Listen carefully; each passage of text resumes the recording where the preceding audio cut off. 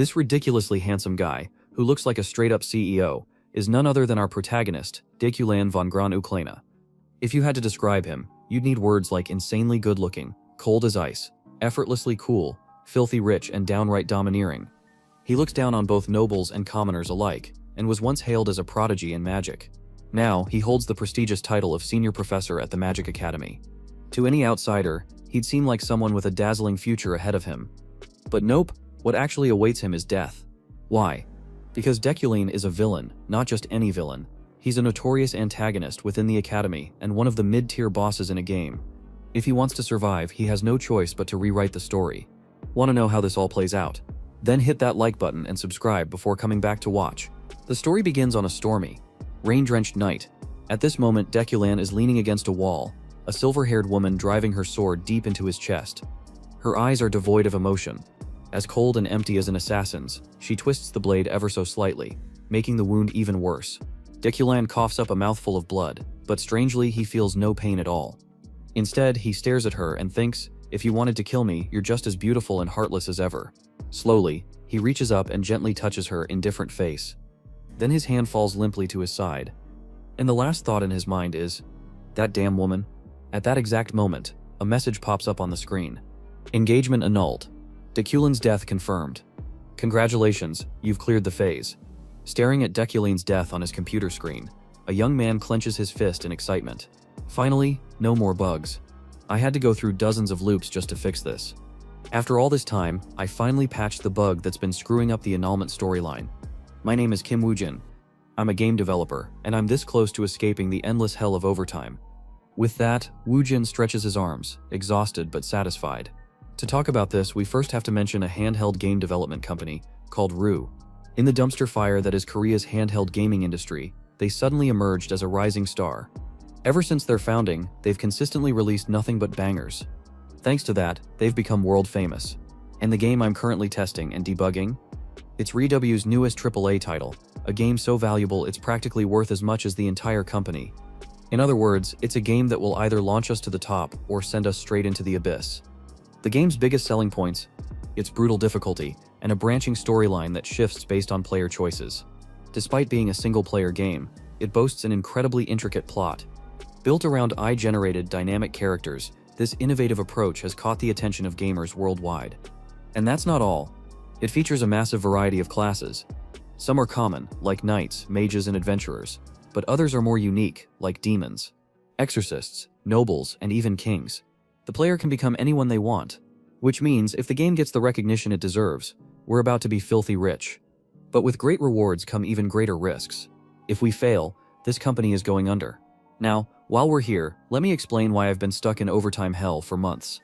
It's all because of this bastard Deculan von Gran-Uklena, class senior professor, power level 3.357. This guy is the key character in Deculan's death sequence, the sequence I finally managed to get through without any game-breaking bugs. Deculan von Gran-Uklena, an infamous villain and one of the game's mid-tier bosses. Because of his major role as a central antagonist connected to countless other storylines, debugging his part in the game was an absolute nightmare. But today, finally, I managed to kill him without a hitch. This time, he was slain by his fiancée. And now, it's done. Still, he caused a mountain of issues throughout this segment. Woojin stretched his fingers, laced them together, and leaned back to crack his stiff joints. Just then, a voice suddenly rang out from behind him. "Wooj, how's the testing going?" Hearing someone call his name, Woojin turned around. It didn't take him long to recognize the young woman standing behind him. "This was you, Asura, his team lead and his ex-girlfriend. We were together for 7 years. 7 years filled with laughter and happiness. But the truth is, she was a workaholic, while I was a slacker. Her way of pushing herself forward was by pushing me, constantly finding things for me to do. Pushing me to work harder. To do more. In the end, we broke up. No matter how hard Asura tried, I never change. It's been 6 months since then. I heard she's got someone new." Oblivious to the storm in Woojin's mind, Asura smiled and said, "Congrats. I heard you were stuck on a bug. Glad you finally made it through." Woojin exhaled, then responded with a hint of sarcasm. "Sounds like things are going well with your new guy." His words made Asura pause for a second. But soon she calmly admitted, "Rumors spread fast in this company." "Yeah, I'd say things are going well." Woojin's eyes remained glued to the computer screen. But inside, something stung. "Well, Best wishes to you both. Hope you two make it to the altar. Ara let out a small chuckle. Clearly, she was used to his personality by now. Don't be petty. Just focus on work.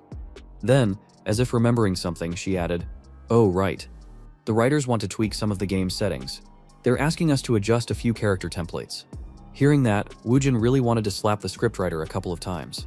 Huh? Again? They change something every freaking day. He grumbled before shifting the topic to Dekulin. By the way, is this guy really a mid-game boss? Players can kill him early if they're lucky. Auro nodded in agreement. That's what makes the game stand out. The deeper Dekulin gets into the story, the stronger he becomes. Every player makes different choices, which increases the challenge. Then, with a teasing smile, she added, you know, this character was actually based on you. You really never noticed while working on him. Woojin frowned. Huh. But I barely met the scriptwriter a few times. Arha chuckled. Well, that's why every time I play, I kill him first. Woojin shot her a side eye. What's that supposed to mean? She shrugged playfully. It means you two are exactly alike. Woojin stared blankly for a moment. Wait, so you're telling me I'm like that guy? The one whose dying words were, you damn bee. Jokes aside, Ara soon got serious again and asked, alright, enough messing around. What do you think of the playtest? Woojin gave his honest opinion. The game itself is fun, but I'm worried. The company's entire future depends on it. Ara shook her head slightly. You don't have to worry about that. The gameplay trailer already got people hyped all over the world. There's no way this will flop. Just then, Woojin glanced outside and noticed something. Hey, is that your boyfriend down there? See him? The guy leaning on the car. Ara followed his gaze to the blonde-haired man standing outside. She sighed. It's already this late. I should go. Before she could finish, Woojin cut in. What are you waiting for? Don't keep him waiting. Go. Ara fell silent for 2 seconds before finally saying, you're right, I'll get going. Then good job today. Woojin. Yeah, see you. Woojin replied, not even bothering to turn around. Once his ex-girlfriend had left the office, Woojin let out a sigh and turned back to his work. Alright, back to checking on Dekulin. But seriously, is that scriptwriter for real? This guy is supposed to be me? He has 6 attributes. He's both a prodigy and a mediocre magician. In the game, Dekulin van Gran Uklena had been hailed as a magical prodigy since childhood. But in reality, he was far less impressive than people initially believed. His inflated ego and arrogance had fused together, creating one of the most unpleasant personalities imaginable. At this point, can we even call him human anymore? They said that as the story progressed, Dekulin would grow stronger and stronger. But no matter how powerful he became, he was always surrounded by people who despised him, without exception. Woojin leaned back slightly, tapping his fingers against the desk. I wonder if I can tweak his personality a bit. Maybe something subtle. After all, he is based on me. As he spoke, his hands moved swiftly over the keyboard and mouse. Almost mechanically, within seconds, a new trait popped up on the screen. New trait, empathy. Let's see. Empathy. Huh. Does this mean he'll be more compassionate? Or just pity people? Whatever. Let's roll with it. At the very least, he should be a little more empathetic than I am. Woojin smirked. Then suddenly, his eyes lit up. Actually, while I'm at it, why stop now? This one looked good. And this, let's add this too. Before he knew it, he had added a total of 5 brand new traits to Dekulin's profile. Empathy, wealthy tycoon, golden hands, keen insight, resilient body. One glance was enough to see that these were all incredibly strong traits. Once he was done, Woojin leaned back and scratched his head, feeling an odd sense of embarrassment. Damn, I might have overdone it, buffed him a bit too much. Huh, maybe I should just revert everything before these turns into a problem. Mumbling to himself, he swiftly began typing to reset Dekulin's attributes to their original state. But just as he was about to confirm the changes, ting, a sudden message notification popped up on his screen, making him flinch in shock. What the damn near gave me a heart attack. Who the hell is texting me at this hour? Woojin glanced at his screen to check the message, only to feel an even greater jolt of surprise. Wait, this is from the scriptwriter. Without wasting a second, he hurriedly typed back, oh, do you need me to tweak something in the template? Just let me know and I'll fix it right away. But the response he received was unexpected. No, I'm just here to watch. Woojin frowned, not quite understanding what the other person meant. Wait, what do you mean? You mean we're checking for bugs together or something? However, the next message from the scriptwriter was even stranger. Haha, not at all. Look out the window. Woojin blinked. The window? What's there to see? That was his first thought. But the moment he actually turned to look outside, His entire face froze. Above the city, the sky had turned into a swirling mass of dark clouds, with lightning crackling violently within. But what truly sent chills down his spine was the enormous gaping void in the center, like a hole ripped straight through reality itself. His eyes widened. What the hell is that? Why is there a hole in the sky? Then, without warning, a massive bolt of lightning shot down from the rift, splitting the air as if it intended to tear the earth in half. Woojin's vision blurred. A flood of chaotic images surged through his mind, his consciousness spiraling into a maelstrom of unfamiliar scenes and voices. What's happening? Where am I? Who? Who is this? And then, amid the storm of memories, a deep, commanding voice echoed in his head. Remember this well. Always stay vigilant. Dekulin is not one to be taken lightly. He may be at his lowest now, but he can rise again at any moment. He's merely recalibrating the scale of his talent. After all, he is a despicable villain. Scene shift. Inside an opulent bedroom, a sharp, irritated voice rang out. Wake up. Get up this instant. Dekulin. The frustration in the tone was enough to jolt the young man in bed awake. Standing beside him was a dark-haired woman, her expression a mix of anger and sheer impatience, as if she were about to tear him apart with her glare alone. How much longer do you plan to lie around like this? Can you even call yourself a man? Ignoring her accusations, the young man slowly ran a hand down his face and let out all a long, weary sigh. Ah, so this is how it is. It's been a few days since I took over this body, but it still feels like a dream. Wurchen muttered under his breath, his voice low enough that only he could hear. The dark-haired woman, noticing his lack of response, clenched her jaw tightly, then snapped in fury. How long do you intend to degrade yourself over some woman? Are you trying to bring shame to the family name? She tossed a thick file onto the desk beside the bed. I'm leaving your paperwork here. If you don't want to get fired from that precious professor position of yours, then get up and go to work.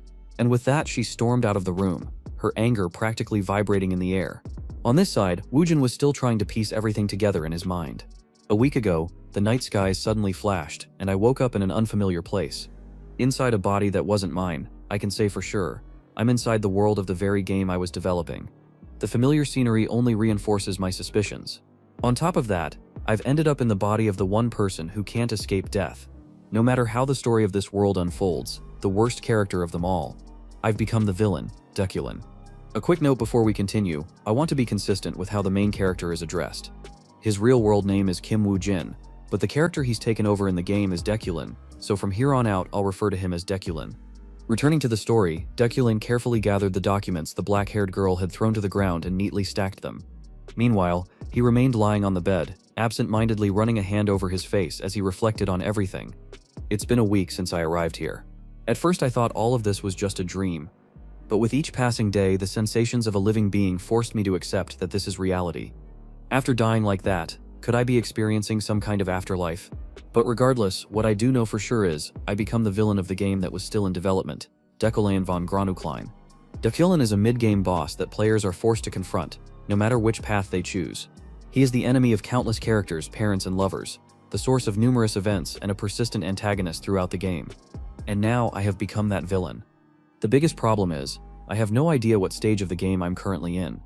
The only thing I know for certain is my total mana capacity. Yet I have no clue how to actually use it. I can't defend myself in this state, and I'm not exaggerating. Out of all the characters, including Dekulin, I've run through the game's routes over 1,000 times during development. Dekulin only ever survived in one single scenario. He was literally designed to fulfill his role as a mid-game boss, and nothing more. As he reached this conclusion, Dekulin shifted his gaze to the stack of documents beside him. These were the papers that Girl had left behind. They contained fundamental knowledge on magic and the concepts of mana. Then, in his mind, information about the black-haired girl quickly surfaced. Her name was Uriel von Dellen Ucklein. The girl who had left the documents while he slept was Dekulin's half-sister.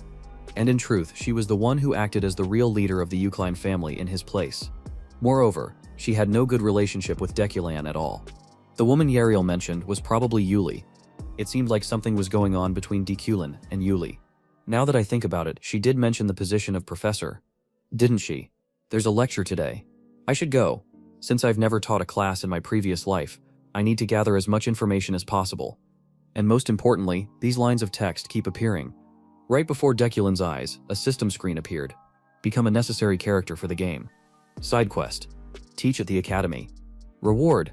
Shop currency plus Borg.5. Even if he didn't want to go, Deculan had no choice but to drag his exhausted body out of bed. As he walked, he silently encouraged himself. Whether it's because of this, or because of Yuli, I have to take action. She was one of the key factors leading to Deculan's death. And shop currency is important too. So, how should I conduct a lecture? Of course, I'm worried, but it's fine. After all, this body possesses a special skill: insight. Insight, a natural talent that grants the user the ability to comprehend everything, can be activated by consuming mana. Before becoming Deculan, I had given him this skill, hoping it would make him more empathetic. This is a natural trait that only appears in the latter half of the game. So, it must have some hidden functions. The luxurious bathroom and elegant clothes, but I could use them more naturally than I had expected. It was as if I had always lived as Deculan. At first I thought these clothes were too extravagant, but now they feel oddly refined and comfortable. This is definitely due to Deculan's trait. Dignity. Everything seems to be telling me, this is your body. Honestly, I couldn't even act in a way that went against the manners this body expected of itself. What Kim Woojin once found uncomfortable, now felt entirely natural. Even if it was just to gather information, attending my first lecture seemed far too normal. I am an outstanding and noble aristocrat. Thinking this, Deculan suddenly found himself sweating profusely. He gave himself a harsh reminder. What the hell is this? Kim Woojin? A healthy South Korean young man, arguably tall and handsome. To borrow the last words of someone before a breakup, a lazy and boring bastard. That's who I truly am. Yes, I won't forget myself. I must not let my guard down. Scene transition. Deculan silently reminded himself once more before striding outside. Waiting for him was a chauffeur along with an exceptionally luxurious car. The moment Deculan appeared, the driver immediately bowed at a precise 90-degree angle in greeting. Seeing this, Deculan coldly stepped into the vehicle without hesitation. Meanwhile, in his mind, he couldn't help but curse. Damn, this ridiculously expensive car. I don't think I've ever ridden anything this costly in my past life. Damn it, now I'm remembering that moment again. So frustrating. Deculan gritted his teeth, recalling the sight of Ara's new boyfriend waiting for her outside their company. Then, as he glanced to the side, he noticed something. Or rather, someone. A boy with brown hair that fell over his eyes sat beside him. Curious, Deculan silently wondered, who is this kid? Noticing Deculan's gaze, the boy flinched slightly before quickly offering a polite greeting. Good morning, Professor, he said while handing over a stack of documents. This prompted Deculan to engage his sharp mind, deducing the boy's identity. He must be Deculan's secretary, or perhaps an assistant. Something like that. Thinking this, Deculan reached out, took the documents and asked, "Are you a mage?" The unexpected question left the brown-haired boy baffled. What? You've been teaching me for nearly 3 years. Oh, never mind, I was just joking. Deculan shook his head. As the car continued its journey, he flipped through the stack of papers. These documents, I thought they were lecture materials, but they're just scripted lines I'm supposed to read. The entire lecture is pre-written from start to finish. I mean, there's no way a talentless, arrogant guy like Deculan would prepare a lecture himself. This kid must have done it for him. As this realization set in, Deculan found himself feeling oddly conflicted. Then, almost instinctively, he muttered, "Good work." The boy jolted in surprise. Wait, what? Deculan didn't elaborate. Instead, he simply instructed, "Just rest until we arrive." "Why yes, understood," the boy quickly responded, while the chauffeur was already used to his master's cold demeanor. He couldn't help but be utterly shocked this time. Did the young master just compliment someone? He asked himself, still trying to process what had just happened. Meanwhile, inside the car, Deculan's expression subtly tensed, beads of sweat forming at his temples. What kind of ridiculous personality is this? My stomach is twisting, just because I gave someone a compliment? So this is the true nature of Deculan. He had already sensed it before leaving the mansion. But now it felt as if his entire mind was being influenced by Deculan's personality. The realization made him uneasy. Just as Deculan was caught up in his own thoughts, the luxurious black car gradually slowed to a stop. "We've arrived, young master," the chauffeur announced from the front. Deculan didn't say a word. He simply reached for the door handle and stepped outside. What lay before him was a sprawling campus of towering, majestic buildings. Students filled the walkways, bustling about with an energy that made the entire scene feel alive. The sight left Deculan momentarily speechless. So this is Deculan's workplace, the Royal Academy. His destination was the Rotao Lecture Hall. Time passed quickly. Scene transition. Rotao Lecture Hall. By the time Deculan arrived, the hall was already packed with students, all chatting excitedly among themselves. I finally get to attend a lecture by Senior Professor Deculan. Upon hearing this, another student curiously asked, "You mean the genius spell analyst?" Someone more knowledgeable quickly chimed in. "Not just that, I heard he's a prodigy too." Before the students could continue their discussion, a commanding voice rang through the hall. "Attention everyone." The room fell silent instantly. A tall figure had entered, exuding an aura of cold authority. "I am Deculen von Gron-Oklein. I have been assigned this lecture as a senior professor of the Mage Tower." With the poise of a noble, Deculen spoke in an indifferent yet dignified tone. "Now then, let us begin." His striking appearance combined with his composed demeanor caused a stir among the female students. "Wow, he's so handsome and brilliant too. He's seriously so cool." Meanwhile, in a darker corner of the lecture hall, a girl clenched the paper on her desk so tightly that it began to tremble in her grip. "Cool. Haha, so we finally meet." Her eyes burned with hatred. "That bastard Deculen, the enemy of my father," she muttered under her breath. Her gaze fixed sharply on him. Back to the thoughts of this mysterious girl.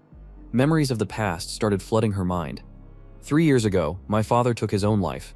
After dedicating his entire life to deciphering the Holy Scriptures, he ended it all in despair when his research thesis was stolen. And the one who took credit for it, the one the public hailed as a genius in sacred interpretation, was none other than that bastard Deculen. But I couldn't do anything. After my father died, I lost everything. Once a noble, I didn't just lose my family name, I lost our land, our wealth, everything we ever owned. In the end, I had nowhere to go.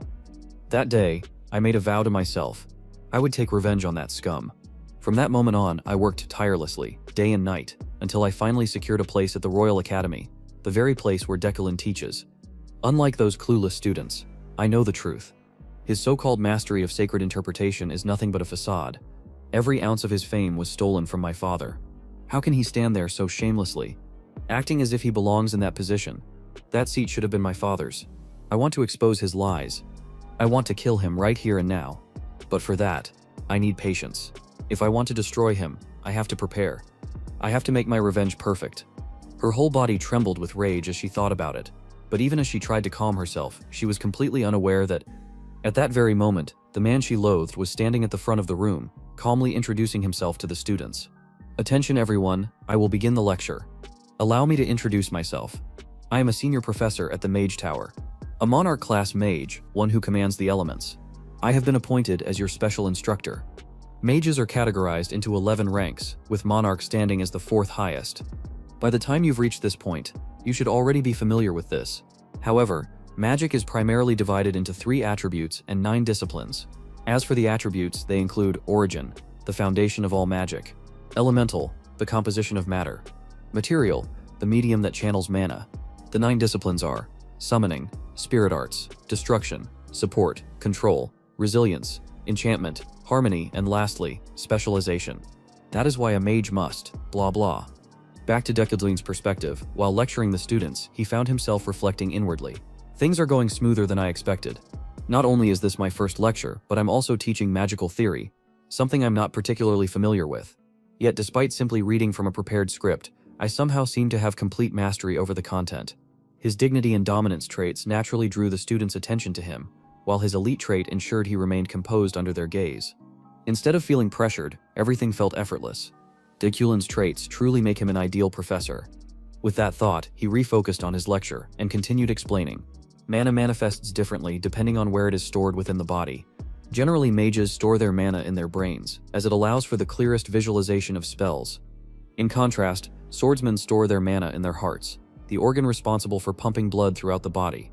And lastly, the dantian is the most universally suitable mana reservoir, as it provides a strong link between internal and external forces. My point is simple: hard work is important, but when talent is lacking, making careful and strategic choices is just as crucial.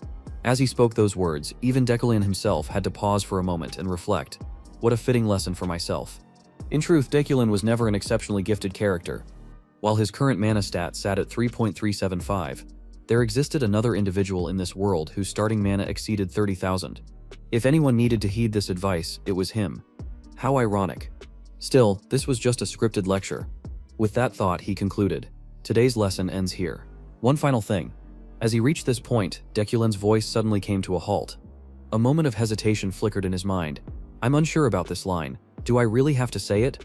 If I were the real Deculen, I wouldn't. That thought lingered. He didn't want to be controlled by the personality of this game character. He wanted to be himself.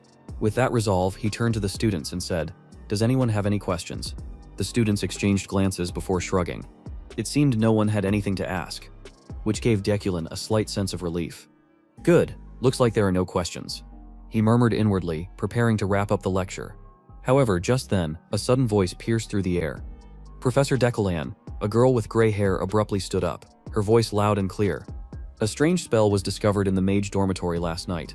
Some even claim it's the work of a demon, as a genius in sacred scripture interpretation. What do you think about this?"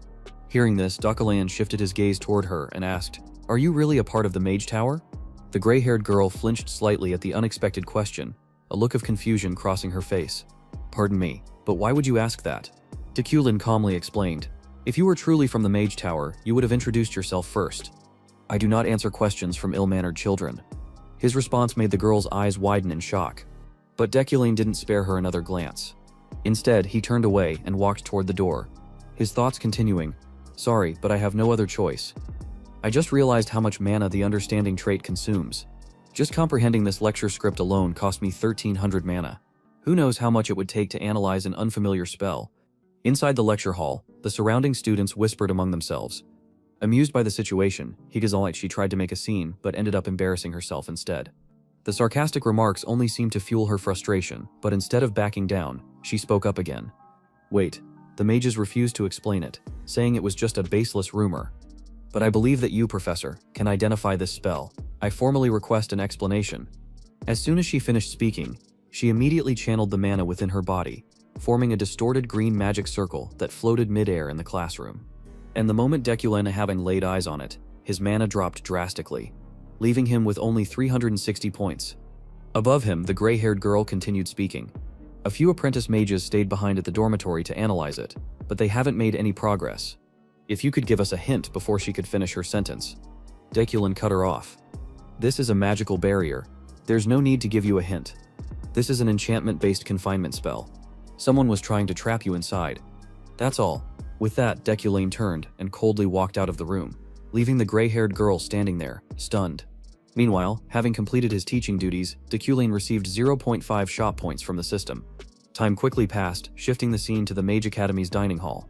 At that moment, the gray-haired girl was still brooding over Deculan's lecture. What an insufferable man. I wanted to expose his fraudulent interpretation skills with an unknown spell, but instead, he called me disrespectful just because I forgot to say my name? I thought I was going to die of embarrassment. But surely, he had been caught off guard while trying to escape the situation. He had called it an enchantment-based spell.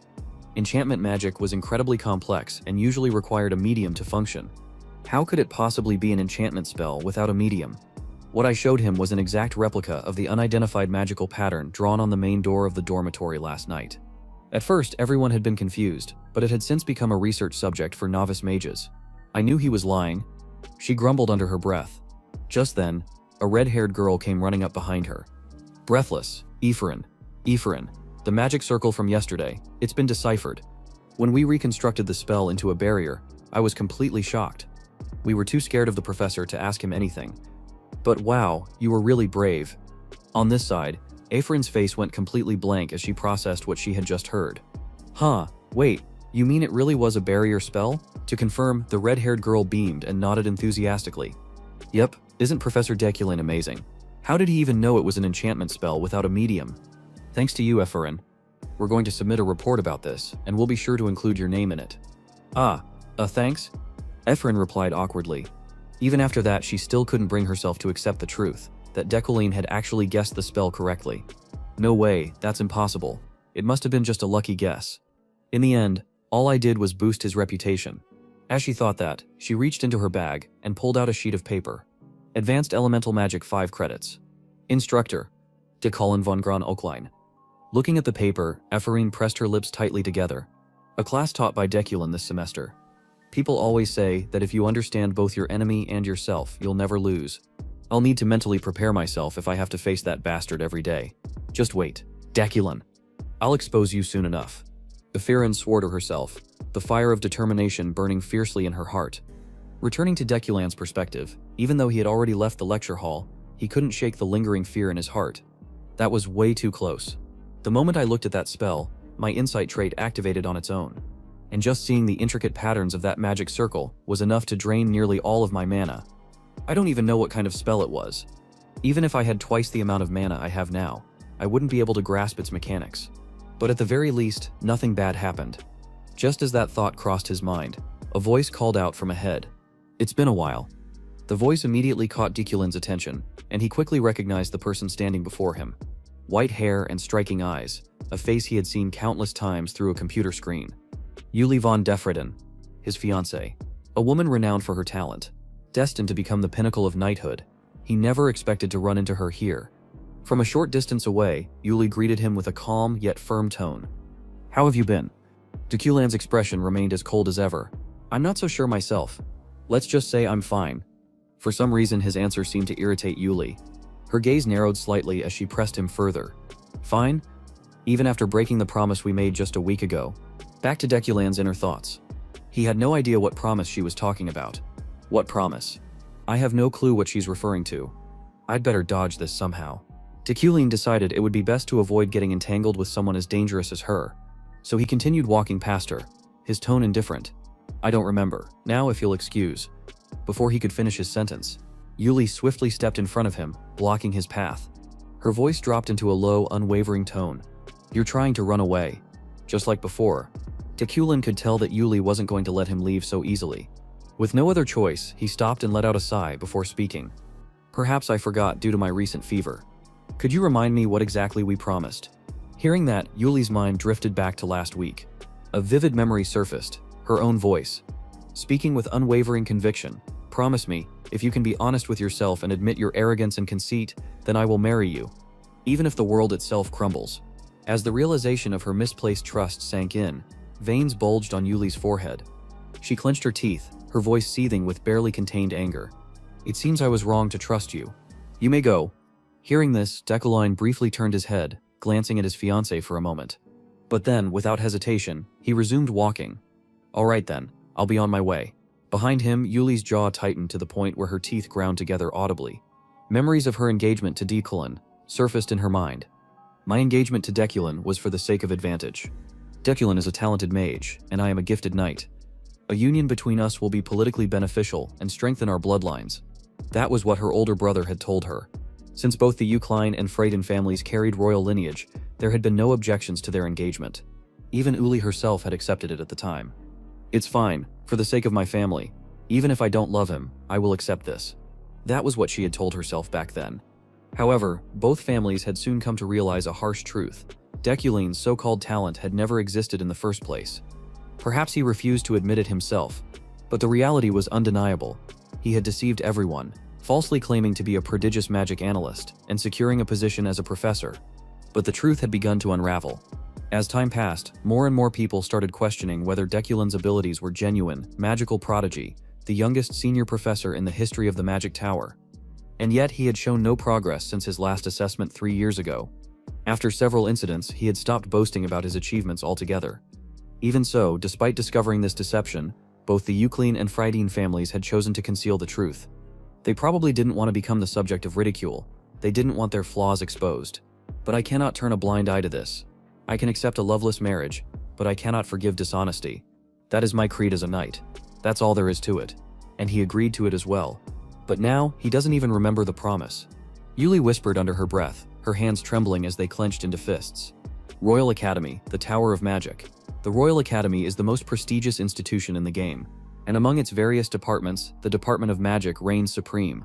You could think of it as the medical school of Seoul National University, with the Tower of Magic functioning as its affiliated hospital. As Deculin gazed around the campus, even he couldn't help but nod in admiration. This place looks amazing. A vast campus with a meticulously maintained garden. It reminds me of one of those elite universities in the US. The game's design team must have spent countless nights perfecting this atmosphere. I wish I could appreciate it more, if only I were in a different body. Experiencing this campus properly, just then, someone suddenly came rushing toward Deculin at full speed. Immediately sensing the movement, his face darkened, and on instinct he swung his elbow backward, his strike connected with the person, sending the stack of documents they were carrying flying in all directions. The person who had just run into him was none other than Deculin's assistant. "I'm sorry, I was in a hurry to find you." "Professor." Hearing this, Deculin quickly recognized who it was. Ah, it's that kid from before. I thought I was getting ambushed.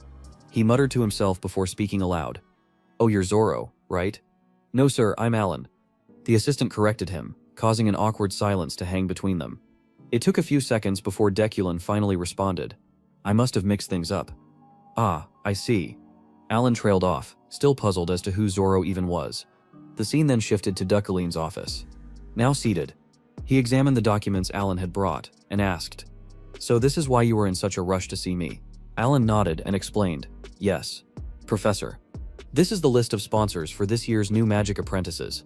Hearing that, Deculan quickly grasped the situation. So that's how it works. The Tower of Magic functioned much like a research institute in the real world. Funding was essential for the development of magic. Professors here would choose which apprentices they deemed promising and sponsor their growth. Then, as Deculan examined the information of various candidates, he suddenly noticed something unusual. One particular name was glowing. This name, it's glowing. He immediately deduced the reason. It must be because of Deculan's innate traits. Trait: wealthy tycoon, rare. A natural-born magnate and an outstanding financier with an unparalleled instinct for valuable things. The more information you have, the sharper your intuition becomes. Trait: keen vision, rare. A heightened ability to perceive things visually, almost like a sixth sense. Mana points and similar elements existed mostly to complement these traits rather than function independently. Returning to Deculan's perspective, he quickly put the pieces together. This phenomenon, it must be the synergy between wealthy tycoon and keen vision. Whoever is behind this name must be a source of great wealth. There are a few promising ones here, but she is the brightest of them all. And that was when Deculan laid eyes on a gray-haired girl, Ephorine. Huh, this is a familiar face. Ephorine Luna, a well-known name in the game. According to the developer responsible for her character design, Deculan had taken her father away from her. But why doesn't Ephorine Luna have a sponsor? Deculan instinctively voiced his thoughts. Hearing this, Alan, his assistant, scratched his head awkwardly before responding. Ah, Ephorine Luna. I think people are afraid. Before Alan could finish, Deculan had already nodded in understanding. I see. Then, he thought to himself, so everyone is hesitant, fearing how I might react if they chose to support her. Let's see. She's talented enough to have made it into the Tower of Magic without even attending the academy. However, Ephorine Luna is Deculan's enemy. No, to be precise, Deculan is her enemy. If things play out exactly as they did in the game, my fate will remain the same: death. Just then, a system notification appeared. Skill: Villain's fate. Everyone wishes for his death. However, what doesn't kill him only makes him stronger. In the game, Deculan died in countless ways. A blade through the heart, a dagger to the head, poison in his wine, an explosion. No matter the method, the outcome never changed. He died. If I want to survive, I have to make a different choice, one that the original Deculan never would. With that thought, it only took Deculan about 2 seconds to make up his mind.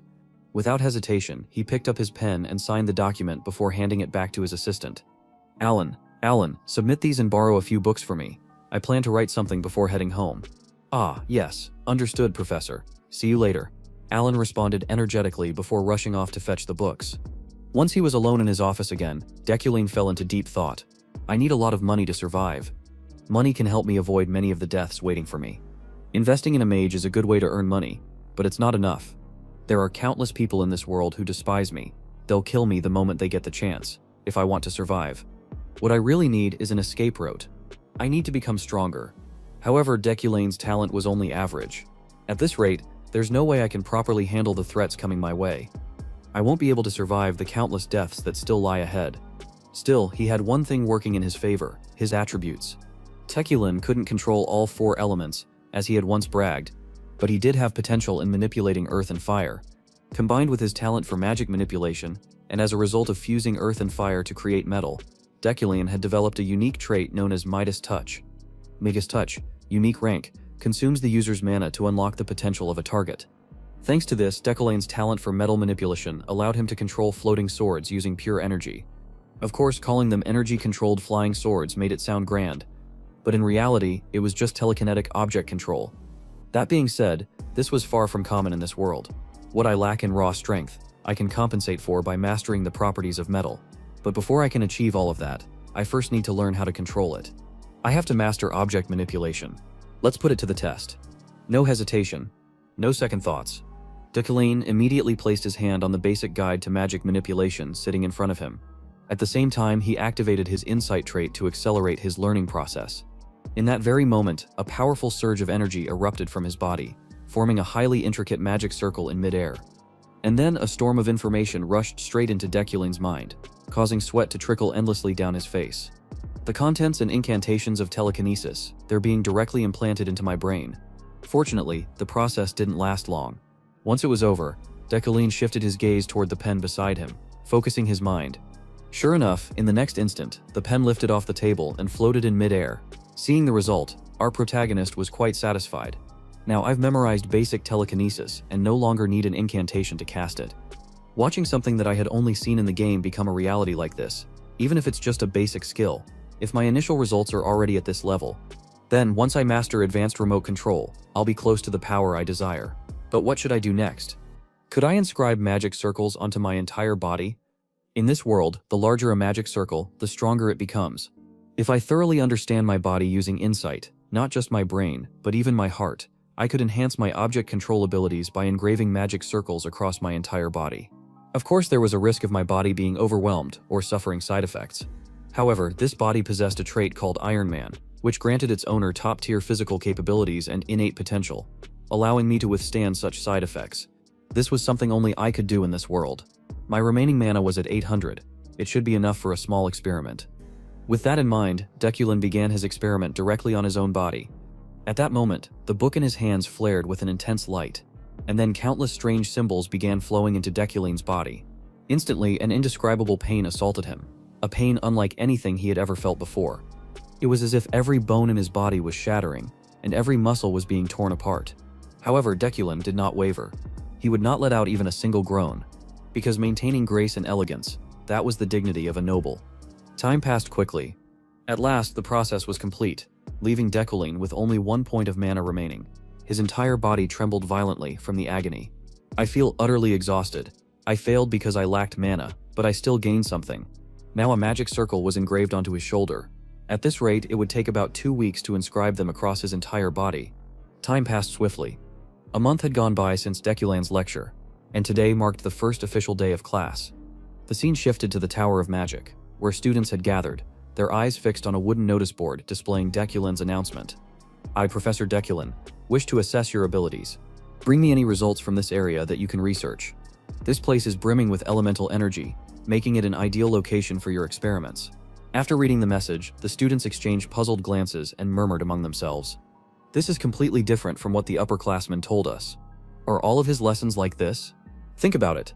He's just asking us to study on our own using the instructional board. So we had to do something with the elements? Is that why we're here? Where's Professor Dekulane, anyway? A wave of uncertainty spread among them. On the other side of the room, Ephraim furrowed her brows. Clearly frustrated, she clenched her fists and inwardly cursed Dekulane. What a completely irresponsible man, making this study by ourselves on the first day. What kind of bastard does that? As soon as she finished that thought, a blonde-haired girl brushed past her from behind, bumping into her shoulder. The girl, however, didn't stop. She simply continued walking forward without offering so much as an apology. Ephraim's annoyance flared. She was about to fire back with some harsh words, but the moment her eyes landed on the girl's face, she froze. The blonde-haired girl was Sylvia von Josephine Alad. On the opposite side, Sylvia briefly tilted her head as if acknowledging Ephraim's presence. But without a word, she turned away and walked off. Ephraim stood there, dazed. Did she not recognize me? Time continued to flow. Ephraim sat on the ground, using her magic to construct a small castle, almost like a child playing with sand, but her mind was elsewhere. The way Sylvia had ignored her earlier lingered in her thoughts, filling her with confusion. What the hell is going on? If I'm not mistaken, she's definitely a member of the Alad family. 10 years ago, the Alad family, fearing my father's potential, surrounded our estate with their soldiers and threatened my family. So why? Why doesn't she remember me? Just as she was trying to piece things together, a sudden gust of wind swept through, causing her small castle to collapse. What's going on? It feels like my mana is being pulled away somewhere. Ephraim furrowed her brows and quickly scanned her surroundings. Sure enough, Sylvia was using her magic to construct a massive castle. The force of her spell was so strong that it was drawing in the remnants of Ephraim's castle. Pulling everything toward it, Ephraim's irritation flared. She spun around and confronted her. Hey, what do you think you're doing? Do you even realize you just took everything I gathered? She shouted again, louder this time. Hey, are you even listening to me? But Sylvia remained silent. She didn't so much as glance in Ephraim's direction. That only made Ephraim even angrier. Her hands clenched into fists, her entire body trembling with frustration. What the hell is wrong with this girl? Why isn't she responding at all? Then something clicked in Ephraim's mind. Ordinary people, even strangers, would at least react in some way. A simple glance, a frown, something. But Sylvia? She showed absolutely no response, which meant she was doing it on purpose. A smirk slowly formed on Ephraim's lips. Oh, I see how it is, she said, her voice laced with amusement. So tell me, Lady Sylvia, why are you pretending not to know me? For the first time, Sylvia reacted, her shoulders tensed. Barely noticeable, but Ephraim caught it. That tiny movement was all she needed to confirm her suspicions. Ephraim pressed on, her voice dripping with sarcasm. I knew it, there's no way you wouldn't recognize me. After threatening my family and forcing me to abandon magic, are you afraid I came here to steal all the attention away from you? Sylvia remained as cold as ever, her voice steady and emotionless. I don't know you. Hearing this, Ephraim's frustration boiled over. Oh, so now you're looking down on me? She shouted. This time, Sylvia finally turned to face her, her sharp, piercing gaze locked onto Ephraim, her next words slicing through the air like a blade. I don't know you, but I do know your father. That arrogant noble. I heard he's dead. The moment those words left Sylvia's lips, Ephraim's jaw clenched so tightly it felt like her teeth might crack. Her eyes burned with sheer, unfiltered rage, like a bomb second away from detonation. And then, it happened. The students nearby, who had been caught up in their own conversations, suddenly felt it. A massive fluctuation of magic, rippling through the air. Heavy and suffocating. Huh, look at that. A male student blurted out. Hearing his voice, the others turned their heads. And what they saw stunned them. Ephraim had already gathered an immense amount of energy into her clenched fist. And without a second thought, she lunged at Sylvia. What the hell did you just say? Say that again. She screamed as she swung. Sylvia reacted instantly, channeling her magic to form a protective barrier around herself. Boom! Ephraim's attack slammed into the shield, sending a deafening shockwave through the air. The sheer force of the impact blasted the surrounding students backward, their feet skidding across the ground as they struggled to stay upright. And then, silence. Only after the explosion settled did the panicked voices begin to rise. What the hell just happened? Is anyone hurt? Eyes darted around in confusion until they landed on the two figures at the center of it all. Ephraim, her breathing ragged, her body shaking, had a fistful of Sylvia's golden hair clenched in her hand. I told you to say that again. She snarled. Did you seriously just insult my father? Before Sylvia could respond, someone in the crowd suddenly gasped. Wait, what the hell is that? That light, the moment those words hit her ears. Ephraim's anger momentarily cooled, and she followed the terrified gazes of the other students. And that's when she saw it. A rift behind them, in the very spot where their magic had violently collided. A swirling tear in space had formed, radiating an ominous red-black energy that pulsed and twisted in the air like a living, breathing entity. Panic erupted among the students. Screams, shouts, chaos. Even Ephraim, who had been seething with rage just moments ago, felt an ice-cold shiver run down her spine. A rift. No, that's, she muttered, her heart pounding in her chest. Her mind raced. That's where my magic and Sylvia's clashed. It's pulling everything around it inward. On the other side of the courtyard, a student realized what was happening and screamed at the top of his lungs. Run, it's about to explode. For the first time, pure fear gripped Ephraim. No, if that thing detonates, shards of metal will fly out like bullets. Everyone here will die. But no matter how hard she tried to think, no solution came to mind. And then, boom, the rift detonated. A violent shockwave tore through the air, ripping up the ground beneath it, hurling debris and raw magical energy in every direction. Faced with the sheer destructive force of the explosion, Ephraim had no choice. Teeth gritted, sweat dripping down her face. She thrust her hands forward and summoned a massive barrier to protect everyone. However, at that moment, she suddenly felt an eerie silence settle over everything. What's going on? Why is it so quiet? But it stopped, didn't it? Ephraim thought to herself as she instinctively scanned her surroundings. And then she saw him, Deculane, standing there with his cold, imposing presence, exuding an aura so effortlessly cool it was almost intimidating. The debris from the explosion, which had been flying chaotically just moments ago, was now frozen mid-air, suspended as if time itself had stopped. Ephraim's breath hitched in her throat. Wait, when did he get here? And why? Why are the shards just floating like that? While the students were still trying to process what had just happened, Deculane raised his hand, as if responding to an invisible force. The floating fragments began to gather, swirling together like a flowing river, their movements fluid and mesmerizing. A dazzling array of colors shimmered across their surfaces, casting an almost hypnotic glow. The students watching could only gape in awe for aspiring mages like them. Witnessing this level of telekinetic magic firsthand was nothing short of breathtaking. The sheer elegance of it, impossible to deny, impossible to look away from, and then, as effortlessly as if he were tossing aside a handful of dust, Dakulin flung the gathered debris away with a flick of his fingers. Crash, without even sparing a glance at the wreckage. He turned his gaze toward the group of students and spoke, his voice as cold as ice. Attention. Today's lesson is over, everyone, except those responsible for this mess. Leave immediately. A heavy silence followed. Ephraim swallowed hard. I'm done for. I'm so done for. The scene shifted. The next thing she knew, they were in the interrogation room. Given the fact that the chaos caused by Ephraim and Sylvia had nearly sent an entire group of students to an early grave, the academy wasted no time in launching an urgent investigation. And as the professor in charge of the class, Dekulin, was of course present, outside the entrance to the room. A portly man caught sight of Dekulin and immediately greeted him with a beaming smile. Professor Dekulin, you're here already? As expected. Your dedication and discipline are truly an inspiration to all mages. This man was Reitlan, a professor in the Department of Spirit Studies. Walking a step behind him was another faculty member, Relin, a professor from the Department of Support Magic. In response to Reitlan's words, a young woman wearing a mage's hat tilted her head slightly and spoke, Welcome, Professor Reitlan. Professor Reitlan, apologies for summoning you both so abruptly without prior notice. But thank you for arriving so quickly.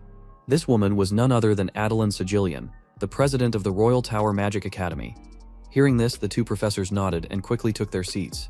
Then a woman stepped into the room. Her voice was sharp, almost grating. All right, who was it? Who had the audacity to lay a hand on the young lady of the Allah family? In response, the plump professor, Reitlan, chuckled and spoke. From what I've heard, it was just some lully nobody, not even an official student of the academy. A nameless, insignificant commoner, but I also heard that Professor Dekulin handled the situation appropriately before it could escalate into a full-blown disaster. That's exactly what I heard too. Truly impressive. Professor Relin chimed in, nodding enthusiastically. From Dekulin's perspective, however, it was easy to see through Reitlan's real intentions. With his keen perception, a mere glance was enough to understand that the man was only offering empty flattery. The professors here were all skilled at maneuvering situations to their advantage. And the outcome of this disciplinary hearing had likely already been decided. On one side was Sylvia, daughter of the prestigious Alad family. On the other, Ephraim, a fallen noble, practically a commoner. It was painfully obvious which side they would take. If Dekulin wanted to change the result of this hearing, he would have to intervene. Even before stepping into this room, he had already noticed it, the swirling crimson aura radiating from Ephraim. Only he could see it, thanks to his uniquely sharp vision. It was a sign, the mark of a villain's fate. If things continued as they were, death would inevitably draw closer to him. Back in the present, once everyone had settled in, a voice echoed through the chamber. The disciplinary hearing between novice mage Ephraim and Sylvia will now begin. Without waiting for anyone else to speak, Reitlan immediately launched into his questioning. How dare you two cause such a dispute within the academy? If it weren't for Professor Dekulin, someone could have been seriously hurt. Tell me, why were you fighting? Ephraim lowered her head, her voice filled with bitterness. I can't say. What? Roland frowned, his expression twisting in curiosity. Meanwhile, Ephraim slowly lifted her gaze, looking up at the professor seated above her. That bastard is watching from somewhere up there. That's why I can't say anything. Sylvia had insulted her father, intentionally provoking her until she snapped, but there was no way she could say that in front of her enemy. At that thought, tears began streaming down Ephraim's face. It felt as if the entire world was against her. Unaware of the turmoil in her mind, Reitlan, upon seeing her cry, didn't show a shred of sympathy. Instead, he raised his voice even more. Are you playing games here? Or is this some pathetic inferiority complex? You should know your place. The difference in status between you and Sylvia is crystal clear. Yet you dared to ignore that. Ephraim clenched her fists but remained silent. Seeing this, Ritlana scoffed and turned towards Sylvia. All right, Sylvia, you tell us. In response, Sylvia explained the situation in a calm voice. During class, I accidentally destroyed her work, and that led to a dispute. As soon as she finished, murmurs of irritation rippled through the professors. What? So it wasn't even intentional? And yet, Ephraim caused a commotion over something so trivial? How dare a lowly nobody like her? Do you not have any self-control? Chairwoman, we should expel her. We cannot tolerate such arrogance and violent behavior. Below, Aferin bit down hard, her teeth clenching together as she endured their relentless condemnation. It's so cold. A mere disciplinary hearing at the academy had turned into a public humiliation. Every word of criticism was aimed at her, and she couldn't even defend herself. There was no one left to stand up for her. It was suffocating. It was freezing. Deculin. This is all because of him. The more she thought about it, the more her gaze darkened with resentment. Meanwhile, Chairwoman Adeline, seeing that the professors had seemingly reached a consensus, spoke up. It seems that everyone has made their decision. However, since Professor Deculin was present at the scene, we should hear his opinion before reaching a final conclusion. At those words, Deculin finally spoke. I, Deculin, as a senior professor of the tower and a member of the disciplinary committee, have a question for you. He turned his piercing gaze towards Sylvia. Sylvia von Josephine Allo, do you believe you bear no fault in this incident? Hearing those words, both Ephraim and Sylvia flinched in surprise. Sylvia blinked in confusion before hesitantly asking, What? Deculin's voice rang out again, steady and unyielding. Let me repeat myself. Do you truly believe you bear no fault in this incident? Ephraim was utterly lost. She had no idea where this conversation was heading anymore. And she wasn't the only one. Even Retalon, the overweight professor, looked bewildered as he stammered. What are you saying, Professor Deculin? But Deculin ignored him. His icy gaze remained fixed on Sylvia as he calmly unraveled the truth for everyone in the room. You had the ability to prevent this incident, yet you chose not to. Or, are you implying that the talent everyone expects so much from you isn't even capable of something that simple? Sylvia's eyes widened, her face frozen in shock. Then, in an instant, she lowered her head and admitted her guilt without hesitation. I'm sorry, to be honest. I didn't stop her because I wanted her to get into even bigger trouble. Ephraim, listening from the side, could only stare in disbelief. What? Why is he questioning Sylvia instead of me? No matter how you look at it, I'm the one at fault here. Doubt filled her mind as she instinctively cast her gaze upward. Meanwhile, Retalon, who was just as confused, quickly attempted to steer the conversation back. But even so, Professor Deculin, the one who fights back, isn't at fault. The attacker is the one responsible. Deculin turned to him, his cold, unwavering eyes locking onto Retlin's. By that logic, the blame falls on me instead. After all, I was the one in charge of the class. Professor Retlin, are you suggesting that I should take responsibility? Oh, of course not. That's not what I meant. I don't think this is the right approach. Retlin faltered, his voice growing weaker. Ephraim was left even more stunned than before. Deculin had just openly dismissed a professor who was siding with Sylvia. Why is he doing this? Is he protecting me? The thought echoed in her mind. To diffuse the tense atmosphere in the room, Chairwoman Adeline clapped her hands together, instantly drawing everyone's attention. All right, that's enough. They're just kids. Conflict is part of growing up. These two are still novice mages. So instead of arguing over who's to blame and tearing them down, let's just let this one slide. No one will face disciplinary action this time. You're both free to go. Her declaration made Ephraim's hands clench so tightly that they trembled. She should have felt relieved that she wasn't being expelled. But instead, what? I had already accepted that I was going to be kicked out. The Deculin I know would never let something like this slide. So why? Confusion and frustration swirled inside her. Meanwhile, the professors began filing out of the room now that the hearing had concluded. Professor Retlon, the rotund man, took the opportunity to butter up the protagonist. As expected of Professor Deculin, your ability to analyze a situation is truly remarkable. Deculin responded coolly. It was all for the students. Before he could finish, Ephraim abruptly stood up, unable to contain her curiosity any longer. Professor, I have a question. Her mind was racing with countless thoughts. If you remember the name Luna, if you knew my father, and if you knew that he suffered his entire life before finally ending it himself. After speaking, she hesitated, lowering her head and thought, but even if Deculin does remember, what if he decides to take back his judgment just to protect himself? And if he doesn't remember my father at all, wouldn't that be even more painful? The more she thought about it, the more anxious she became about Deculin's next words. But he didn't let her down. You don't need to ask. He replied, don't waste your talent dwelling on the past. And with that, the protagonist turned and left, leaving the gray-haired girl standing frozen in place. Ephraim stared after him, her mind reeling. I knew it. Deculin knows about me and my father. If he didn't, there's no reason he would have helped me. He must feel some responsibility and decided to step in. But does that mean he helped me out of pity? Her thoughts wavered between doubt and relief. Still, I'm glad he didn't forget. And as long as he still remembers me, that's enough. At least for now. As those emotions surged within her, Tears welled up and spilled down her small face. She hastily wiped them away with the back of her chain. Thanks to this internal shift with an Ephirine, Dekulin successfully avoided his impending death scenario and earned 2 shop coins. Time passed quickly. The scene shifted to Sylvia. A blonde-haired man had arrived to pick her up in a sleek convertible. This was Gilthian von Ludwig Allo, her father, a telekinetic mage and the head of House Allo. Having already heard the full story, he turned to reassure his daughter. That matter? Huh, you don't need to concern yourself with that child anymore. Ifir and Luna may have talent, but she's already missed her chance. From the back seat, Sylvia remained silent, her gaze drifting absent-mindedly across the passing scenery.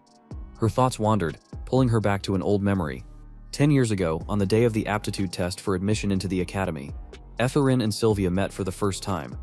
After assessing their abilities with a magical orb, the elderly wizard conducting the test was utterly stunned by the brilliance it emitted. Impossible. Both of you possess the talent to become archmages. Around them, whispers quickly spread among the gathered crowd. What? 2 kids from our territory. What in the world is happening? Their astonishment was entirely justified. The title of Archmage was no small matter. The pinnacle of magical mastery. A state of immortality. An existence beyond even the reach of emperors. Those who ascended to this level were immortalized in the annals of the continent's history. Yet by the laws of magic, only 3 individuals could ascend to Archmage status in a single era, regardless of their magical specialization. This rule had never been broken. At the time, only one of these 3 positions had been claimed, by Demikhan, the first to attain the eternal rank in this era. That left 2 spots. However, one of those was all but reserved for Adeline, the president of the Magic Tower and the strongest contender for the title. In other words, Sylvia, heir to the Alad family, and Ephirine, daughter of the Luna branch family, would have to compete for the final remaining position. Sylvia clenched her fists, her determination unwavering. I knew this without anyone needing to explain it to me. That day, I realized the true reason why the Alad family oppressed the Luna family. It was because of me. To ensure that I, not Ephirine, would become the next Archmage. Becoming an Archmage isn't just my dream. It's my destiny. She reaffirmed this conviction in her heart. But then, a memory surfaced. Ephirine's words from before. Are you afraid of me surpassing you? The remark made Sylvia scowl slightly. But she quickly shook it off.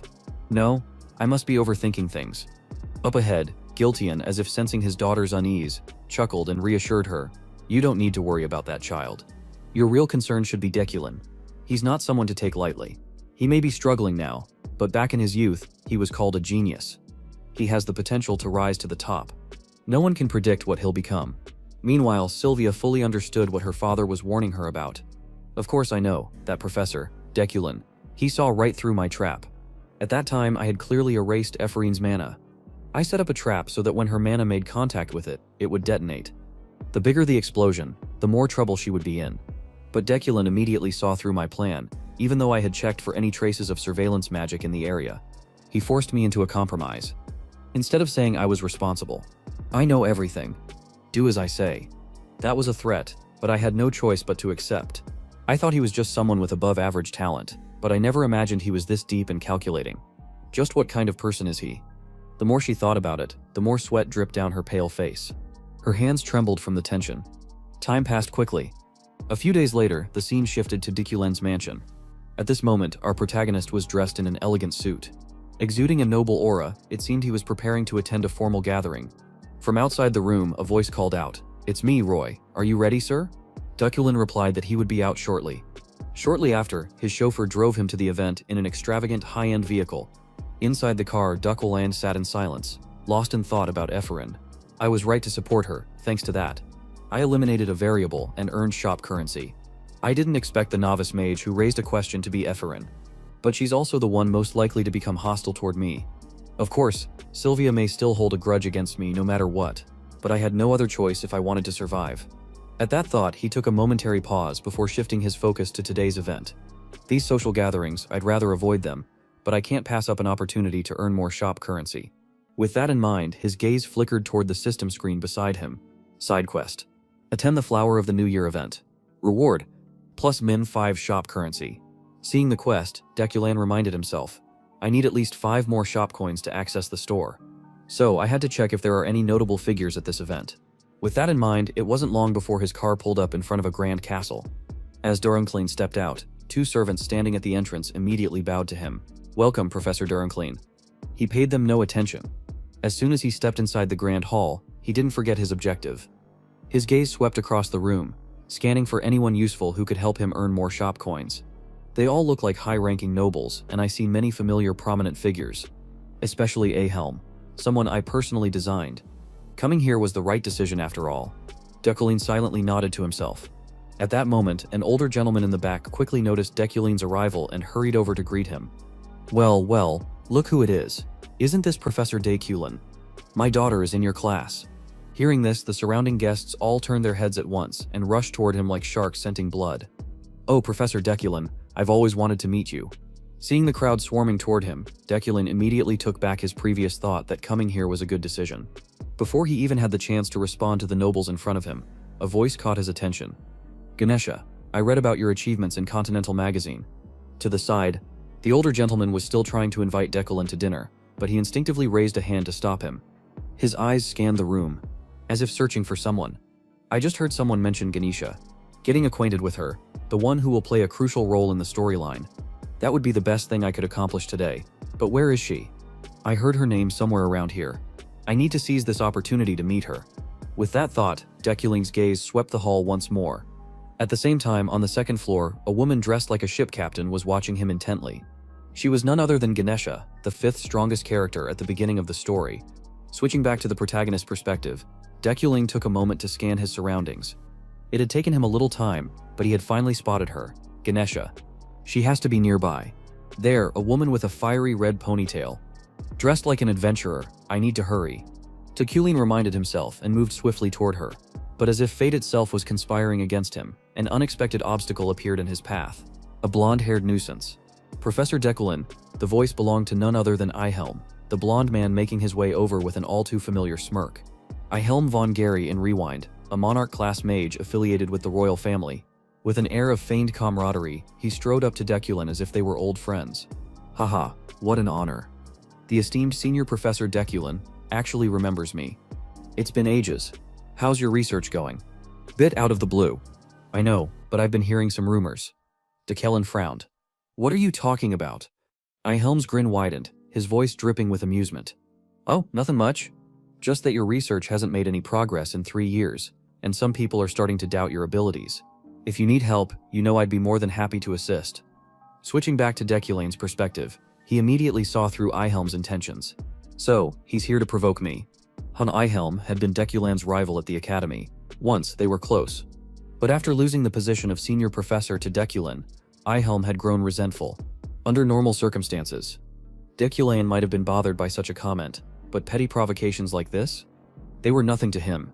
That said, Yahello wasn't entirely wrong. The rumors were true. Dekulin's gaze instinctively flickered upward to the second floor, and then his stomach dropped. She's gone. Ganesha had vanished. Damn it, I lost sight of her because I was stuck here listening to this idiot. Behind him. Oblivious to Dekulin's rising irritation, Yahello kept talking like a broken record. "If you keep acting so arrogant, no one's going to like you. You know." Returning to Dekulin, by this point he could no longer suppress his growing frustration. Slowly he stepped closer to Yahello, his voice turning cold as he warned. "Yahello, enough with the nonsense. Get lost, you bastard." With that, Dekulin turned and walked away, leaving Yahello standing there in stunned silence. Damn it, I need to find Ganesha before she leaves the party and make my introduction. If I miss this chance, my entire plan is ruined. Time passed quickly. Despite his best efforts, Dekulin still hadn't managed to locate the formidable woman. Instead, he found himself preoccupied with something far more irritating, evading the endless crowd of nobles eager to speak with him. Ha! Even though I shook off Yahello, there are still too many idiots in my way. This is exactly why I hate these damn parties. Letting out an exasperated sigh, Dekulin pressed forward, but just then a voice called out to him from nearby. "Professor Dekulin." The sound was familiar enough to make him pause. He turned his gaze toward the source, and to his surprise, the person calling him was none other than Ganesha herself.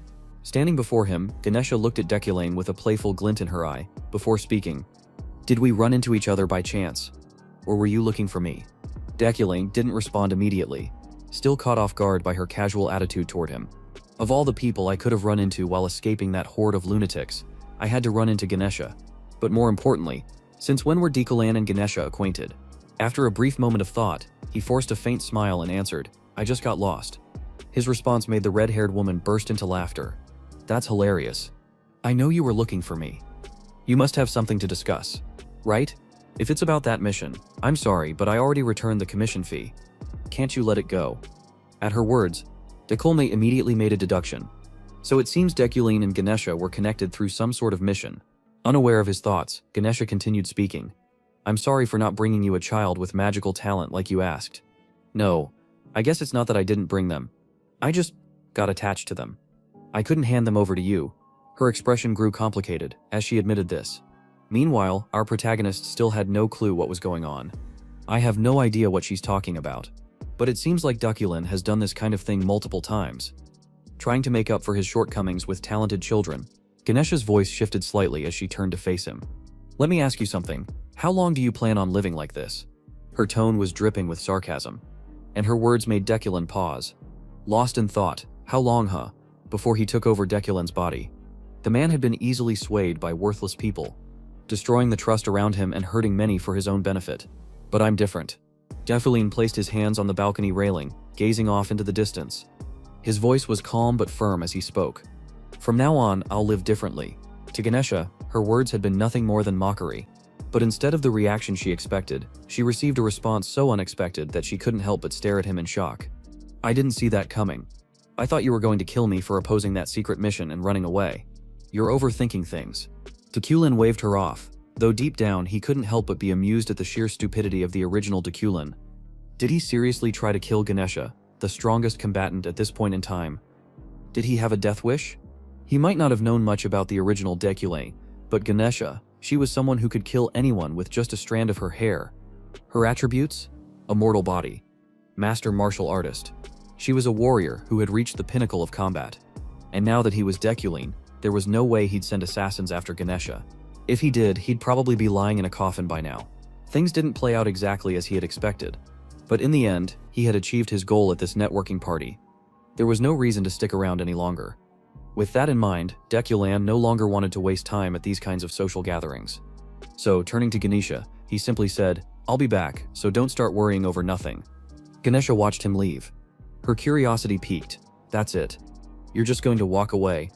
No assassins, no bloodshed. I'm not that free, Dekulin replied coolly, his tone indifferent. That remark left the red-haired woman momentarily stunned. Meanwhile, as Dekulin walked away, his mind was occupied with various thoughts.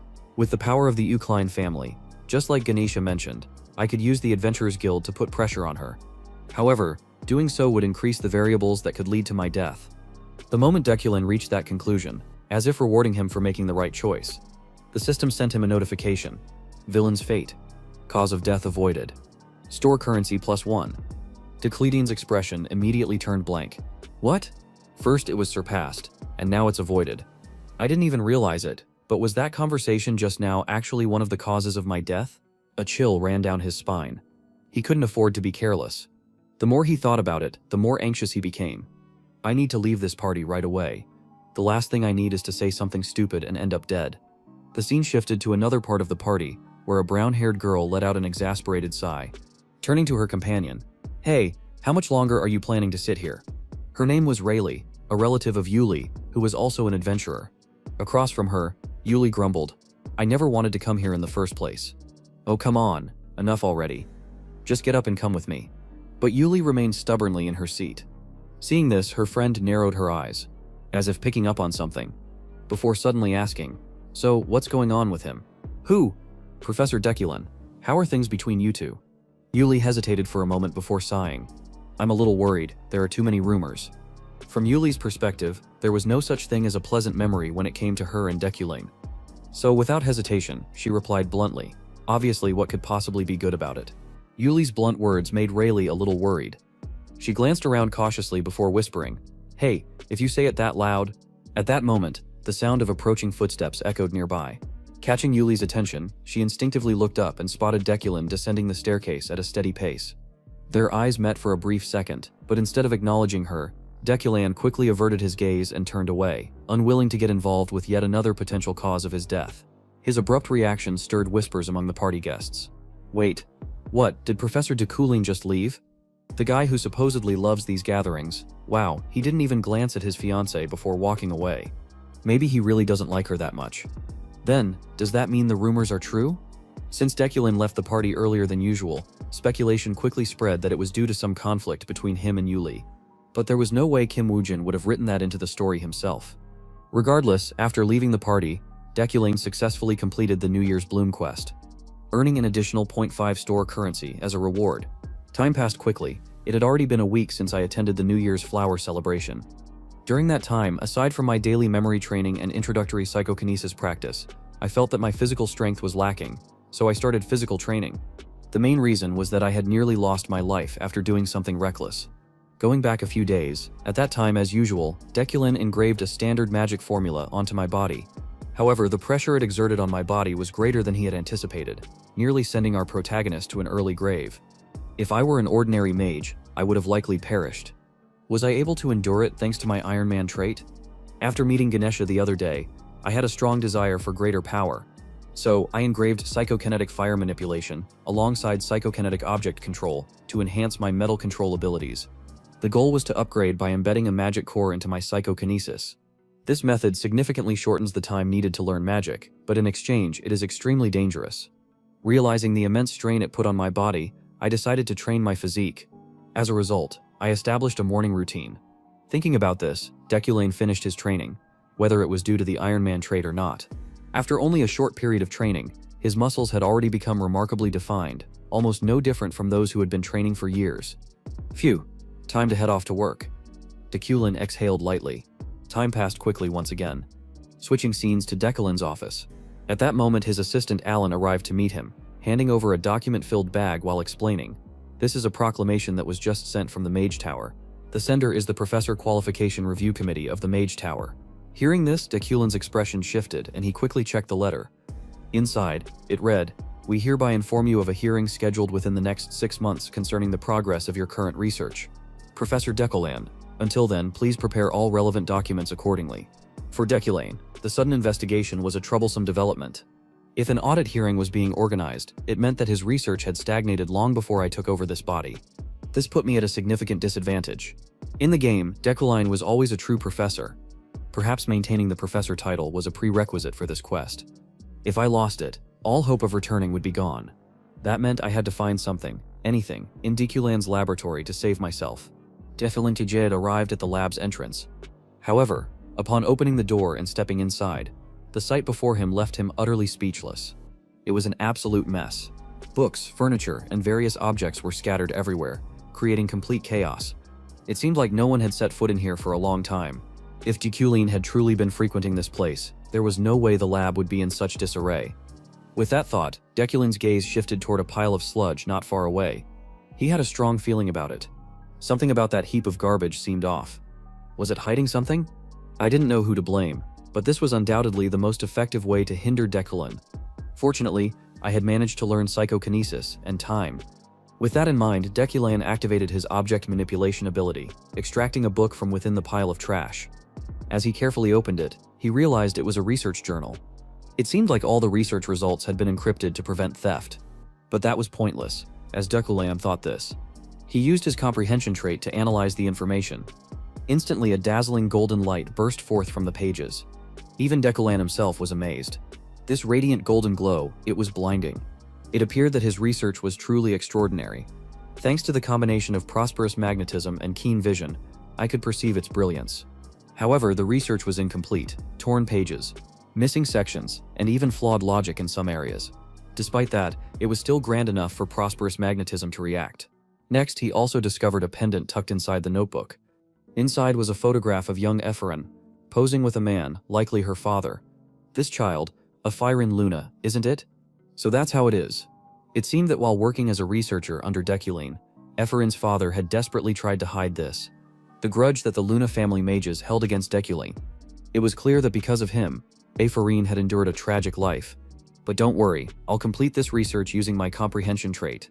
If I can finish the dissertation this way, I'll list his name as a co-author. Of course, I need achievements of my own as well, so I can't just put only his name. Meanwhile, the scene shifts to a cafe on the academy campus, where Ephraim and a group of classmates were deep in discussion. Among them, a girl with bright orange hair spoke loudly. "Got it? We commoners have to stick together. There are only 30 commoners in this class. If we don't cooperate, we'll all suffer sooner or later.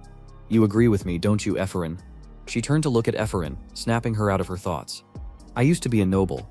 Ha, whatever. Forget about noble duties, without even a house or land to my name. What kind of noble am I anymore? Thinking about this, Efferin let out a long sigh, unaware of her inner turmoil. The orange-haired girl continued. Do you understand, Efferin? You had to be with us. You're the representative of the commoners. That's right, you were a victim of Sylvia, too. The group eagerly chimed in, all turning to look at Efferin with eyes filled with expectation. This left her forcing an awkward smile inside. Haha, so they think I'm some kind of commoner representative. In another corner, a male student hesitantly spoke up. Actually, if we want to start a club, we need a supervising professor's approval, right? I don't think the professors would like us gathering like this. Hearing this, the orange-haired girl stroked her chin and admitted, that really is our biggest obstacle. How about Professor Reelan? She suggested. But the male student across from her immediately shook his head and explained, he's infamous for sucking up to nobles. They even call him Fat Noble. Then what about Professor Carmel? She asked again, only to be rejected outright. Don't even bring up that name. The moment he sees a commoner, he turns his back and walks away. And of course, Professor Dekulin is out of the question. Switching back to Eforin's perspective, while everyone else was racking their brains trying to figure out how to form the club, she was staring at the food on the table, drooling. Why aren't they eating that? Please don't eat it, please don't eat it. She silently prayed in her heart. However, before her wish could come true, the orange-haired girl suddenly slammed the table and made a bold suggestion. That's it. Efferin. Ask Professor Dekulin. You'll ask him for us. Right? Hearing those words, Eferin's face instantly turned pale. The others also seemed to think it wasn't a bad idea. The male student beside her hesitantly spoke up. Well, if you think about it, he's actually quite fair. He looks down on everyone, nobles and commoners alike, across the table. The orange-haired girl continued enthusiastically. You avoided punishment because of him. That means you've already caught his attention, doesn't it? Hearing this, Eferin's face twisted in discomfort, and she responded with hesitation. That's not true. As she spoke, cold sweat ran down her face from sheer anxiety. Why is the conversation taking such a weird turn? I don't want anything to do with Dekulin. Thinking this, she immediately bolted from her seat and ran away to avoid being stuck with the job of asking Dekulin. I can't do it anyway. Don't say that. Just think about it a little more. The orange-haired girl chased after her, waving the application form in her hand, but Efferin refused outright. I already said no, you're completely mistaken. If I do it, it'll only backfire. And so the two of them ended up chasing each other around for a while. However, just as the orange-haired girl grabbed Efferin's arm, her face suddenly went blank, as if she had frozen in place. This startled Efferin, making her ask in confusion, "What's wrong, Julia?" Before Julia could even respond, a familiar voice rang out from behind them. Efferin, step aside. That voice belonged to none other than our protagonist, Dekulin. Seeing Dekulin appear, Efferin's face froze, unable to react, and when she turned around, she realized that at some point her best friend Julia had already slipped inside the cafe, giving her a look filled with encouragement. Good luck, Efferin. Julia, since when did you sneak in there? You coward. Efferin screamed internally. On the other hand, our protagonist had no time to observe the silent exchange between Efferin and Julia, so he simply walked away. Seeing this, though, she still felt a bit nervous and sighed. Efferin took a deep breath to calm herself. She carefully held out the application form and said, Professor Dekulin, I want to establish a club, and I need your signature. I don't mean to bother you. I was just worried that you wouldn't approve of a club made up of commoners. From Dekulin's perspective, her words made his steps falter slightly as he pondered the matter. I don't want to get involved with Efferin, but she's right. The truth is, the other professors won't cooperate with me. Instead of wasting time with those frauds, I might as well give it a try. Having made up his mind, Dekulin reached out, took the application and quickly signed it before handing it back to her. Send the details to my office. Here, take it. Efferin stood frozen in shock, staring at the signed form in her hands. Did he really just sign it? Did he actually agree? The Dekulin, as she watched Dekulin's departing figure with suspicion. Julia suddenly lunged at her, wrapping her in a tight hug. Wow, you actually got his signature. I can't believe it, ignoring her friend's excitement. Efferin's gaze remained fixed on Dekulin, utterly baffled. Why, just like at the disciplinary hearing, why is he being kind to me? Time passed quickly, and the scene transitioned to Dekulin's lecture hall. At this moment, his class had already begun. Today's lesson is about understanding pure elements. As you all know, elements serve as the foundation of all magic. However, there are still many magicians who failed to grasp the difference between categorized magic and pure elemental magic. Blah blah.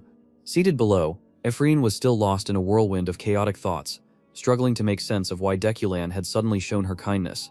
She began speculating in her mind. Is it because of guilt? Or sympathy? He was the one who led my father to his death. Even if he's being nice to me now, it only feels fake. If he truly acknowledges his wrongdoing, then he should reveal his true nature and show remorse. The more she dwelled on it, the tighter her hands clenched.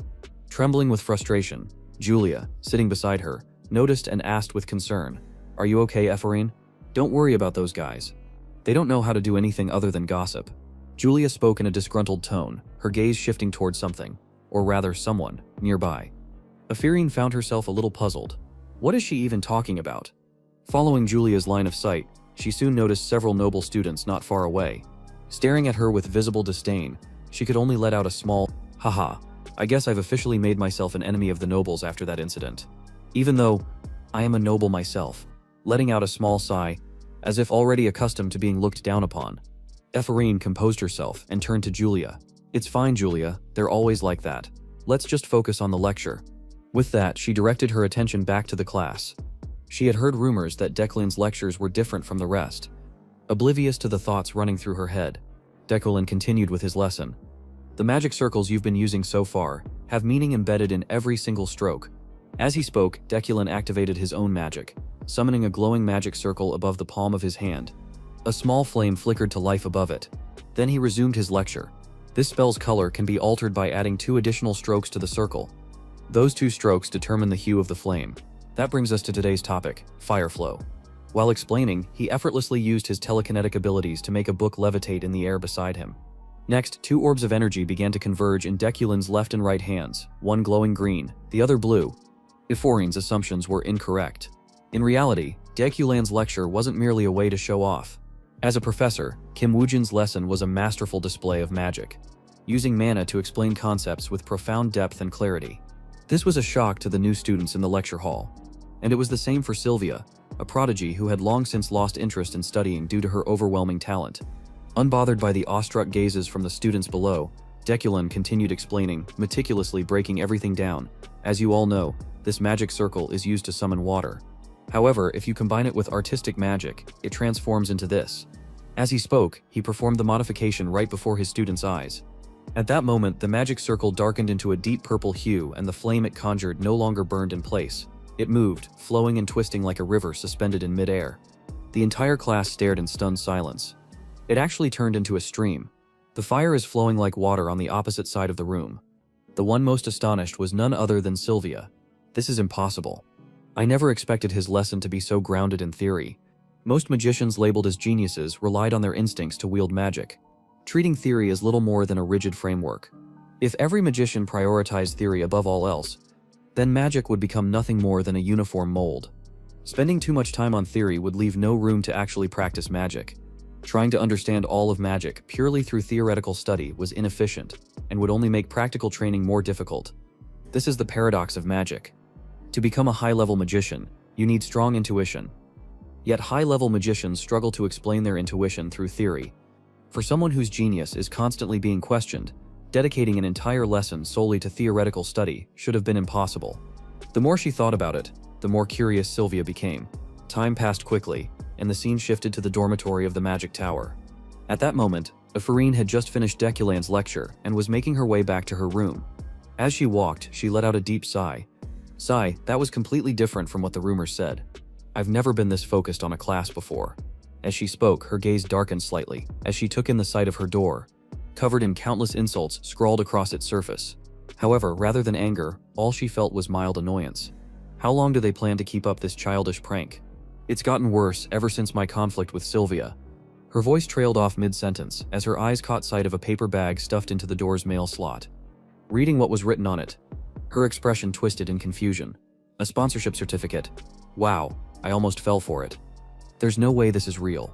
Who in their right mind would sponsor me when both the Allode family and Deculan despise me? But honestly, it wasn't necessarily a bad thing. She could report this and claim a reward. Letting out a dry chuckle, Ephraim quickly made her way to the Office of Magical Administration to verify the matter. However, once she received confirmation from the staff, her expression went completely blank. It's real, she recalled the moment when the administrator informed her. This isn't a joke. The official seal is authentic. At that moment, Ephraim couldn't hold back her reaction. What? You've got to be kidding me. Just the thought of a massive sum of money suddenly falling into her lap made her face light up with sheer joy. Like a flower blooming in spring. She even pinched her own cheek to check if she was dreaming. This should wake me up. Wake up. Then, suddenly, her expression shifted to one of growing concern. Wait a second. No one saw me, right? What if people find out I have 100,000 LN? I should pack my things. Just in case. I shouldn't have come to the administration office. That staff member gave me a weird look. She might be eyeing my money. Oh god. I should have been more careful. Ephraim screamed in panic. And just as she shot up from her seat, bang, her head slammed straight into the desk, sending waves of pain through her small frame. Clutching her head, she trembled. Her body racked with pain. For a moment she just sat there, frozen. Then an overwhelming emotion spread through her chest. Her eyes started welling up with tears. I'm still not dreaming. Someone actually recognized my talent. There are still good people in this world. Just a little more. I just need to push myself a little more, she whispered to herself, trying to hold back the sobs threatening to spill over. Meanwhile, in a different location, Yahello had just received some unpleasant news from her butler, prompting her to ask again in disbelief. Are you serious? Standing in front of her, the butler nodded in confirmation. Yes, my lady. He has gone to Shotzi Jewel's auction. He should have arrived by now. This immediately made Yahello clutch her head in frustration. He lost 10 million elm just last year, and now he's planning to cause another disaster? If he stirs up any more trouble, I won't forgive him. She let out an exasperated shout. Scene transition. Luton City, Shotzi auction house. At that moment, Deculin's car had just arrived at the venue. Of course, Declan wasn't the type to waste his time on pointless endeavors. He had a clear goal for coming here. Finally, I'll be able to purchase what I need. Ever since he first used psychokinesis as his primary form of magic, he realized that he needed additional metals to compensate for his lack of raw talent. The equipment he carried was always made from steel wood, but that was merely a temporary solution. What he truly needed would be available at today's auction. As he thought about this, Declan pushed open the door and stepped into the waiting room. However, the moment he entered, his eyes landed on someone he never expected to see. His fiancée, Yuli, sitting inside. Ah, damn it. Why is she here? I never thought I'd run into Yuli in a place like this. He grumbled internally. At the same time, Yuli also noticed his presence. Her brows furrowed slightly as she walked toward him, her expression far from pleasant. I hope you've been well. I heard that you referred 2 young mages to the disciplinary council. Hearing this, Declan remained composed, his face an unreadable mask of indifference. That's old news. Is there a problem? Are you here to blame me for it? Yuli fell silent for a few seconds before speaking again. They were just newcomers. Do you intend to crush their dreams? One day, you'll regret this. Don't repeat the mistakes of the past. She paused, her gaze sharp. This is my final warning to you. On the opposite side, Declan secretly felt a wave of joy upon hearing those words. Her final advice, so these are Yuli's last words to me. Perhaps she intended to sever ties with him. Good, that's exactly how it should be. No matter how beautiful she is, I have no desire to get married. I haven't even experienced it in real life, so there's no reason to bind myself to it in this world. Moreover, Yuli was surrounded by too many deadly variables, including herself. If he wasn't careful, he might end up dying at his own wedding. But Yuli isn't the type to participate in auctions. Then, why is she here? Curious, Declan decided to ask outright, did you really come all the way to an auction just to say that to me? His skeptical tone made Yuli flinch. Then, like an agitated cat, she flared up and shouted, don't flatter yourself. There's no way I'd come here just to see you. I have something I need. I told you, I'm really here for the auction. Watching her flustered state, like a helplessly tangled up chicken, Declan instinctively raised a hand to calm her down. All right, relax. I heard you the first time. Yuli puffed out her cheeks in frustration, still visibly annoyed, before turning on her heels and walking away with determination. Declan watched her retreating figure and let out a small, amused smile. She's actually kind of cute. This is the first time I've seen her like this. Then, suddenly, he froze. Wait, what was that feeling just now? I was just thinking about how dangerous it is to be around her. Could it be that I'm being influenced by Declan's emotions? He had always been cautious not to let his personality merge with Declan's. Something's not right. My heart, it suddenly sped up when I looked at her. No, I'm just overthinking it. He stroked his chin, trying to rationalize his reaction. At that moment, an announcement echoed throughout the hall. Attention, esteemed guests of Shatsujul. The auction is about to begin. Scene transition auction hall. Time passed quickly. And now, inside the grand hall, a large table stood at the center of the stage, draped with a cloth concealing an item beneath it. The auctioneer glanced at his assistant, who nodded and pulled away the covering, revealing the first auction piece, a porcelain vase. With enthusiasm, the auctioneer began his sales pitch, presenting our first item, an exquisite Eastern vase. Behold its elegant curves. This masterpiece was crafted by a renowned Eastern artisan. Switching back to Deculin's perspective, he began to see intense golden auras radiating from the vase. The brilliance was so overwhelming that it nearly blinded him. This is the same light I saw when I checked Uli's documents. It's growing even stronger, if that's the case. Meanwhile, the auctioneer continued calling out the bids. Bidder 993 offers 700,000. Bidder 1038 offers 750,000. Bidder 1413 offers 1,500,000. Bidder 777 offers 2,500,000. Congratulations to Bidder 77 on securing the item. From Deculin's viewpoint, his innate sense as a financial magnate allowed him to immediately gauge the true value of the auctioned items. He had no qualms about spending lavishly to acquire them. The vase never lost its radiant glow even as the price skyrocketed, meaning its actual worth was still far beyond the current bids. With a hefty sum sitting in his account, making further investments wouldn't be a bad idea. His current balance, 258,000, 238,039. Alan. With that, Deculin began sweeping up a series of auction items into his collection. The Ring of Rolirian sold to bidder 777 for 3 million. Lushu's scissors sold for 2.1 million to bidder 777.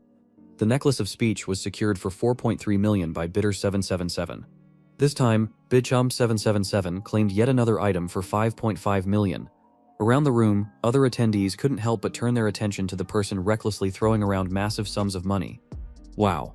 Bidder 777 is buying everything. Isn't that Professor Deculin? Elsewhere in the hall, the night Yuli observed Deculin's extravagant spending and let out a sigh, mocking him in her mind. That pathetic man, he just has to attract attention no matter where he goes. He's nothing like me. Unbelievable. How could someone waste so much money for a fleeting moment of vanity? I don't get why he doesn't know the meaning of modesty. But whatever, that's his problem. All I need to focus on is winning the Winter Flame. Yuli reminded herself of her goal and quickly refocused on the auction. The auction was now reaching its final moments. The last item of the evening was about to be revealed, a treasure so rare that many sought it.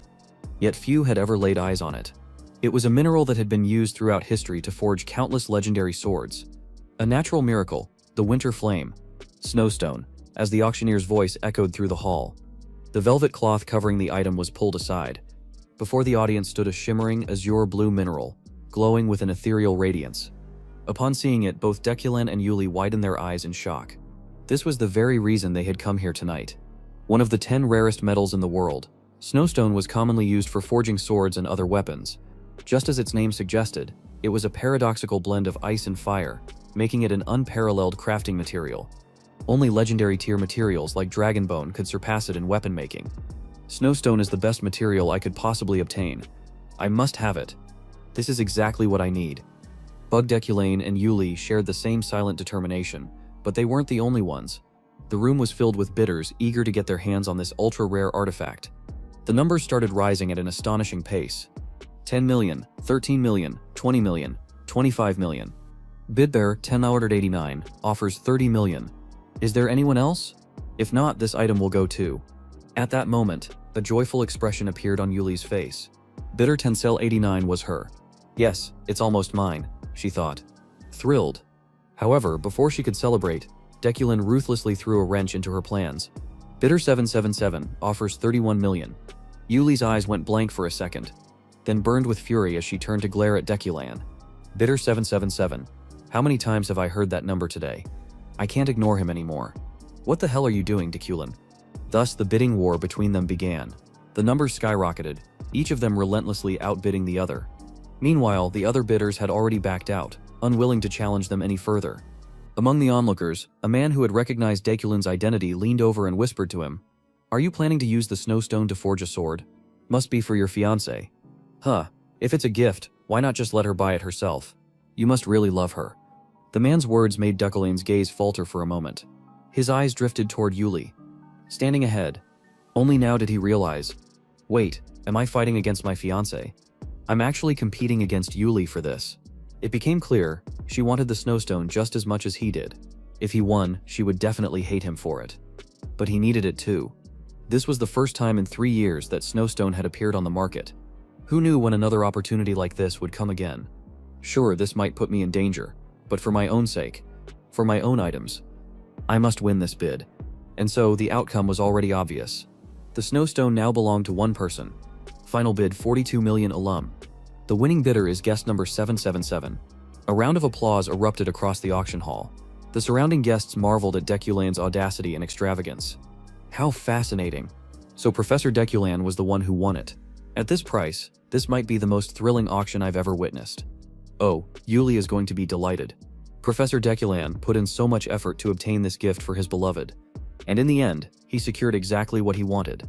Meanwhile, on Yuli's side, inside her, an uncontainable wave of fury surged. Yet she had nowhere to unleash it. Again, this is happening just like last year. I won't stand for this. Flashes of a past memory invaded her mind. A grand table, covered in glittering gemstones and rare jewelry, and then Deculan's arrogant voice rang out. I can give you all of this. And if you desire more, I will buy more. I will do anything for you. That day, their engagement ceremony was the worst day of her life. This will make you fall for me. Just look at how magnificent I am. That was what Deculan's wealth and display of grandeur screamed to her. But to Yuli, it was nothing but an insult. Do you even know what I truly wanted from you? That was why she walked away that day. Why she shattered her own engagement with her own hands. Yet it didn't end there. After that day, rumors spread like wildfire. She acted tough, but in the end, she still ended up in Deculan's hands. I heard she only got the knight captain position because of him. They say she begged him for it. Hearing those words in her mind, Yuli's fingers clenched into a trembling fist. She didn't even need to guess who had orchestrated those rumors to ruin her reputation. Does he think I won't get revenge?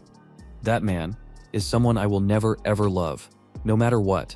Her hands shook with rage as her thoughts burned with determination. Then, just as Yuli stood up, ready to storm out of the auction hall in frustration, she suddenly noticed Deculan approaching her. And then his voice rang out. Do you want the snowstone? At his words, Yuli's anger flared even stronger. Her expression darkened. How much longer does Deculan plan to humiliate me? But before she could even question him, Deculan spoke again, and what he said caught her completely off guard. I'm sorry. Right now, please forgive me. Then, without another word, he turned and walked away, leaving Yuli frozen in place. She wasn't sure if she had misheard him or not. What, did he just apologize? Because he won the snowstone? The Deculan, I know, would never apologize. With those unanswered questions swirling in her mind, Yuli slowly made her way out of the auction hall, and the moment she stepped outside, a voice called out to her. Hey Yuli, get in the car. The voice belonged to a stunningly beautiful woman. She was the eldest daughter of the Freydin family, and Yuli's older sister. That evening, time passed quickly, and soon, the night had fallen. By now, Deculan's luxurious car had already escorted him back to his estate. Sitting inside the vehicle, he still couldn't shake off the thoughts of Yuli, so she planned to forge a weapon for herself using the snowstone, and yet I outbid her. That must have pissed her off. As the car pulled up to his mansion, Deculan stepped out, and as he crossed the threshold, he thought to himself, I'm honestly surprised. The unexpected death flag still hasn't happened. Just how much of a bastard was the original Deculan, that she would end up killing him with her own hands? With that lingering question in his mind, he strode into his estate. As soon as Deculan stepped foot into the estate, his servants all bowed in unison. But something was off. Their expressions weren't as calm and composed as usual. Deculan immediately took notice. His gaze swept over them before he asked, Did something happen? His butler, looking somewhat uneasy, hesitated before answering. Lady Yahello has returned home. Sir, at those words, Deculan already knew what was coming. He didn't need anyone to spell it out for him. Yahello was about to let him have it. Well, whatever needs to happen, will happen. With that in mind, Deculan calmly ascended the stairs to the second floor. And there, standing in wait, was his younger sister, Yahello. The moment he passed by her, she just like always spoke up. That was my money. You told me you'd hold on to it for a while, and this is what you do. At her words, Deculan finally understood why the original version of himself had so much money in his personal account. And at the same time, he felt a pang of guilt. I never even considered that she had this much saved up. Was I always this thoughtless? Still, he tried to reassure her. Don't worry, I only purchase things that will generate profit.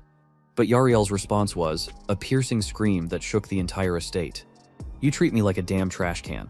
Do you think I exist just to clean up your mess? Deculin's instincts immediately told him this was bad. Slowly he turned around, and what greeted him was Yariel's tear-filled eyes. Overflowing with raw hatred, her voice trembled as she continued. The family's finances are in shambles. Our workers and I have been working tirelessly to keep this house afloat. And yet you throw away our money like some degenerate gambler. Just how much of a bastard can you be?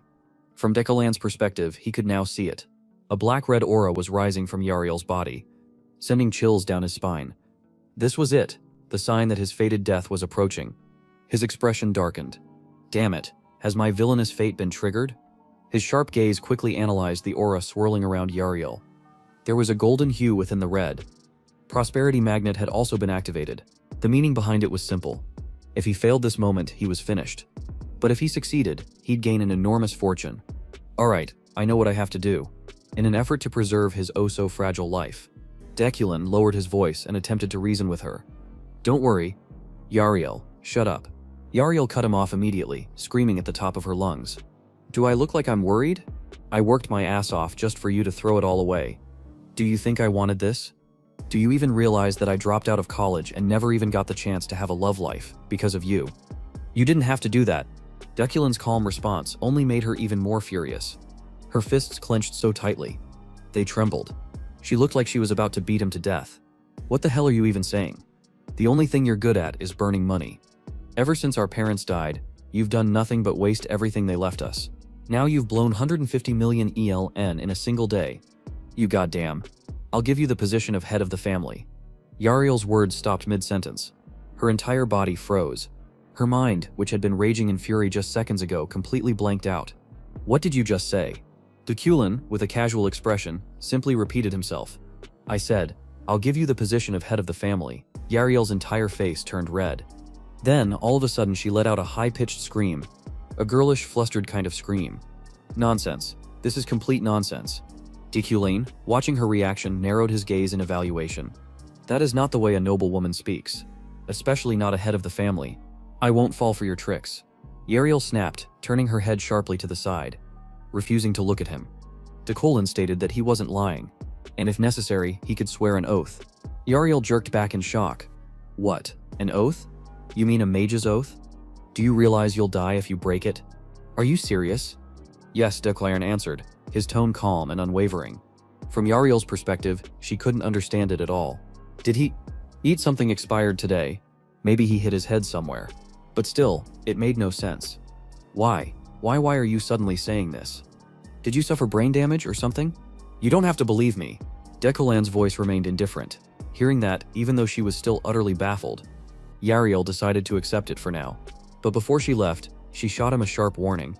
If you go back on your word, I'll kill you on the spot. Deculin raised a brow and asked, Are you still planning to leave the house? Of course I am. Someone spent our entire family fortune, so I had to do something about it. After declaring that, Yariel left, surprisingly in a good mood. In Deculin, thanks to his quick thinking, he had once again dodged a variable death and even earned 2 store coins. As soon as Yariel was out of sight, Deculine let out a long breath. Phew, that storm has finally passed. Luckily, I made it out alive. He crossed his arms and mused, handing over the position to her isn't a bad idea. If I keep making these changes, maybe I really can avoid my death. But just as that thought crossed his mind, a familiar voice suddenly called out from the window. Have you really changed? The unexpected voice made Deculin flinch. His sharp gaze snapped toward the direction of the sound. And there, standing at the window, was none other than the adventurer Ganesha, an uninvited guest. Deculin muttered coldly. Meanwhile, Ganesha casually swung herself into the room and explained, Sorry, I was just passing by and thought I'd drop in. I was pretty surprised to see you acting this way. Hearing that, Deculin simply crossed his arms and sighed. What's so surprising? She's simply better at handling things than I am. Ganesha, however, gave a response that shook him to his core. That might be true, but Gariel von Granhan does not carry the bloodline of the Uklina family. Deculin's normally calm expression froze. He slowly turned to face her, his mind reeling. What the hell is she talking about? I don't remember anything like this in the game. Deculin's mind raced. He quickly sifted through everything he knew about Yariel. Yariel was always said to be my half-sister. I knew she wasn't my full-blooded sibling, but to say she has absolutely no blood connection to the Uklina family. I never knew about that. Before he could fully process it, Ganesha pressed on. Are you really okay with this? You're the one who asked us to investigate. Professor, to determine whether you and your sister shared a bloodline. We already agreed on this. Didn't we? Hearing that, Deculine finally understood. So that's how it is. He shook his head slightly before responding. Even so, Yariel is still Yariel. Ganesha's eyes widened in shock. Beads of sweat formed on her forehead. Wow, you're really surprising me today. I never thought I'd hear something like that from you. But in truth, no one was more shocked than Deculine himself. I'm surprised too. I didn't expect such a backstory to exist. Switching back to Ganesha's perspective, she had only stopped by to chat for a bit. So now, she was ready to take her leave. Alright, I'll make sure to keep this secret for you. Oh, and before I go, I heard that the six-handed serpent has started moving behind her. Deculine Yan's mind immediately pulled up information about that name. Six-handed serpent, a notorious criminal syndicate that terrorized the continent. Their infamy was so great. Each of their heads carried a bounty worth million, perched by the window. Ganesha continued, they're targeting items from the auction house. Even though security is tight, you should stay alert when your item is being delivered. She cast a glance around the room before adding, looks like you've been neglecting your defensive magic. Professor, that's probably why I could sneak in so easily. And with that, I'm off. Her body flashed for an instant, and in the blink of an eye, she vanished. Meanwhile, back to Deculine, the protagonist's side, rubbing his temples. This is something I never needed to know. And even if I did, it wouldn't change anything. From the start, he wasn't really Deculine. Whether Yariel was truly his sister or not, he would still treat her the same. Yariel will always be Deculine's sister. That's why, it's better to keep this truth hidden. Scene change elsewhere, Ganesha sat with her teammates. Recounting what had happened, I told you, Professor Deculine has changed a lot. It's like someone else is inside his body. He's completely different now. The trashy guy we knew would never say sweet things like that. Her tone carried a hint of excitement. But across from her, one of the men scoffed. Captain, let's be real, you just like handsome guys. It doesn't matter what he says. You'd still like it. Immediately, Ganesha bristled. She snapped back loudly. Oh yeah? Then should I punch you in the face for being ugly? The man just grinned and shrugged. My grandma says I'm handsome. You know, it's just that when she told me, there was an actual good-looking guy standing behind me. You idiot.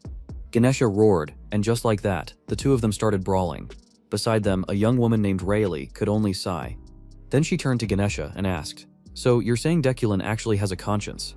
Hearing that, Ganesha momentarily paused. She adjusted her hat before answering. Anyway, we don't need to monitor Deculine anymore. I originally wanted to see if he was still involved in the magic slave trade. But I doubt he is now. Let's head back. At that moment, her expression hardened. She looked around at her team and warned and listened, everything you heard today is a secret. Don't let this get out. After saying that, the five of them joined hands. A glowing sphere of light surrounded them, and in a flash they soared into the sky. Time passed. The next day, scene transitioned to the Magic Academy. Inside his office, Deculine had finally saved up enough money to access the system shop. However, he hesitated as he looked at the system screen. Level 1 System Shop. Enhance Level 1 Magic Quality. The quality of your character's magic will be enhanced. Magic output and efficiency will slightly increase. Price 10 shop coins. Seeing this number, our protagonist could only sigh in frustration. At last, I can use the system shop, but I still don't have enough money to buy what I need. This system allowed him to spend shop coins to enhance his character. Not only could he strengthen his own abilities, but also those of other prominent characters. However, the opportunities to use the system shop were extremely limited. He only had 6 chances before the second half of the story concluded. The reason? He could only use the shop once per level, and each time he leveled up, the required amount of coins would double. I can't rush and waste this valuable opportunity. He had been constantly training his memory, strengthening his body, and practicing telekinetic sword control by integrating it into his daily life. Yet he was still lacking in combat ability compared to those notorious criminals. To grow stronger, what he needed most was to enhance his magic quality. He had to quickly gather 4 more shop coins. Deculine reminded himself of this just as a knock on the door snapped him out of his thoughts. Nodding, he spoke up. Come in. Outside, his assistant Alan peeked in and greeted him. Good morning. Professor, look at these, he just got my hands on it. Alan's expression turned serious. I think you should be careful. This was just published in today's Wizarding Times. Across from him, Deculine reached out to take the newspaper. On the front page, an image of a long-haired criminal was displayed alongside a shocking headline. Wanted. Lockhart, Eyewitnesses report that the wizard killer Lockhart has been spotted in the outskirts. Be cautious when going out. For someone who had played through this storyline thousands of times, Deculin was all too familiar with this character. The wizard killer Lockhart, he's the biggest threat to magic user players in the early stages of the game. So he's finally appeared. Normally, if I were just any ordinary wizard, he'd be a major threat to me. But now, I don't have to worry. Maybe this will be my chance to earn a few more shop coins. Hopefully, I'll run into him soon. Thinking this through, Deculin reassured Alan, no need to worry about the wizard killer. I'm heading to the library. Go home and rest. As he said this, something seemed to cross his mind, causing him to pause mid-step. Turning back, he asked Alan, by the way, Alan, would you like to become a professor's assistant? The sudden offer left Alan wide-eyed in shock. He practically shouted, you want me to be a professor's assistant? But you always say I'm incompetent. I'm asking because I see you're serious now. Deculin replied with a shrug. Of course, he wasn't just saying this on a whim. He had been reminded earlier that it was about time he chose a professor's assistant after all. Every professor had one. The only exception was Deculin himself. He had been a senior professor for a few years now. Yet he was still without an assistant. Alan hesitated as if trying to explain something, but Deculin cut him off before he could say another word. Enough. Just take this. With that, Deculin pulled out a bracelet engraved with the Uklena family emblem. Keep working hard, he added. Alan stared at the bracelet in shock, but at this moment he wasn't foolish enough to refuse. He quickly took it and bowed deeply in gratitude. Thank you so much, Professor. A bracelet engraved with the Uklena emblem. Alan muttered to himself, gazing at it with eyes that glistened with emotion, seeing Alan on the verge of tears from happiness. Deculin had his own thoughts. Alan is truly exceptional at managing documents and running errands. He's incredibly useful. I can't let him slip away. All those who grew sick of Deculin's cruelty have long since left, unable to endure it, but Alan has continued doing all this work alone. Who knows when he might leave too. With this in mind, Deculin handed him some money, a small token of employee benefits, and instructed, take the rest of the day off. Use this to buy yourself dinner. From Alan's perspective, receiving money out of nowhere made him hesitate. Professor, this is too much, he murmured nervously. Ignoring Alan's words, Deculin quickly made his way to the library, leaving his assistant staring blankly at his retreating figure. Scene transition. Staff library. As Deculin walked, his thoughts remained occupied. The reason I'm here is because of Luna's documents. The papers he found in the laboratory contained research on pure elements. However, they were riddled with errors and flaws, something he needed to correct. If he could find any useful books related to elemental manipulation, even better. With this in mind, his pace quickened. However, just as he passed by a bookshelf, his gaze was drawn to a small figure. Why are you in the staff library? Freshman Sylvia. On the opposite side, Sylvia met Deculin's gaze and froze in place, completely dumbfounded. To talk about this, we had to rewind to 10 minutes earlier. At that time, Sylvia had gone to the library's staff desk to request access. The librarian then contacted a certain professor for approval. Yes, Professor. Sylvia is looking for study materials, but this is an exclusive reading room for higher-level members. In response, the chubby professor, Retlan, smiled warmly and agreed. It's fine. There's no need to restrict the heir of the Aldol family and this year's top freshman. Let her freely use it for her studies. Seeing this, the librarian no longer objected and turned to Sylvia with a nod. The professor said, It's fine. Sylvia, feel free to search for what you need. With that, Sylvia began wandering the library, looking for the books she needed. Sylvia had a strong interest in literature and languages. She had come to this exclusive library in search of books that met her criteria. The novel she was after was Ethanol.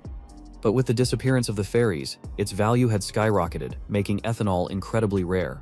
That was why she had come to this place. A library she wouldn't normally visit. Of course, she never expected to run into Deculin here. Deculin. Why is he here? She had heard that he never set foot in the library. Feeling confused, Sylvia quickly explained, I came here to find study materials. Professor Retlan already granted me permission. In front of her, Deculin remained stern. So that means that Professor ignored the Academy's rules, and the librarian disregarded them as well to let you in? If that's the case, they both deserve disciplinary action. His words left Sylvia speechless, unable to find a response. Then, before she could say anything further, Deculin used his telekinesis to snatch the book from her hands. Let's see, he mused while inspecting it. This is ethanol? You broke the rules just to get your hands on a romantic novel written in ethanol. His tone carried a hint of amusement, making Sylvia's face flush slightly. She quickly protested. How can you even read ethanol's language? Wait, that's not the point. I just like literature and languages. That's all. Then for some reason, Deculene tossed the book back to Sylvia and instructed, I'll let it slide this time. However, if you come here again without proper authorization, I'll have to discipline you. So, if your goal isn't to flaunt your family's influence, just have someone else borrow the book for you. With that, Deculene immediately turned and left, leaving Sylvia standing there in a daze. She clutched the book to her chest and thought to herself, was that supposed to be an insult? I just wanted to learn about fairies through the novel Ethanol. But how can Professor Deculene even read Ethanol? The Ethanol language lacked consistency, making it difficult to read. The more she thought about it, the more this genius girl found it puzzling. Scene transitions to a pine forest. At this moment, an outdoor lesson was being conducted for the freshmen. Some students were chasing small creatures, while others were gathering herbs. To ensure the safety of this lesson, 3 professors, including Deculene, were supervising the session. Off to the side, the chubby Professor Retlin wiped the sweat from his drenched face and remarked, this is their first field training, yet they seem so calm. I thought they'd be afraid of Black Mountain. We have to wrap things up before nightfall, but I'm still proud of them. Deculene, meanwhile, observed the area and thought to himself, Black Mountain, it's far from the academy. It holds great significance and strict security measures for the Magic Tower. Its forest serves as a training ground for students while also being a rich source of magical materials. Because of that, the risk of attacks from monsters and poisonous creatures is high. That's why the Magic Tower has reinforced its protective barriers and ensures constant patrols by professors on duty. Back with Retlin, as if remembering something, he scratched his head and turned to Deculene. Oh right, Professor Deculene. The professor assigned to this week's patrol duty hasn't been decided yet. We need to appoint someone. Who do you think would be suitable? Without hesitation, Deculene volunteered, I'll take care of it. Hearing those words, the chubby Professor Rutland's eyes briefly flickered with surprise. But he quickly nodded in agreement and didn't forget to throw in a compliment. As expected of a professor, the way you take the lead is exactly what a model professor should be like in this academy. Deculene, however, remained cold-faced in response to such meaningless flattery. Naturally, he wasn't the kind of fool who would take on heavy responsibilities without a reason. I'm not doing this out of some noble sense of duty. As he thought that, Deculene glanced at the mission screen that had just appeared before him. Side quest. The Darkness of the Magic Tower. Reward. +1 shop coin. Additional title bonus. At that moment, Deculene felt an inexplicable pull in his mind. Something was drawing him toward it. So that's why I received this side quest. Something is about to happen on this mountain. At night, this game might just turn into a horror genre. Furrowing his brows, Deculene pondered over it, while the other 2 professors began gathering the students. Alright everyone, start packing up. Goodbye. Professor, one of the students called out. Alright, see you all later. They nodded in response as the field training came to an end. 9 hours later, at a cafe near the Magic Tower. At this moment, the young mage Ephraim, after receiving her funding, had decided to treat her friends to a round of ice cream sundaes. Looking at the dazzlingly plated desserts in front of them, her friends gasped in awe. Wow, they look amazing, too beautiful to eat, and they look so delicious too. You really bought these for us, Ephraim? Ephraim responded with a bright grin. Of course, go ahead and eat up. I've got 100,000 gold now, she murmured that last part to herself. While her friends, hearing her words, didn't hold back any longer. As they enjoyed their treats, her close friend Redlon spoke up. I've already submitted the club formation plan. It should be approved soon. This is our first gathering. Hearing that, the blue-haired boy sitting across from them looked a bit worried as he brought up the club formation. I just hope people won't hesitate too much. Not many have signed up. Don't worry. As long as we run the club well, more people will join. Julia responded confidently. By the way, I heard there was a training session at Black Mountain today. Ephraim, still staring at her ice cream sundae with sparkling eyes, replied, Yeah, there were 50 volunteers, even though a lot of accidents happened there. Just as she finished speaking, a loud noise suddenly echoed, making the entire group jump in surprise. Did you hear that? You too? Where did it come from? We need to check it out. Without hesitation, the group hurriedly ran toward the source of the sound. In the distance, a desperate voice rang out. Help me! The moment Ephraim heard it, she panicked and increased her speed. But at the same time, Julia seemed to sense something strange and quickly tried to stop her. Something's wrong, Ephraim. Stop. She reached forward as if to grab Ephraim's arm. However, it was already too late. Ephraim's perspective. When she heard Julia's voice, she turned around and asked, What did you just say, Julia? But the moment she spoke, she realized something bizarre. She was no longer on the street. Instead, she found herself in an unfamiliar forest. Where is this? I was just in town. Before she could even process how she ended up here, the voice from earlier called out again. Help me. The eerie plea made Ephyrin tense up. That's right, someone's in trouble. Where are you? I'm coming to help. I'm here, the voice responded. Without hesitation, Ephyrin rushed toward the sound. In front of her stood a young woman with long hair covering her face. Are you okay? Ephyrin asked with concern, but at that moment, blood suddenly spurted from the girl's body, and her agonized screams echoed throughout the forest. Ephyrin immediately went on high alert, gathering mana into her fist. What the hell? Is someone attacking her? But before she could even react further, a cold figure appeared in her vision, Dukulan. Floating around him were razor-sharp shards of steel wood. Ephyrin's eyes widened in shock, and she immediately assumed the worst. Professor, did you just attack that woman? How could you hurt a civilian like that? As a response, Dukulan kept his eyes locked on the mysterious woman before speaking in an icy tone. Open your eyes and look again. That's not a human. What? Ephyrin exclaimed in shock. When she turned to examine the figure more closely, she realized that Dukulan was right. The woman had disappeared. In her place stood a monstrous being with a humanoid form. Its skin and eyes were a deep, blood-red hue. White smoke continuously seeped from the corners of its mouth, giving it an eerie and menacing aura. The sight of the creature made Ephyrin instinctively take a step back in fear. What? What is that? She stammered. Dekoltsa cast a brief glance back at her before speaking coldly. Looks like you've fallen under an illusion spell. This is the work of demons. Stay out of this and leave. Without waiting for her response, Dukulan used his telekinetic power to forcibly throw Ephyrin away from the battlefield. Once she was out of sight, he turned back to the demon and muttered under his breath. Now it's time for the hunt. The red-skinned demon roared in fury, enraged at losing its prey. Without hesitation, both Dukulan and the demon lunged at each other with blinding speed. Blows were exchanged in rapid succession. Colliding violently in the dark night, the Crimson Demon let out an ear-splitting scream as it shot toward Dukulan like a bullet. As soon as it got close, it swung its massive arm. Its razor-sharp claws aimed straight for Dukulan's chest, but Dukulan swiftly manipulated his steelwood shards, forming a barrier between himself and the attack.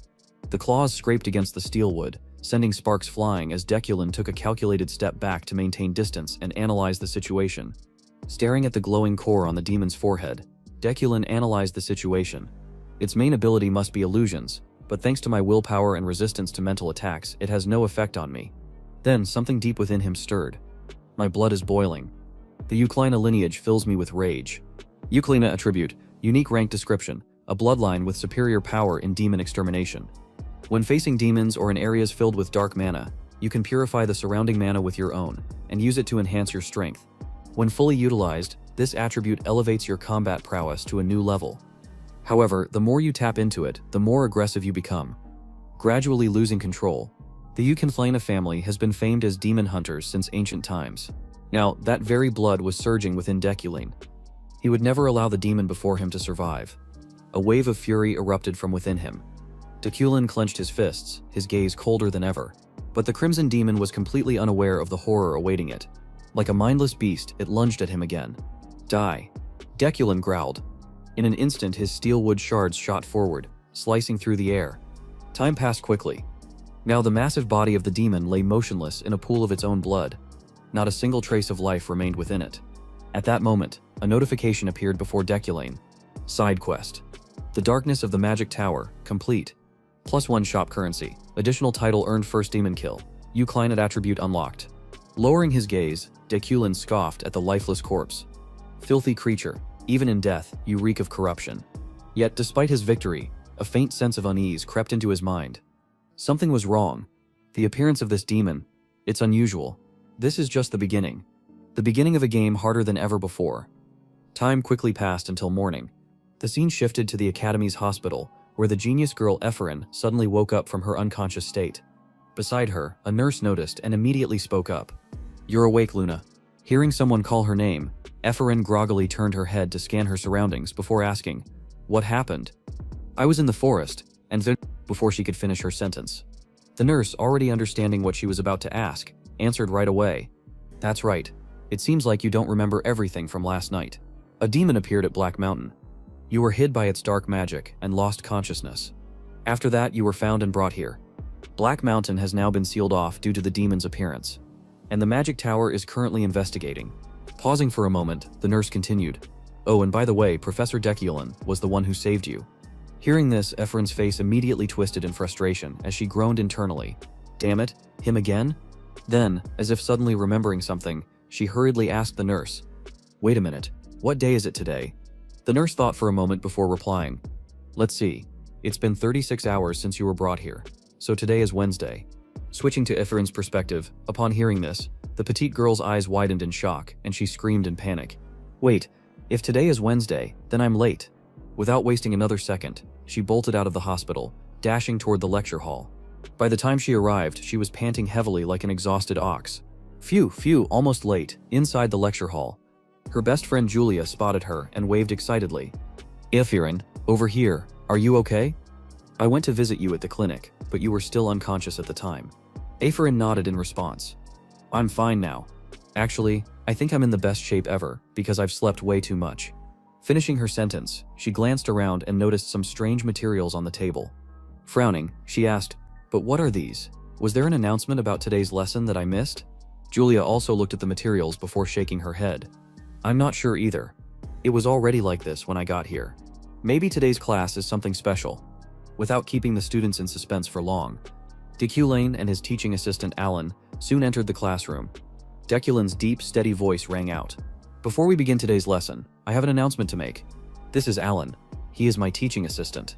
The entire class widened their eyes in disbelief, exchanging surprised glances. "What?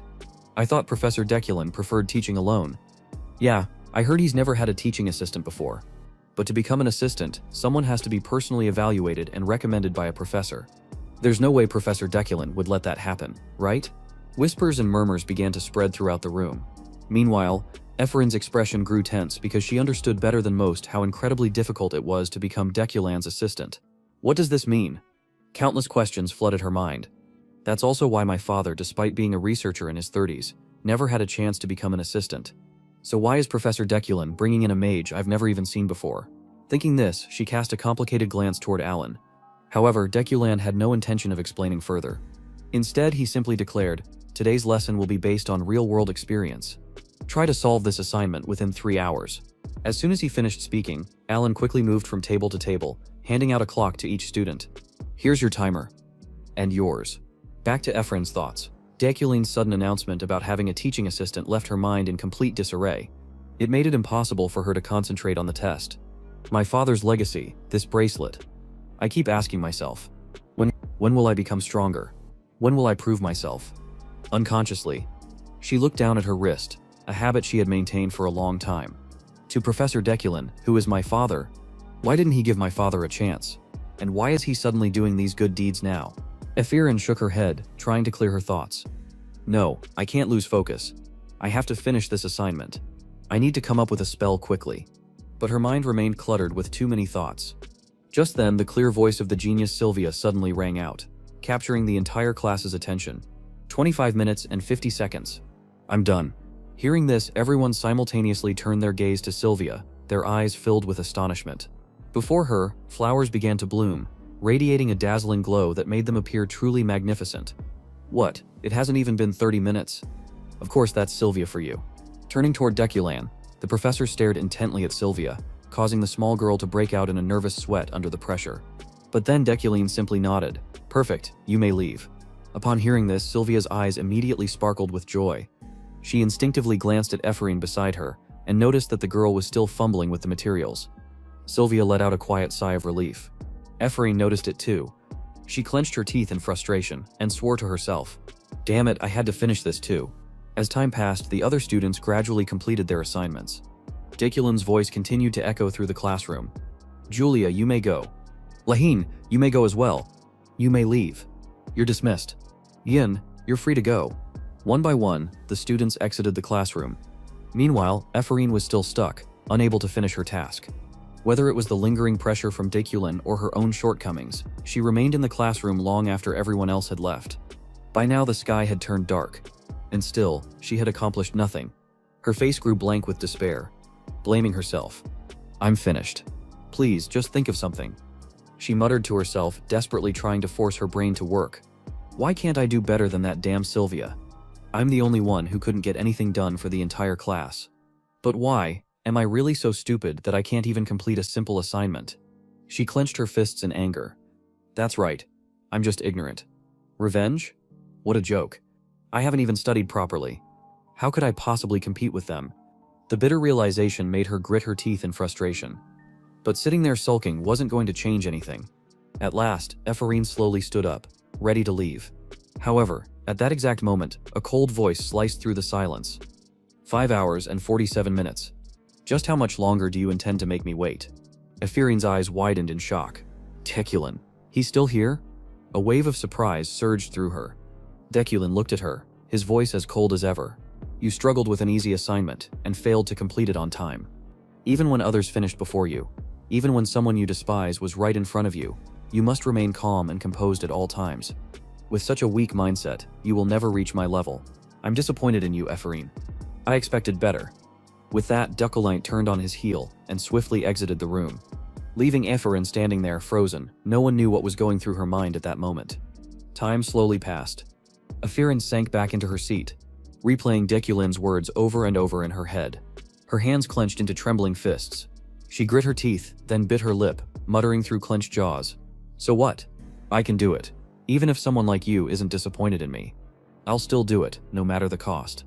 With a fierce shout, Ephraim gathered her magic, her determination igniting like a raging fire. She would finish this assignment, no matter what it took. Switching back to Deculin's perspective. In truth, he hadn't left at all. He was still standing right outside the classroom door, silently sensing the fluctuations of mana inside. Feeling the surge of energy, he let out a small sigh of relief. This should be fine. I've spent over 6 hours on Ephraim, but it was necessary. I need her to grow stronger in preparation for what's to come. With the demon's appearance on Black Mountain, Deculin knew that the main storyline was about to unfold. Once the era of darkness descended, those who stood on the side of righteousness would inevitably rise, and among them, there would be a much stronger Ephraim. Right now, she still lacked the mental fortitude and sensitivity of a true mage. But once she overcame this obstacle, she would improve at an incredible pace. Of course, that power would one day pose a threat to him, but he wouldn't let that happen. Fate was nothing more than an excuse for those unwilling to put in the effort. He believed only in himself. As Deculin contemplated this, he suddenly felt the mana inside the room settle. Then the door to the classroom burst open with force. Ephraim stormed out, her expression dark and filled with frustration. She didn't even notice that Deculin was standing right there. As he watched her march off, Deculin calmly stepped inside to inspect her results. And to his satisfaction, brilliant flowers had bloomed, radiating with dazzling brilliance. Seeing this, the corners of his otherwise cold expression curled into a subtle smile. 6 hours and 25 minutes. The assignment is complete. With that, he pulled out a sheet of paper with Ephraim's image printed on it and began writing something down. As he did, he murmured to himself, "She has displayed the inherent weaknesses of an academy student. And yet this result is worthy of contention for first place." At that exact moment, a system notification appeared. "Congratulations, you have completed the side quest, Your Own Path. Plus 1 store credit." After finishing everything, Deculin dragged his exhausted body out of the room. However, as he was making his way across the campus, a lively voice called out from ahead, "Oh, Professor Deculin, haha, long time no see." Hearing this, Deculin immediately turned his gaze toward the speaker. And in that instant his face tensed up and a cold sweat began to trickle down his back. It's Zeit. What the hell is he doing here? A flood of information rushed through Deculin's mind regarding the hulking man before him. Zeit von Bruggen-Frieden, current head of the Frieden family, and more importantly, Yuli's older brother. He was also the one who pushed for Deculin's engagement to Yuli. But above all else, his combat strength in the early stages of the game surpassed even Ganesha's. In terms of sheer power, he ranked 3rd at this stage. A terrifying fighter, known for his overwhelming battle prowess. But why is someone like him looking for me? Could it be because of Yuli's snowstone? As that thought crossed his mind, Deculin's internal warning sirens blared at full volume. He gulped hard, but no amount of swallowing could ease his anxiety. Is this some kind of death flag? I don't have any contingency plan for dealing with this monster. Meanwhile, Zeit, blissfully unaware that Deculin was on the verge of pissing himself, continued to grin and speak cheerfully. "It's great running into you. I heard things between you and Yuli haven't been going well lately, and I was getting worried. So I decided to arrange a dinner this week. You're free, right?" Upon hearing Zeit's upbeat tone, Deculin finally let out a subtle sigh of relief. Thank God, it looks like for now he's still friendly, just as he was about to say something. Though smack, a massive hand landed on his shoulder. "Haha, I love that decisiveness." Zeit beamed, "I've already prepared all your favorite dishes. So just come by, I've got everything handled." so don't worry about a thing." Then, with a firm pat that felt more like a command than an invitation, Zeit added, "I'll be expecting you. Professor Dekulin, see you soon." Watching Zeit's massive figure disappear into the distance, Dekulin couldn't shake off the unease gnawing at him. He didn't even give me a chance to refuse. No, more like he made it impossible for me to refuse. Zeit always put his family above all else. Who knew what kind of consequences would follow if Dekulin dared to break his plans? It looks like canceling isn't an option. Time quickly passed, and soon, the next day arrived. Scene change. Freyden Estate. At that moment, Yuli had just been informed about the upcoming dinner with Dekulin, and unsurprisingly, she was not on board with the idea. "I don't want to see him. Besides, I'm busy with cavalry training. I don't have time for this." Hearing his younger sister's defiant outburst, Zeit let out a small sigh, his face showing a hint of frustration. "You're just mad about losing that snowstone, aren't you?" Yuli immediately shot back. "Mad? Oh please." As if Zeit pressed on. "Why else would you want a rare ore that's only useful for forging weapons? If not for you." Then, before her thick-headed brother could finish his sentence, Yuli snapped. "If he's planning to give me a sword, then I'll break off the engagement on the spot." She spat out the words, her expression livid. However, Zeit wasn't about to back down either. His patience had clearly reached its limit. Bulging veins as thick as worms surfaced across his neck and face, and his sheer presence began to radiate an oppressive aura. Then, in a dangerously low voice, he growled, "Yuli, think carefully. I just told you the other day how stupid that would be. I specifically warned you, there is no place for personal emotions in politics. And as far as I know, there isn't a single man who's in love with you. Unless you've taken a liking to someone." Yuli clenched her teeth, snapping back. "I don't," seeing the stubborn yet slightly resigned expression on her face. Zeit's demeanor softened just a bit. "Do you care that much about Dekulin's past?" Utelli responded immediately. "This has nothing to do with that." "Then why?" Zeit pressed further, but this time she had no answer. She simply stood there, silent. Seeing this, the head of the Freyden family decided not to push the matter any further. Instead, he turned to leave, throwing out one final remark. "Just make sure you show up on time. If there's a problem, fix it." Yuli remained motionless. A mix of frustration and helplessness surged through her, making her fingers curl into a tight fist. And as if trying to vent that anger, she suddenly launched herself into a frenzied sword practice session. The sharp whooshing of her blade filled the training grounds, while the dirt beneath her feet suffered the consequences of her relentless strikes. Then, a calm voice interrupted. "Your strikes are a mess." "My lady." A man dressed in black had appeared behind her. This was Verone, Uli's trusted subordinate. Upon seeing him, Uli let out a slow breath, gradually regaining some of her composure. "Verone, I'm sorry, you had to witness me like this." Verone, his face unreadable, simply replied, "There is nothing to apologize for, my lady. Though I still can't believe our esteemed family head is forcing you to marry that man." Yuli turned to him, her sharp gaze cutting through his words. "Enough." Her tone left no room for argument. "As a knight, speaking ill of someone behind their back does not suit you. Don't dirty your hands for my sake. I'm fine." Her voice carried both conviction and emotion. Then, without another word, she turned on her heels. "I'm heading back. Prepare yourself." "Yes, my lady." Verone stood still, watching the small yet determined figure walk away from him. And in that moment, he made his decision. "My lady, I've finally found my answer to this suffering. I now know how to prove my loyalty. As your knight, this is something only I can do. I will make you happy, my lady." A dangerous glint flashed in his eyes as he gripped the hilt of his sword, his voice laced with an unmistakable killing intent. Meanwhile, at the Council of Elders, due to the emergence of a demon in Black Mountain, Elder Burke had convened an emergency meeting. Inside the chamber, an older man with a stern expression spoke first. "They say a demon has surfaced in Black Mountain. At first the mages were able to suppress its corruption using forbidden arts. But now that it has reappeared, we must act immediately. Send word to the 12 great houses and have them assemble." With Burke's command, and time swiftly moved forward to the following day. Back to Dekulin. Currently, he was carefully sorting through the items he had won at auction. Finally, after finishing the process, he murmured to himself, "I can make use of Ruperine's ring. It'll help replenish my mana faster. This runic pendant is also useful. It can store excess mana.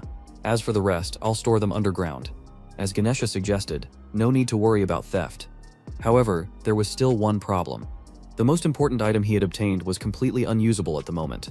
Dekulgerlin's gaze landed on the snow quartz, locked safely within a reinforced cabinet. I knew I wouldn't be able to use this right away, but no matter how much I pour my mental energy into it, it won't budge. Is it rejecting my mana? In the game, this thing was ridiculously expensive. I could only admire it from afar, so I never figured out how to actually use it. Then, a thought struck him. If I melt it down, could I control it with my will? The more he considered it, the more plausible the idea became. I should check the library for its properties. In theory, a sword can be tamed through communication. Does that mean I have to connect with this stone to understand it? If that was the case, then no more hesitation. He immediately reached out and lightly touched the snow quartz. In an instant, an intense burst of light erupted from the stone, engulfing the entire room. A moment later, Deculane pulled his hand away with a sigh. A notification appeared before him. Comprehension Bion 1.357, 3.357 plus 300. Looks like I've got a long way to go. After seeing how much mana he had consumed to tame the snow quartz, Deculane could only shake his head in frustration. It took 2,000 mana points just to increase it by 0.1%. At this rate, it'll take me a whole year to tame this thing. Is there a way to do this more efficiently?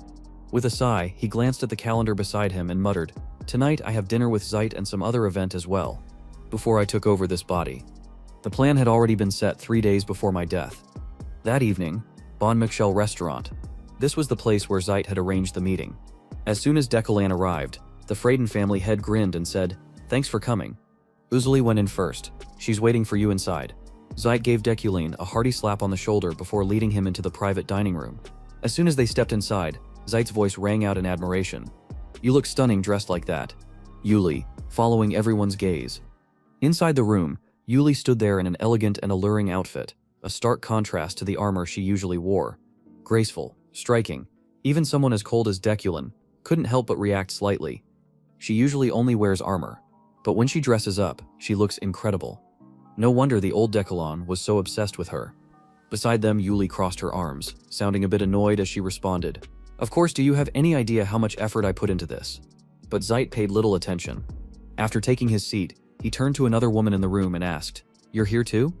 The woman smiled and replied softly, "I came along to take care of Yuli." Switching back to Deculane's perspective, the presence of the unfamiliar woman at the banquet made him uneasy. "I didn't realize she would be here. I was too focused on Yuli, but I really didn't want to meet her here. Josephine.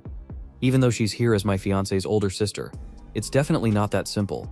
She's the first person I need to be wary of, more than anyone else. She's willing to do anything to achieve her goals. She's a lunatic. Josephine is the master of darkness, the head of a covert intelligence organization operating in the shadows. She's also incredibly strong, on par with Zeit. The only person she truly cares about is Yuli. So if anyone dares harm Yuli, she will destroy them. I don't know why Josephine hasn't dealt with Deculane yet, but I'm certain she will. The moment I stepped into this room, she was already radiating an overwhelming killing intent toward me. Maybe it's just the fate of being a villain. I can feel her hostility. This is a dangerous situation. I have no choice. I need to play my role and make it seem like I cherish Yuli. That's the only way I'll survive this." Deculane silently reminded himself. Meanwhile, Zeit, completely unaware of his future brother-in-law's internal panic, was still enthusiastically talking. "Let's get straight to the point. Professor Deculane, when do you plan to hold the wedding ceremony? It's been 3 years since the engagement, hasn't it?" Before Deculane could answer, Yuli, sitting off to the side, instinctively opened her mouth to protest. But Zeit didn't give her the chance to speak. With a firm gesture, he raised his off, and effectively silencing her. "This is an affair for the adults." Hearing that, Yuli's eyes dimmed with frustration. Her lips pressed together tightly as if holding back words she couldn't say. Returning to Deculane, before he responded, he instinctively glanced at Josephine, the most dangerous person in the room. She tilted her head slightly, as if she didn't care about the discussion. But her piercing gaze was locked onto Deculane, subtle yet suffocating. A shiver ran down his spine. His body tensed up. For the sake of his own survival, he carefully delivered the words he had prepared in advance. "I'll leave the decision to Yuli. If she doesn't trust in this marriage, I'm willing to walk away." His gentle and considerate tone had the opposite effect. Yuli's teeth gritted in fury.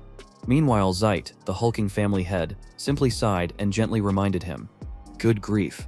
Marriage isn't something to be taken lightly. Are you considering giving up just because you two have been apart for so long? If that's the case, then rekindle the relationship. Marriage isn't something you can just throw away on a whim. Besides, the elders in the family won't accept such a decision." For Yuli, this was the final straw. She could no longer hold back. "Master of the house, please. Let us speak in private. I beg you." Hearing Yuli's tone, Zeit immediately sensed that his sister was in an unstable emotional state. After 2 seconds of thought, he gave a slight nod and agreed. "Fine, let's go, Josephine." Just like that, the two of them stood up and left the room. Before stepping out, Josephine even waved playfully, flashing a mischievous grin. "Enjoy your chat, you two Tilda." The moment the door clicked shut, Yuli's voice turned ice cold. "What are you trying to do this time? What do you really want?" She glared at Ducklin, her eyes burning with pure resentment. At the same time, just outside the room, Josephine stood still in the hallway, silent, listening intently to the private conversation unfolding between the young couple behind the closed doors. Returning to Deculane, he didn't dare to respond to her question immediately.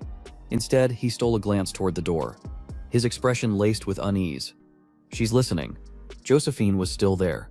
She acted like she had left, but that was just a ruse to conceal her eavesdropping device. There was no way she would actually walk away, but this was also an opportunity. Josephine didn't know that he had noticed her.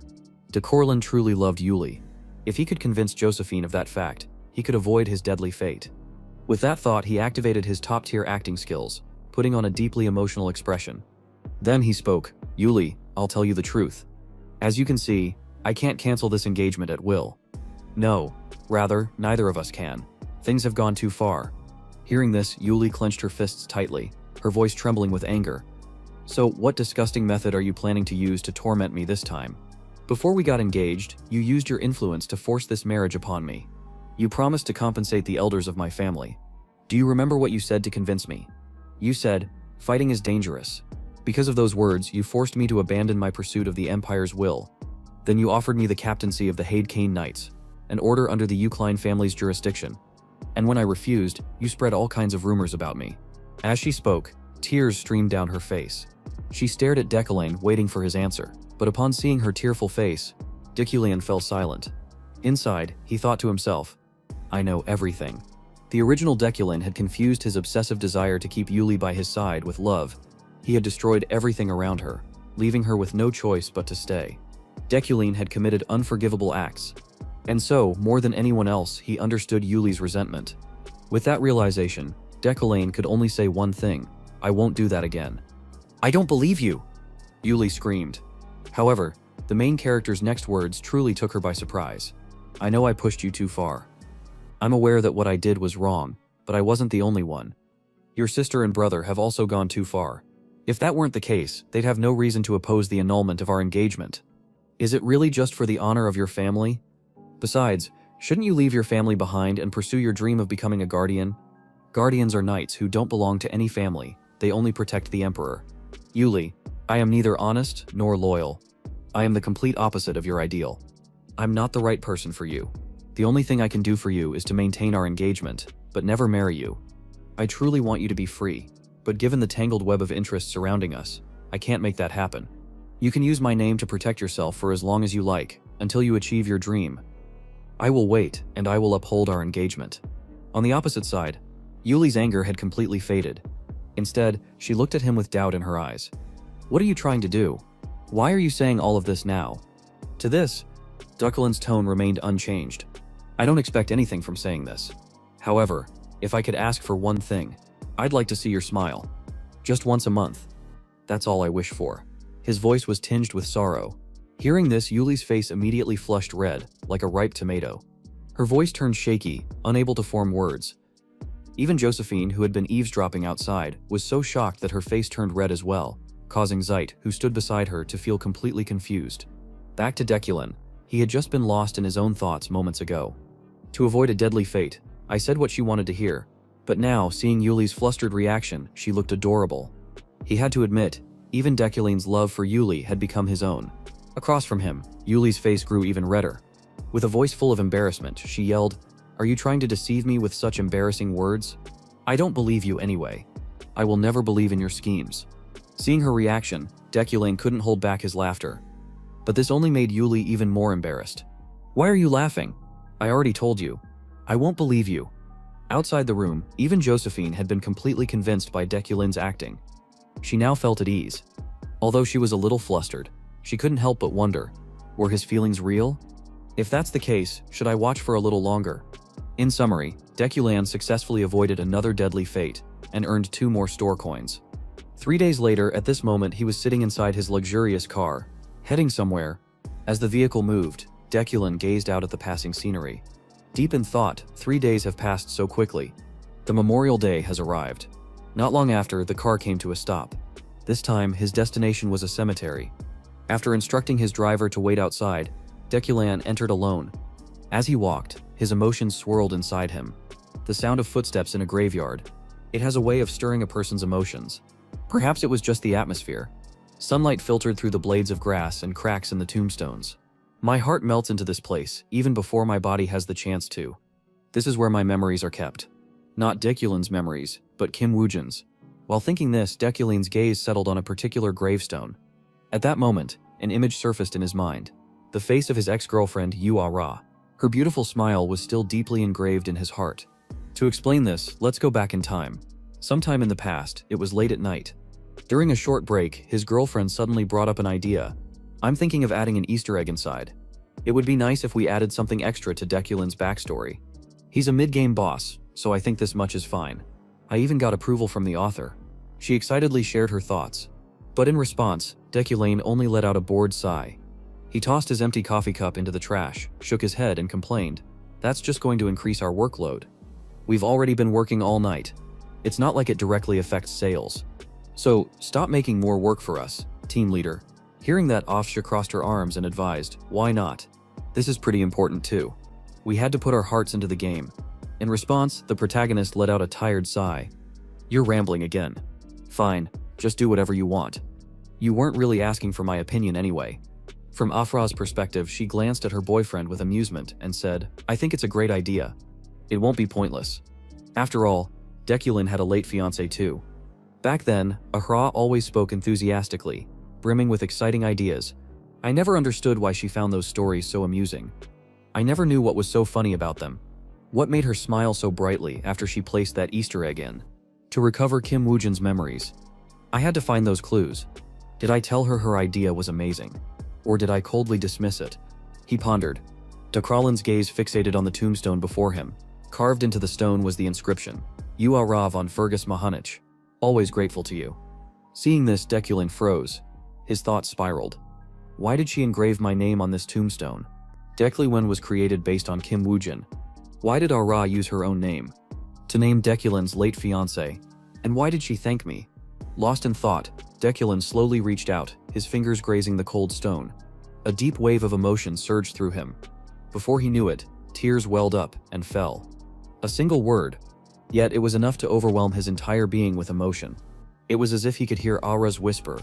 Then memories flooded back, the way she endlessly praised his drawings, the way she draped her coat over him when he shivered from the cold, the way she held his hand and told him she loved him, the way she always lifted him up when he was exhausted.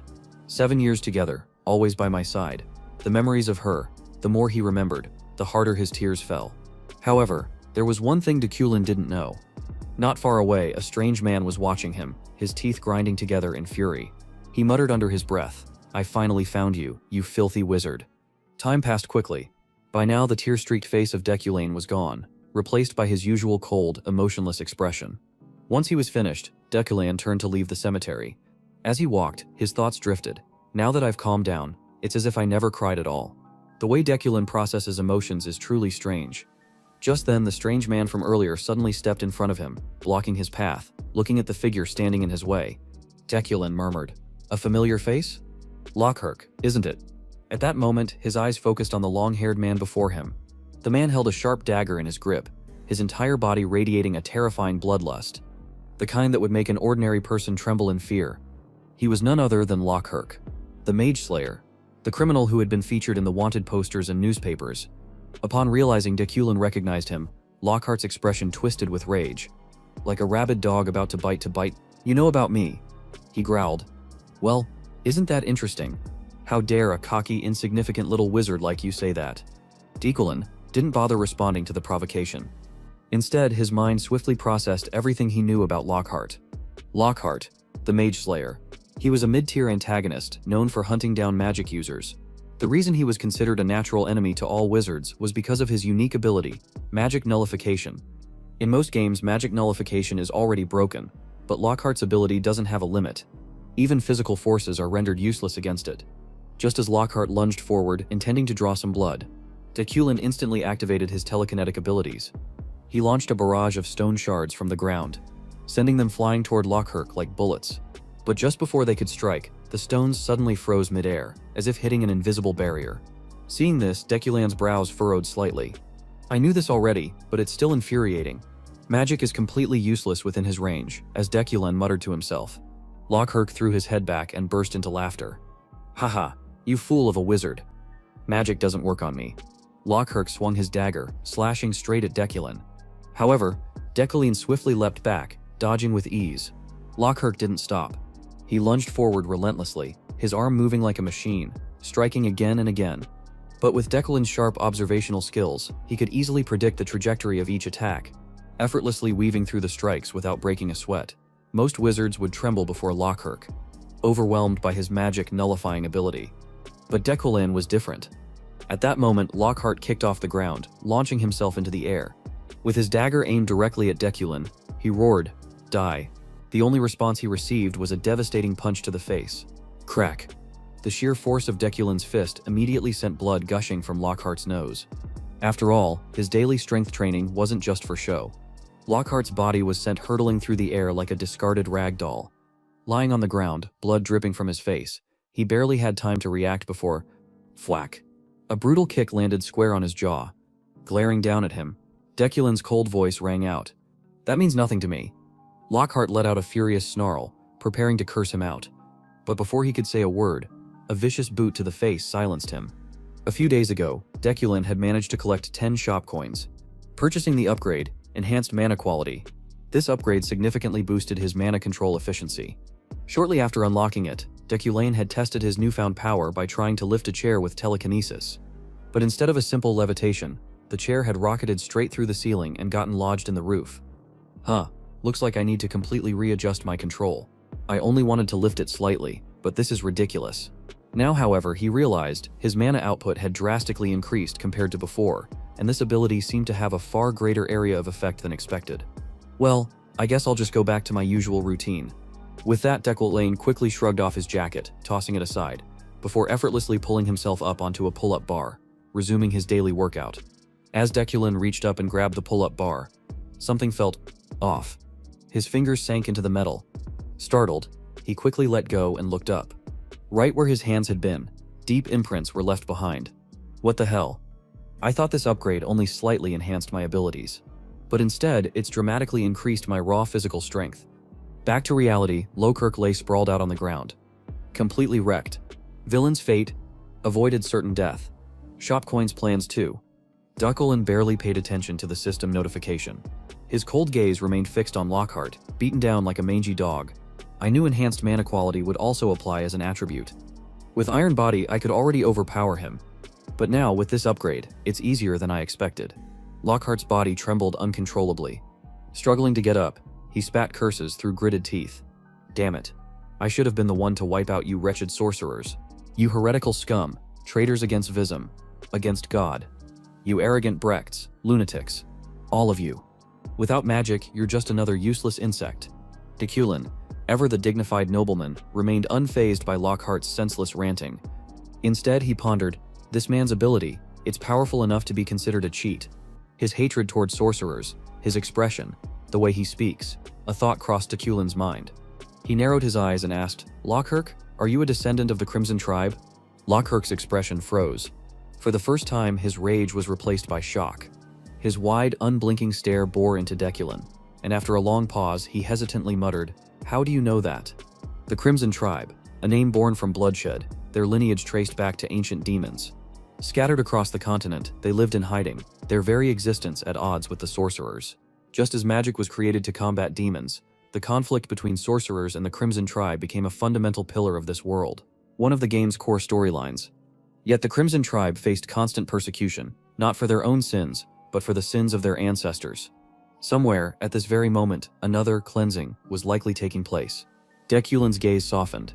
He spoke with an unexpected gentleness. Lockhart, I understand you. The oppression you've endured, it must have been unbearable. But if you kill an innocent sorcerer, you'll become just as monstrous as the ones you despise. Lockhart's face twisted in rage. Like a man who had never been offered sympathy before. He roared, his voice raw with fury. Shut up, what the hell do you know? Stop spouting nonsense, and just kill me already. But Deculan remained unshaken. His voice was calm. I know, because the Crimson Tribe is innocent. Lockhart's body stiffened. His rage faltered for a brief moment. A flicker of confusion crossed his face. Then he scoffed. "What the hell did you just say?" Dekulin took a step forward. "I am Dekulin of House Uklena, a family of noble blood. One that has never lost its honor." Lockhart gritted his teeth. "What? Are you trying to preach to me before you kill me?" Dekulin's voice remained steady. "The only time I ever lost my honor was when I stood before a demon. House Uklena has hunted demons for generations. We are cursed with an instinct, a madness that takes hold the moment we lay eyes on them. But tell me, Lockhart, have I lost my honor while standing before you? Did I waver at your provocations? Did I succumb to madness?" As if I had been waiting for this moment. Dekulin's cold blue eyes locked onto Lockhart's. His final words cut through the silence like a blade. "You are human. You can trust me." Ahead, Lockhart's face turned completely blank. A strange thought suddenly crossed his mind. Perhaps this was what true nobility looked like. At that moment, a voice called out from the distance. "Over here, hurry up." Hearing the shout, Dekulin swiftly delivered a precise kick to Lockhart's chin, sending him spitting blood before he collapsed. Unconscious, and so, "Just stay put and turn yourself in," he muttered, though Lockhart could no longer hear him. Soon after, two men rushed over. One of them straightened up and saluted Dekulin before introducing himself. "I'm Inspector Rebar." "That was one hell of a kick. You really live up to your name." "Professor Dekulin, as for this murderer, should I give him a few extra kicks for good measure?" Rebar's voice was filled with anger as he glanced down at Lockhart. But Dekulin stepped in just in time to stop him. "No need. Just leave him be." With that, Dekulin activated his telekinetic power. A mound of sand from a distance began shifting, gradually forming into a sturdy rope. Watching this unfold, Inspector Rebar couldn't hide his astonishment. "I never imagined magic could be this incredible." Dekulin handed him the rope and gave a calm warning. "This man has the ability to nullify magic. Spells won't work on him. Instead, use this to restrain him. So that's why. No wonder he's been so good at escaping. That also explains why the magic radar couldn't detect him." Rebar exclaimed in realization. Dekulin then asked, "How did you get here so quickly? Weren't you on patrol?" Inspector Rebar shook his head slightly and explained. "We came as soon as we received a report. Didn't you call it in, Professor?" "It wasn't me. Someone else must have heard the commotion and reported it." "Well, I'll be heading off then. You take care of things here." Dekulin said. "Understood." Robber replied swiftly. For Dekulin, this encounter with Lockhart was nothing more than a minor incident. Luckily, he had managed to resolve it without unnecessary bloodshed. There were still traces of that person in this place. He had no desire to taint it with violence. Dekulin thought to himself. Time passed quickly. Scene transition, the next day. At Uklena Manor, Dekulin's training room. At this moment, Dekulin's younger sister, Yahello, was also present, delivering the summons from the Berkt Council. "This is the first time in 15 years that there's been a meeting in Berkt," she said. Hearing this, Dekulin paused his training. He reached out, took the letter, and asked nonchalantly, "You came all this way just to hand me this scroll?" Yahello replied with a look of exasperation. "Since you don't care, I had to come myself. Isn't it the head of the household's duty to look after this family? And when are you finally going to put some clothes on?" Ignoring her complaint, Dekulin swiftly unrolled the letter and skimmed through its contents. The letter stated, "Recently, there have been reports of a demon sighting in Black Mountain. Therefore, the Berkt Council has decided to summon the noble houses for a discussion regarding this matter." At the same time, the system issued him a main quest. Main quest, the Summons of Berkton. After reading, Dekulin spoke to Yahello. "It's scheduled to happen in a week. I'm allowed to bring one person along, as a bodyguard." Yahello raised an eyebrow in surprise. "You need a bodyguard? Then I'll have Jeff go with you. He used to be a mercenary." Dekulin shook his head. "That won't be necessary. Especially not Jeff. He's more familiar with steering a ship than wielding a weapon." Yahello scoffed, but then grew serious. Her gaze tinged with concern. "But you can't go without a bodyguard. I've been there before. The journey to Berkt is dangerous. Even life-threatening." Her words made Dekulin pause. He studied her for a moment before asking, "Are you worried about me? In your dreams? Don't say creepy things like that." Yahello shouted, but after a brief moment of awkward silence, she cleared her throat and added, "I just can't have you dying before I officially take the position of head of the family from you." Still flustered, she quickly changed the subject. "I'll handle the bodyguard situation. I'll make sure to hire someone reliable." Scene transition. Freight and military camp. At this moment, Yuli was in the middle of training a group of soldiers. "Good, that's the kind of attitude I want to see. Stay focused and keep going." Not far away, the deputy commander stood watching with a deeply troubled expression. "What should I do?" As if responding to his unspoken thoughts, a voice suddenly spoke from behind. What exactly do you mean by that? The unexpected voice startled the deputy commander, making him shout, "At least make some damn noise when you walk. Verone, we've got a big business opportunity coming our way. But there's something about it that makes me uneasy. I don't know if we should accept it or not." Verone raised an eyebrow. "Stop overthinking. Just tell me what's bothering you." Deputy Commander. Hearing this, the older man could only sigh in frustration before revealing his concerns. This was already a difficult request to bring up with her. The mission is to protect Decoline, more precisely, to safeguard the entire train. But let's be honest, if they outright asked us to guard the whole train, we wouldn't have accepted. That's why they're wording it so carefully. The deputy commander spoke in a measured tone. However, he failed to notice the slight tremor in Verone's hand the moment he heard the name Decoline. Yet, in an instant, Verone masked his reaction and offered his advice. Take the job. Not just anyone can protect an entire train. If we succeed, our army's reputation will skyrocket. Money won't be an issue either. After all, we're a private military force. Still, the deputy commander hesitated, but the commander, when it comes to Decoline, Verone cut him off coldly. It doesn't matter. Our commander isn't the type to let personal feelings interfere with a mission. At this, the deputy commander nodded in agreement. That's true. All right, I'll report this to the commander. With that, the older man quickly left. Behind him, Verone remained standing still, his expression icy and unreadable. Berkt was the name of the highland mountain range in the northernmost part of the continent.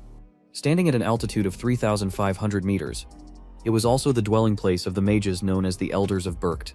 This place served as the epicenter of all magical disciplines across the continent, a hub where every school of thought and every form of magical research converged. The existence of the Magic Tower was a given, but even the floating islands of the Archmages could not defy the authority of this place. Berkt's influence was so vast that it could be considered the very foundation of the magical world. And because the summoning assembly was an exceedingly rare event, occurring only once every few decades, a mage being summoned to Berkt during such a time was not only an honor, but also an acknowledgement of their standing in the magical hierarchy. However, a summons from Berkt was also known as a mage's grave. Scene transition: Berkt, train station. At present, Uli's team was gathered at the station. She turned to her vice captain and asked, "You've made all the necessary preparations?" "Of course, don't worry." The vice captain reassured her before adding, "He's arriving now." Hearing this, the knight Uli turned around and saw Decoline approaching, accompanied by his assistant Alan on Alan's side. He scanned his surroundings with fascination before exclaiming, "Wow, it's already April and the snow is this thick. Professor, we really are in the far north." Back to Uli. When she saw them, she stepped forward to greet them. "Thank you for making the journey all the way here. From this transfer station onward, the Freighting Association will be responsible for guarding half of the train. We will do our utmost to ensure your safety and that you have a comfortable trip." Her face flushed red as she spoke. It seemed the lingering effects of the gathering from the other night were still present within her. She couldn't stop recalling Deculin's words from that evening. "I hope to see your smile at least once a month." Yuli's entire body tensed up again. What should I do? Should I smile? If I do, how should I smile? A bright smile? Or just a small one? Why do I have to suffer like this? Meanwhile, behind her, the vice captain watched as Yuli trembled and silently wept inside. She despises him down to her very bones, yet she's still giving her all for him. "You truly deserve respect, Captain." Thinking this, the vice captain spoke up. "Captain, I'll handle." But before he could finish, Verone stepped forward, introducing himself. "My name is Verone. This time, I have been assigned as the escort. These two are only here to pay their respects after entrusting me with this responsibility." In response, the vice captain chuckled, patted Verone on the back a few times, and added, "This kid is truly talented, recognized by our entire association, so you don't need to worry." Professor. Deculine's perspective. Hearing the vice captain praise Verone so openly, Deculine subtly furrowed his brows. Observing the man, a talented individual, just to be sure, I should confirm it using keen vision. But I don't sense any special energy from him at all. Could I be overthinking this? Opposite him, Verone remained completely unaware that Deculine was scrutinizing him. He continued speaking nonchalantly. "Most mages travel with escorts, so each train car has been assigned a guardian. I'll be in charge of the one you're in, Professor." Decoline gave a slight nod. "Then I'll be counting on you." On the other side, having completed the formalities, Yuli prepared to take or leave. "All right, my job here is done. I wish you a safe journey." With that, she quickly turned around and walked away alongside the vice captain. However, as if suddenly remembering something, she abruptly stopped and turned back. Forcing a smile, one that was painfully stiff, her face flushed red. Across from her, Deculane caught sight of this and let out a quiet chuckle. So she kept her word. He muttered softly to himself. Time passed quickly. A few hours later, inside the carriage, Deculane took notice of his assistant.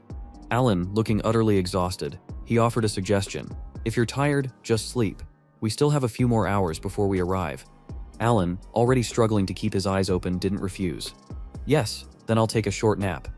With that, he leaned back slightly against the seat, nodding off, while Deculane remained deep in thought about the meeting summoned by Berktul. The summons from Berkt was also known as the Mage's Graveyard, for a very specific reason. While Berkt was regarded as the pillar of the magical world, it also carried a second, entirely opposite face. Unexpected events always unfolded whenever the Berkt Grand Assembly was held. One of the greatest dangers was the attacks on the trains. Making it through this event unscathed was no easy feat. One of the many reasons behind the original Deculane's death was an intelligence game, one that required predicting which train routes would be safe on the journey to Berktul. If one wanted to minimize risks, they could purchase information from underground organizations about which train was targeted for an attack. Had it been the original Deculane, he certainly would have done so. However, that was no longer an option. Ever since I took over Deculane's body, I've severed all ties with the underground forces. That's why, before coming here, I prepared several countermeasures to ensure my survival. For example, that was the very reason I used enlightenment to master the legendary Estrin combat technique. Man, Alan really can sleep. Just moments ago, he was practically bouncing off the walls with excitement. Yet now he was out like a light. Thinking back to a few days ago, when Deculane had made his offer to his assistant, Alan, "Do you want to come to Berk with me? As my assistant, of course, this journey will be dangerous, so you're free to decline." Across from him, Alan's eyes had instantly widened in shock. And then, overcome with emotion, he looked as if he was about to cry. "Thank you so much, Professor, for someone like me to be given this opportunity. It's truly an honor." Tears and snot streamed down his face, making Deculane, who despised filth, grimace in frustration. "If your snot starts dripping, I'm leaving you behind." Back to reality. Honestly, the fact that Alan had agreed to come along still surprised Deculane a little. I didn't expect him to accept, knowing full well how dangerous this would be. Is he more ambitious than I thought? Time continued to pass. The train made a brief stop at some station to let off passengers. Deculane gazed out the window, deep in thought. Now only the final stop remains, Berkt. So far nothing has happened. Did I actually pick the right train? I prepared so meticulously, but it seems like it was all for nothing. Before departing, he had used Midas's hand on a renowned master's attire to enhance its defensive properties. He had reinforced various steelwood fragments and scattered them throughout the train car. He had even enchanted Alan's clothing. Thinking about it, Deculane's expression turned solemn. Lately, I've been using Midas's hand so frequently that my mana reserves are running low. Should I have saved it for something else? What a waste. Preparing is important, but it's best if nothing happens at all. I hope things stay peaceful like this, he muttered to himself. But things never went the way he wanted them to. Just as the train passed over a massive stone bridge, boom, a sudden explosion erupted from one of the train cars, shattering the silence with an earth-shaking blast. Jumping back to a few days ago, before Deculane even set foot on the train to Berkt, another journey had already begun, one involving Gilthian and his daughter Sylvia inside their train car. Gilthian let out a sigh and complained, "Even on the train, you won't put your books down?" Across from him, Sylvia remained focused on the set of exercises in front of her. The professor assigned a lot of work. Hearing this, Gilthian chuckled and offered some fatherly advice. "Haha, you're bound to become a grand mage in the future. Yet you're more diligent than anyone else." Sylvia responded with a calm expression. "If I can't even do this much, how could I ever become a grand mage?" Despite her composed demeanor, her eyes flickered with a trace of frustration. "Honestly, I'm not even worried about Ephorine, but I still want to attend more of Deculane's lectures." That thought stirred a bit of curiosity within her, and she turned to her father. "Father, why are we leaving early for the Berkwood convocation? We could have waited a few more days, couldn't we?" Across from her, guilty and suddenly fell silent. For a long moment, he said nothing. Then, in a deep, steady voice, he finally spoke. "Have you ever heard that the journey to Berkt is a graveyard for mages?" Sylvia blinked in surprise. "I thought that was just some ghost story." Her father shook his head. "It's no mere tale. Every time a convocation is held, mages die. 15 years ago, 11 people perished." His voice remained firm as he continued.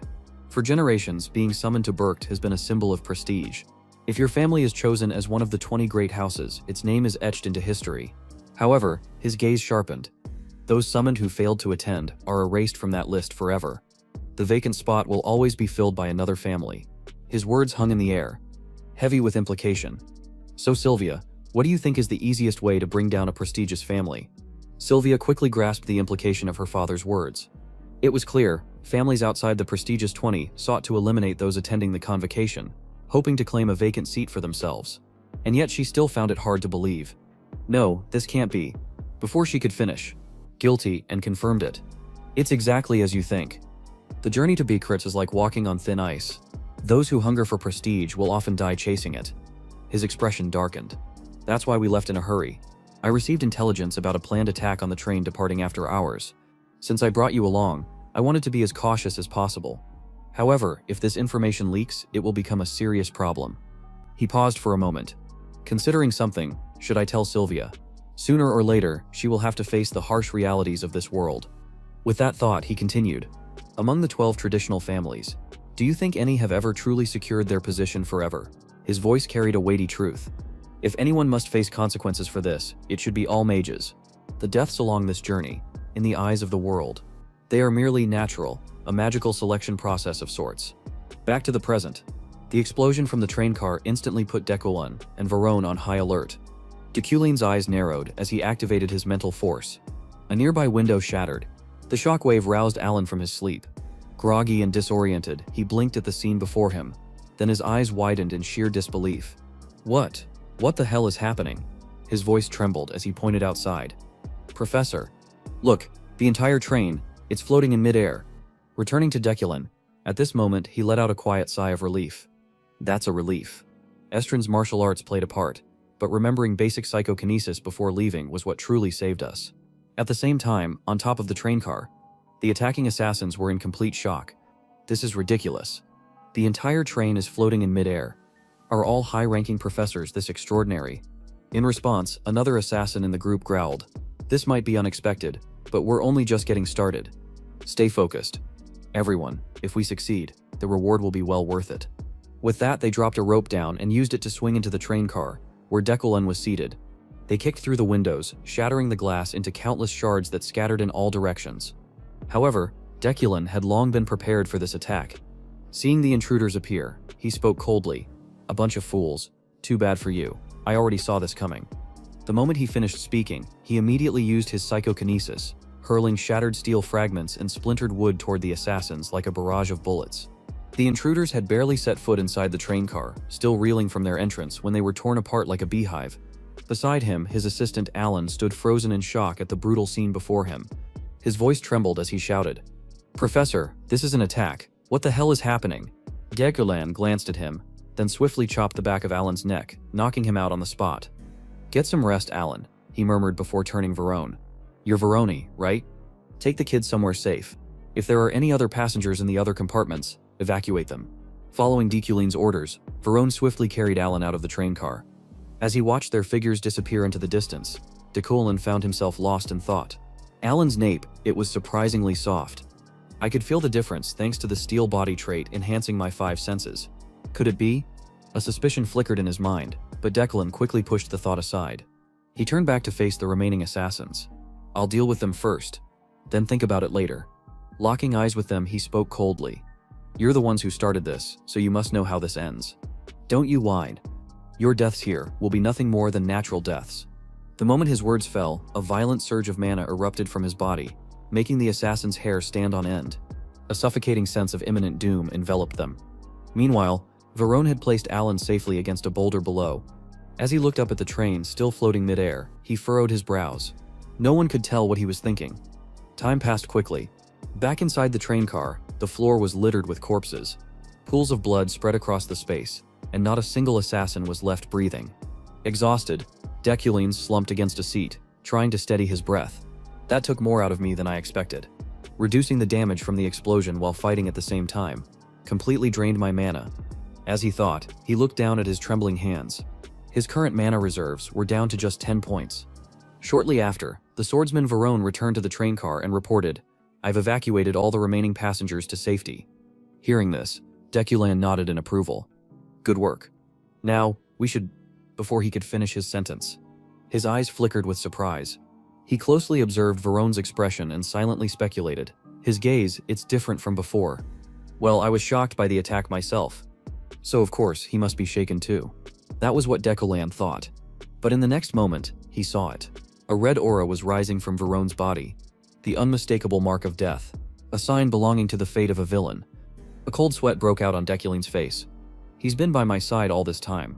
While hiding his true nature, I was careless. Before him, Veron no longer bothered to conceal his intentions. He unsheathed his sword, pointed it directly at Decolan and declared in a chilling voice, "It's a relief that you survived, because I need to kill you with my own hands." On this side, Decolan was already in a state of exhaustion, to buy himself some time. He spoke up, "Let me ask you one last question. Are you doing this under someone's orders? Is it Yuli?" The moment those words left his lips, Verone instantly roared like a rabid beast. "Stop it. If you say my master's name one more time, I will never forgive you. She is a courageous warrior. She would never even consider something like this. Erase that delusion from your mind. You will die by my hands for my master's sake." From Deculan's perspective, he quickly pieced things together after seeing Verone's resolute expression. So this really has nothing to do with Yuli. His reaction says it all. But that wasn't the main issue right now. I only have 10 points of mana left. Can I really defeat someone skilled enough to be considered an elite warrior of the Freydin unit in this condition? Dekrulin questioned himself. But Verone had no intention of giving him any more time to think. He suddenly launched his attack. "Then my watch ends here." With those words, he charged toward Deculin, slashing down at him with lightning speed. Seeing this, Deculin desperately manipulated a shard of steelwood, barely managing to block the strike. At the same time, he also deactivated the telekinetic force keeping the train afloat. And so the train began plummeting toward the ground. Scene transition. Sylvia's private room.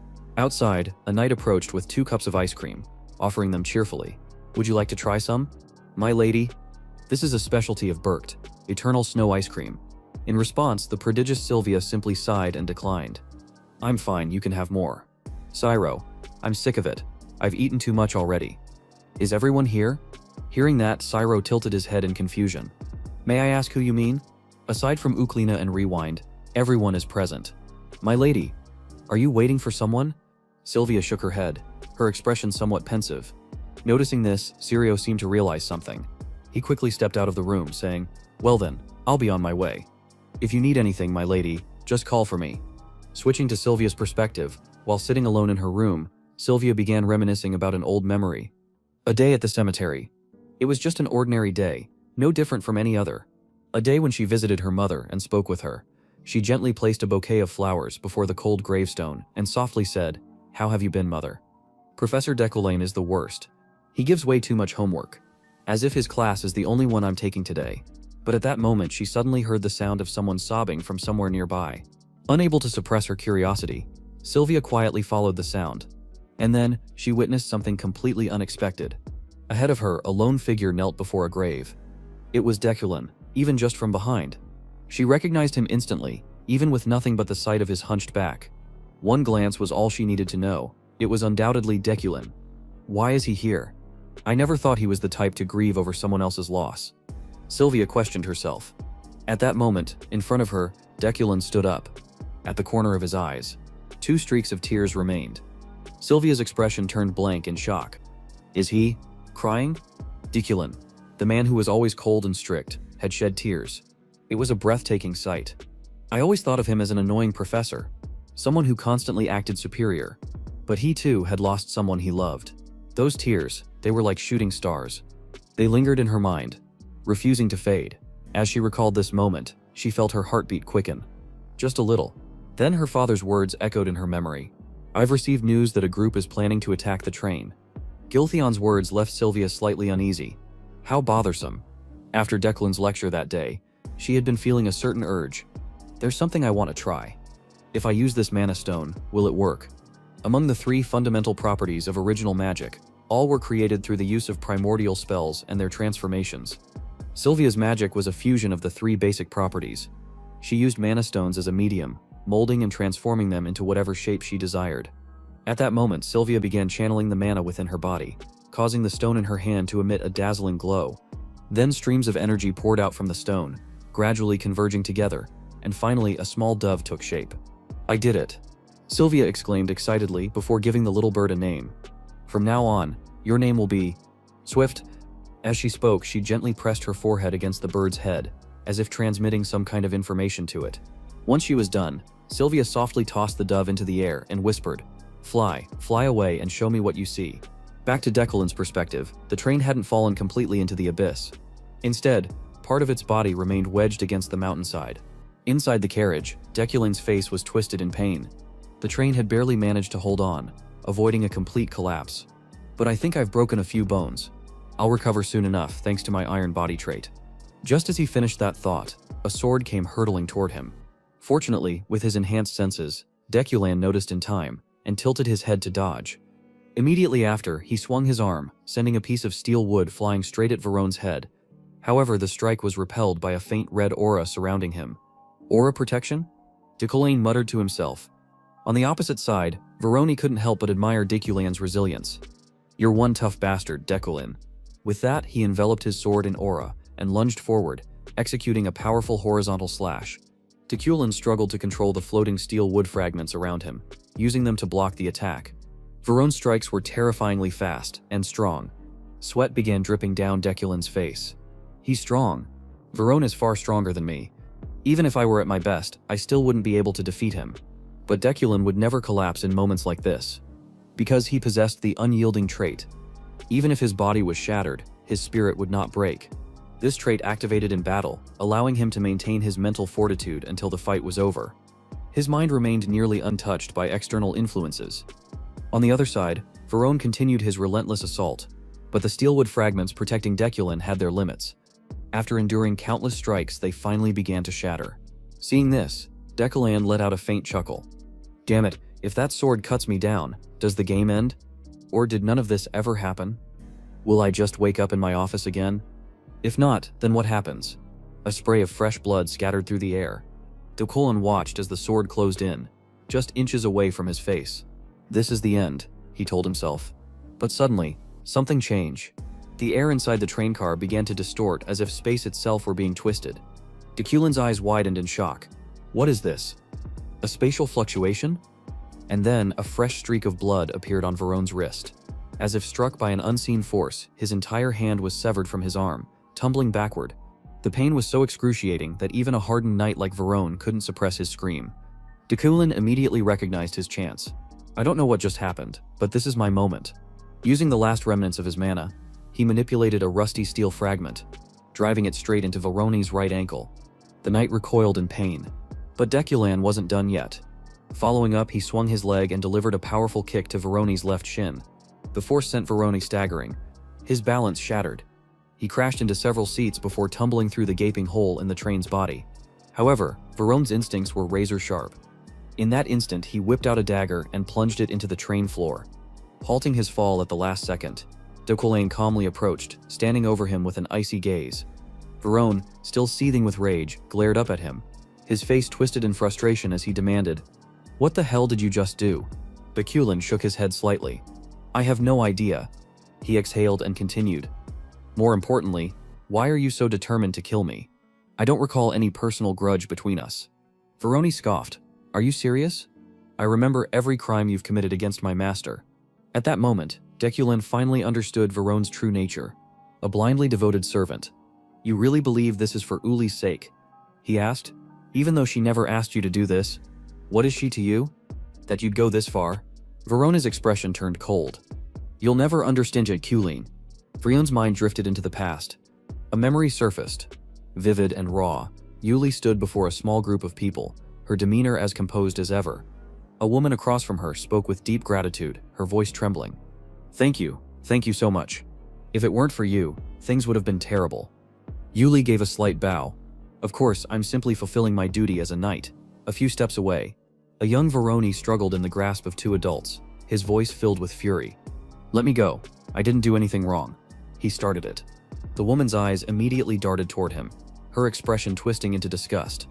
"Do you have any idea how good my Jason is? There's no way he started anything. You must have done something wrong." Behind her, a smug-looking boy with a bruised eye sneered, grinning victoriously. Hee, that's right." His smugness only fueled Verone's anger. "You little, I'll kill you," he shouted. The woman curled her lips into a cold smirk. "Still haven't learned your lesson, have you? I'm handing you over to the police. Let's see what happens then. You should get on your knees and beg for forgiveness. You assaulted my son and you trespassed." Uli, who had been silently observing, suddenly stepped forward. "Wait a moment," she interjected. "You said this boy trespassed." "That's right, just like his status. His behavior is lowly and uncivilized." The woman scoffed, proud of her insult. Yutini's brow furrowed. She turned to Verone, studying him more closely. "That boy scaled those tall walls. A kid as scrawny as him."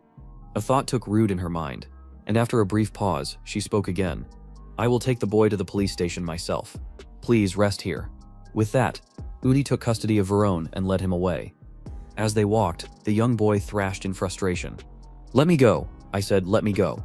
I didn't do anything wrong, so why am I going to the police?" Bunklai stopped in her tracks. Without turning around, she spoke softly. "The Frieza family is infamous for their behavior. I believe you, at least, to some extent." Verone felt a flicker of hope. "It's not just, to some extent I really didn't do anything wrong." But before he could continue, Yuli's voice cut through his words. Firm and unwavering, "But you still shouldn't have resorted to violence." Silence hung between them. Then Uli turned her head slightly. "If you come with me, I will teach you how to control yourself." Her voice was neither harsh nor gentle, just resolute. "What will you choose, Verone?" Verona's expression flickered with surprise at Yuli's words. Then, after a brief hesitation, he asked, "Will you give me food?" "That was how my master and I first met. After that, I joined the Order of Knights, but because of my childhood and my nature, I never truly fit in with the others. The only one who ever cared for me was Yuli. Yes, as long as I could be by my captain's side. Everything was fine. My master was always ahead of me. She helped others, never compromised with injustice. My admiration for her only grew, and so did my love. I knew my feelings would only burden her. I knew my emotions were nothing but a weight on her shoulders. But I must kill you. One day, you will bring ruin to my master." Verone's eyes burned with hatred as he spoke. And at that moment, even Deculan had to admit, he was right. The tragedies of this world were the butterfly effect of Deculan's past actions. However, I will change the things Deculan has done. I refuse to accept that his fate is destruction. With that thought, Deculan extended a hand toward Verone. "Take it, Verone. No matter what happens, I will not harm Yuli. Trust me." Verone's face darkened in contemplation. But unfortunately for our protagonist, his words were meaningless to this man. Verone didn't hear a single thing. In fact, the crimson aura surrounding him only flared up more violently. Even someone as patient as Deculan couldn't suppress his frustration any longer. His voice was sharp with anger. "You really won't change your mind?" Below him, Verone remained impassive. "That's right. No matter what happens, I will kill you." De Coldlin exhaled sharply. "There was no use in trying to reason with a fool. You idiot. The choice you make today will torment Yuli forever." With that, he tightened his grip on the rusted steel shard in his hand and struck straight at Verone. At the same time, in a different location, the knight Yuli suddenly jolted as if sensing something. Noticing this, the vice captain looked at her with concern. "Captain, are you feeling unwell? Are you worried about Verone again? He can handle himself, you know." "Haha. Yeah?" Yuli responded with a gentle smile, completely unaware that, far away, her loyal subordinate was plummeting through the sky. "Master, I hope you find happiness." Those were Verone's final, unspoken words. At the same time, the pigeon created by the genius Sylvia soared above the train car. Through its vision, Sylvia witnessed everything. Deculan had fought against his own bodyguard, and that bodyguard had fallen off the cliff. No, to be precise, the knight had tried to kill Professor Deculan first, and in self-defense, Deculan had killed him. Sylvia quickly assessed the situation, but just then, a voice called out from behind her. "Lady Sylvia, there you are. Let's head back. The intermission is about to start." "All right," Sylvia responded, and followed her knight. Sirio, however, a lingering worry remained in her heart. Would Deculan make it on time? Time passed quickly. A group of law enforcement officers had received reports of a bombing on the train and immediately rushed to the scene. The one leading the investigation was none other than the deputy director of the Security Bureau, Lilia Freemian. As she arrived, a few men stepped forward to greet her. "It's an honor." Deputy Director Lilia, unwilling to waste time, got straight to the point. "There was an explosion and an attack?" "Yes, that's correct," replied an older, experienced officer. "However, incidents like this are common whenever the Berk Summit approaches, so it's not an unusual situation." As he spoke, he handed her a report. Flipping through the document, Lilia asked, "I see. Any casualties?"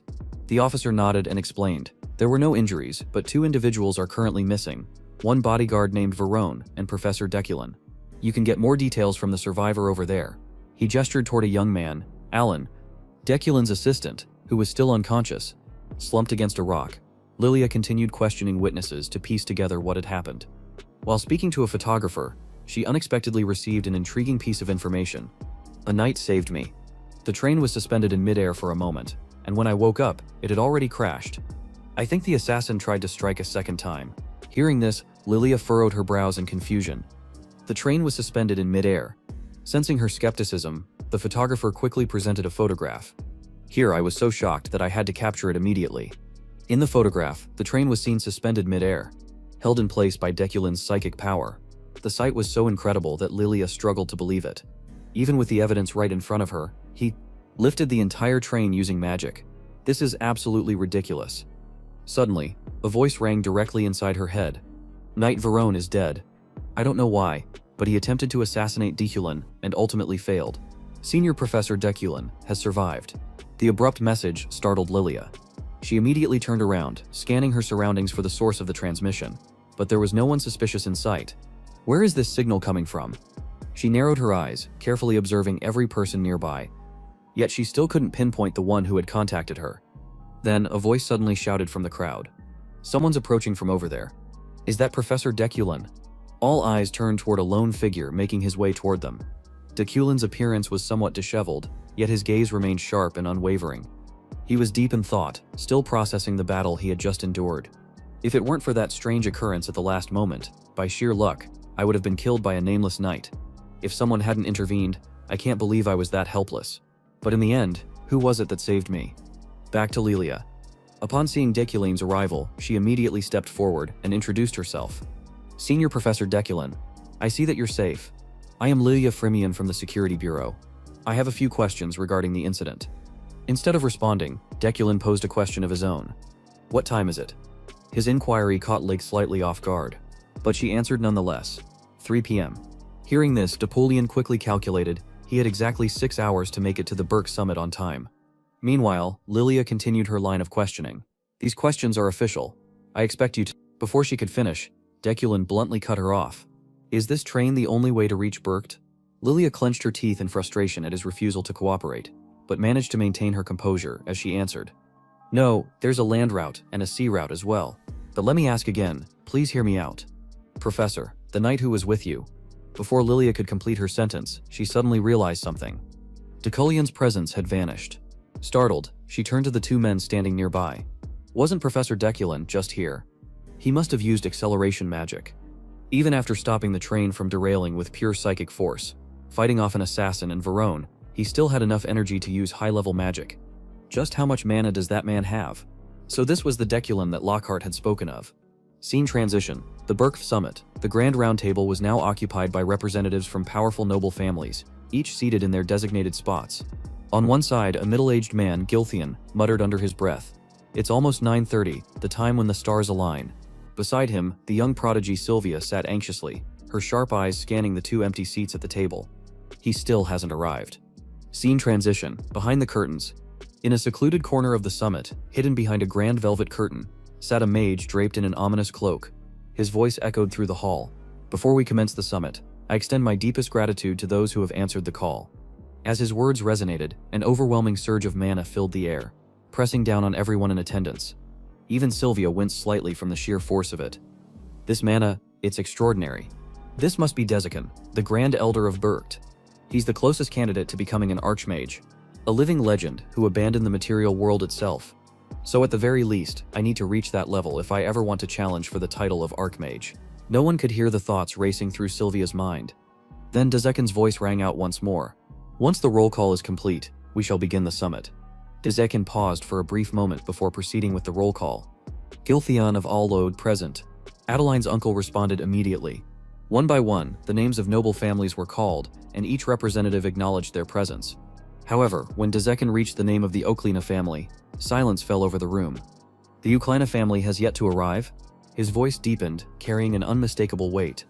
If he does not answer before I call his name 3 times, he will be deemed absent from the summons, and the Uklina family will be expelled from the Mage Society. A murmur of shock spread throughout the Grand Hall. Expelled from the Mage Society? This is huge.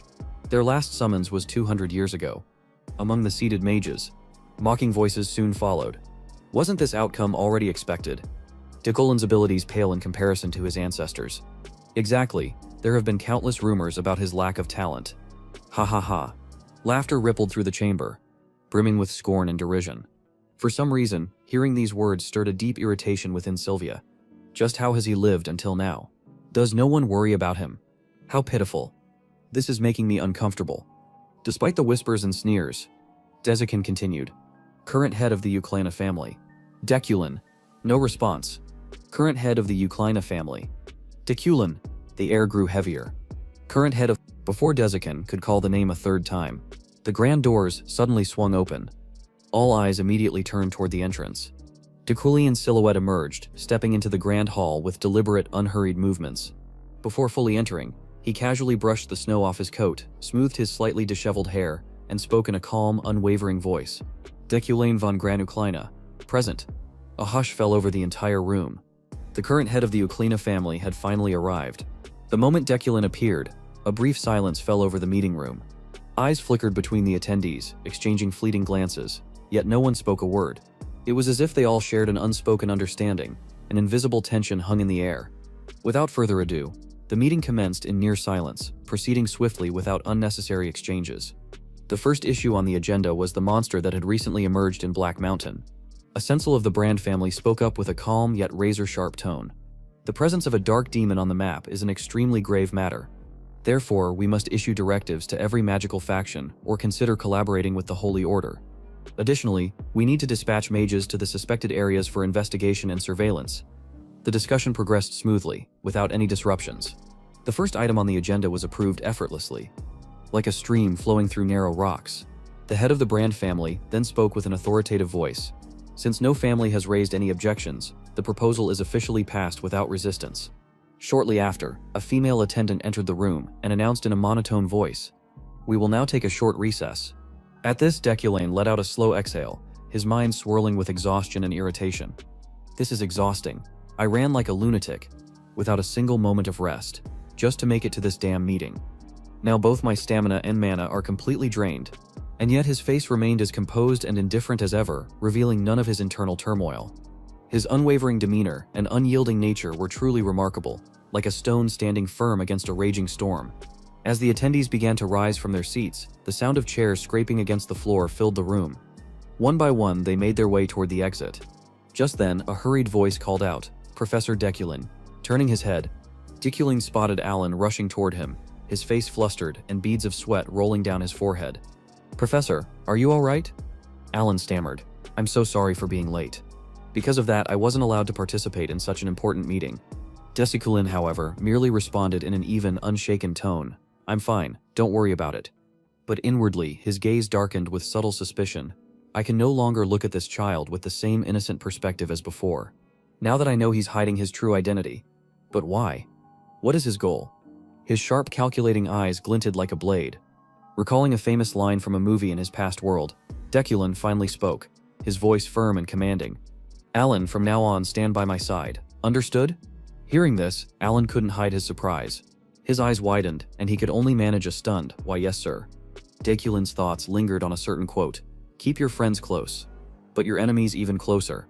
Keeping Alan by his side and observing him was the safest choice for now. One day, he would uncover who Alan truly was. Transition, shortly after the recess. Everyone had returned to the conference table, their footsteps echoing through the vast chamber. The presiding officer's voice resonated once more. "Steady, and commanding the next issue we must address is how to handle the blood-robed sorcerers who have recently appeared the moment the statement was made." The atmosphere in the room shifted dramatically.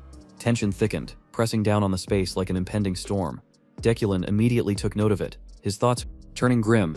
A matter this sensitive. There's no way this discussion will end peacefully. Then bang! A thunderous slam echoed as a fist struck the table, shaking the entire room as if the very ground had cracked.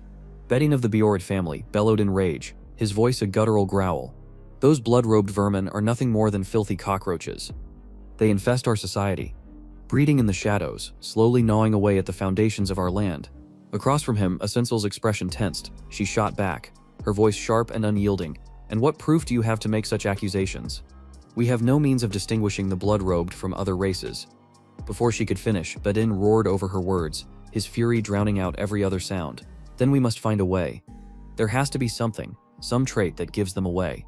We must exterminate them as soon as possible, using the royal magic of the Mage Tower. The Sensel's eyes burned with fury as she shouted back, "You old bastard Bedin, watch your words. Exterminate them. Do you even hear yourself right now?" From his seat, Deculin remained unfazed, merely observing the heated exchange with a contemplative gaze. As expected, their views are bound to clash like this. Unaware of Deculin's inner musings, the enraged Bedin continued his tirade, his voice growing even more aggressive. "I don't know how, but those blood-robed sorcerers are recognizing each other and gathering into groups. There's definitely a leader behind this, guiding them. And worse, we have no idea what their endgame is." At this point, a Sensel could no longer hold back. She slammed the table with a thunderous bang, her voice like rolling thunder. "That's just your one-sided speculation." Bedin, unwilling to back down, growled through gritted teeth. "Speculation? Their leader is lurking in the shadows, secretly gathering more followers, and we have no idea what they're plotting. Does that not disgust you?" Hearing this, the other representatives exchanged glances and nodded in agreement. Sensing his growing advantage, Bedin raised his voice triumphantly. "That's right. 60 years ago, countless mages lost their lives because of your hesitation." The moment those words fell, the atmosphere in the room froze over. A heavy silence descended, suffocating and absolute. Then, after a long pause, Giltheon's eyes shifted toward Deculin. His voice, low and laden with meaning, broke the stillness. "And what of you? Deculin of the Euclina family? Everyone knows your bloodline has long been at the forefront of exorcism, standing as the vanguard against demonic forces. What is your stance?" Deculin remained silent for a moment, his thoughts swirling. "As someone of this era, I understand all too well how situations like these unfold. Hatred that arises from abandoning reason always leads to unnecessary suffering. However, beyond all of that, oppressing the blood-robed is a mistake. Even if I can't stop them outright, I must at least delay this for as long as possible, to fulfill my greater mission in the future. Because the true enemy of this world is not the blood-robed." With that, he finally spoke, his voice calm yet carrying undeniable weight. "For a long time, the blood-rogue have indeed been regarded as our common enemy. However, if we carefully examine historical records, we'll see that everything stems from a fundamental mistake." Bedin scowled, his irritation evident, as he demanded, "A mistake?" Deculin met his glare without a hint of hesitation. "Yes. 37 years ago, during the Rodra witch incident, Rodra was wrongfully accused of witchcraft and burned at the stake. That event triggered a large-scale purge, leading to the slaughter of countless blood-robed individuals. In response, they fought back, and the cycle of bloodshed spiraled out of control. However, that era has passed. As for the incident you referenced 60 years ago, that was not a war, it was a political maneuver, sparked by the discovery of a mana stone mine on blood-rogue territory." Bicorn remained furious, his voice a low guttural growl. "Politics? I find it laughable that a Euclina, the very ones who seized that mine 60 years ago and slaughtered the most blood-robed, dares to speak of such things. I am certain that they are a blood-born race. Born alongside miasma, their nature is brutal and warlike. The Euclina family, known for hunting demons, should understand this better than anyone." Deculin's expression remained cold, his icy gaze unwavering. "The tradition of my family is to hunt demons, not to commit genocide against the blood-robed." Basin roared, his voice booming through the chamber. "The blood-robed are demons." The tension in the room reached its breaking point, taut like a string about to snap. Deculin's voice remained low, but the weight behind his words pressed against the room like an invisible force. "Are you prepared to take responsibility for your words?" Beside him, Alan remained silent, his hands clenched into tight fists as he anxiously observed the confrontation. Deculin's expression grew even more severe as he continued. "Do not be so quick to label people as demons. Their veins carry the same red blood as ours. And those who speak such words, those who deny the humanity of others, may in truth be the crueler demons themselves." Bedina's face turned a deep shade of red, his rage boiling over, yet he found himself unable to form a rebuttal. And so, without resolution, the first meeting came to an end. The topic was postponed until the following day. Elsewhere, Giltheon spoke to his daughter, his tone carrying an air of regret. "It is unfortunate that I must be away from you until the next meeting." My beloved daughter, Sylvia, however, responded indifferently. "It's just until tomorrow. We'll see each other again soon enough." Giltheon pressed on. "According to the rules, every member of House Birch must stay in their own separate quarters. Are you certain you'll be comfortable alone?" Her voice grew irritated as she snapped back. "What are you even talking about? Kids my age already have their own rooms. Separate from their families. Stop treating me like a child." Hearing this, Giltheon's face took on a sorrowful expression as he mumbled, My own daughter no longer loves this old man. Sylvia stood there, at a loss for words, simply staring at her father. After a brief silence, he suddenly broke into a cheerful smile and continued. Well then, I'll see you tomorrow, my dear. The Berkt region has an extremely high concentration of mana, so at night, all sorts of magical phenomena can occur. Make sure you read the hotel's rules carefully. She let out a sigh before responding. Yes, I'll be good, so you don't have to worry about me. Transition to Sylvia's lodging. At this moment, Sylvia held a piece of paper in her prompt, and muttering, these rules seem like they're just meant to scare the kids, so all I really need to do is sleep normally. Right? As night fell, a small golden bird appeared, perching nearby. Its eyes shimmered like twin gemstones in the darkness. Not long after, Sylvia's eyes fluttered open as a sudden thirst overcame her, her throat as dry as a desert. She sluggishly got up, made her way to the table and grabbed a glass of water. As the cool liquid flowed down her throat, it felt almost like salvation. Then her expression changed. A creeping sense of danger slithered into the air, chilling the room like a wind from the abyss. From behind her, an ominous presence slowly approached, a miasma of death, spreading like an ink-black veil, consuming everything in its wake with the breath of the Reaper. Sylvia's eyes widened in shock as she instinctively fell into a defensive stance. Every muscle in her body tensed like a drawn bowstring. She suddenly recalled the instructions from the paper earlier and thought to herself, did the room just turn into a hallway? Did I do something wrong? Her heart pounded violently as her gaze darted around the room, but it was no longer the same room. It had twisted, warped as if reality itself was being distorted by an unseen hand. She hastily reread the lines on the instruction paper, her eyes scanning each sentence with growing urgency. One particular passage stood out. Once you have lain down to rest, under no circumstances should you leave your bed before sunrise. If you violate this rule, you may be transported to an unpredictable location. A cold sweat broke out on her forehead, each droplet sliding down her skin like shards of ice. Sylvia's breath hitched as realization struck. So that's it. If I've already gotten into bed, I have to stay there until morning. That's why this is happening. A few days ago, when she had stayed in the second hallway, she hadn't encountered anything like this. But now, she thought grimly, this must be because the heads of the great families and other powerful individuals are nearby. The manner around me has thickened, making it more volatile and prone to distortions. I was too arrogant and careless. I really thought that as long as I stayed in my room, nothing bad could happen. Struggling to steady her nerves, Sylvia told herself, stay calm. I have to stay calm. But before she could finish her thought, a terrifying sound echoed from the corridor behind her. A deep guttural growl rumbled through the air, interwoven with heavy deliberate footsteps, like a beast stalking its prey. At the same time, the oppressive fog of death crept closer, thick and suffocating, chilling the very air she breathed. Sylvia's pupils shrank in an instant, fear igniting in her chest like a spark ready to explode into wildfire. Something's coming, she realized. Without a second thought, she turned and sprinted down the hallway, her small frame pushing forward with all the strength she could muster. Up ahead, a staircase suddenly emerged from the darkness. Bathed in an eerie violet glow, the strange shimmering light seemed almost inviting. For a split second, her instincts screamed at her to take it, to escape. But then, a chilling memory resurfaced. Rosary Hotel is a single-story building, and according to the guidelines, under no circumstances should you ever take the stairs if they appear. Her pulse pounded wildly. She clenched her teeth and forced herself to keep running. As she rushed past an open doorway, an unsettling glow spilled from within, blending with the spectral fog that seeped out into the corridor. And once again, a warning from the instructions flashed through her mind. If you encounter an open door while walking through the hallway, do not, under any circumstances, step inside. Sylvia shut her eyes, clenched her teeth, and sprinted past the door, mentally reassuring herself. I can't panic. I remember there's a door up ahead. It has to be my way out of this. Moments later, she reached it and immediately pounded on the surface, her voice breaking from fear. Is anyone in there? Please, help me.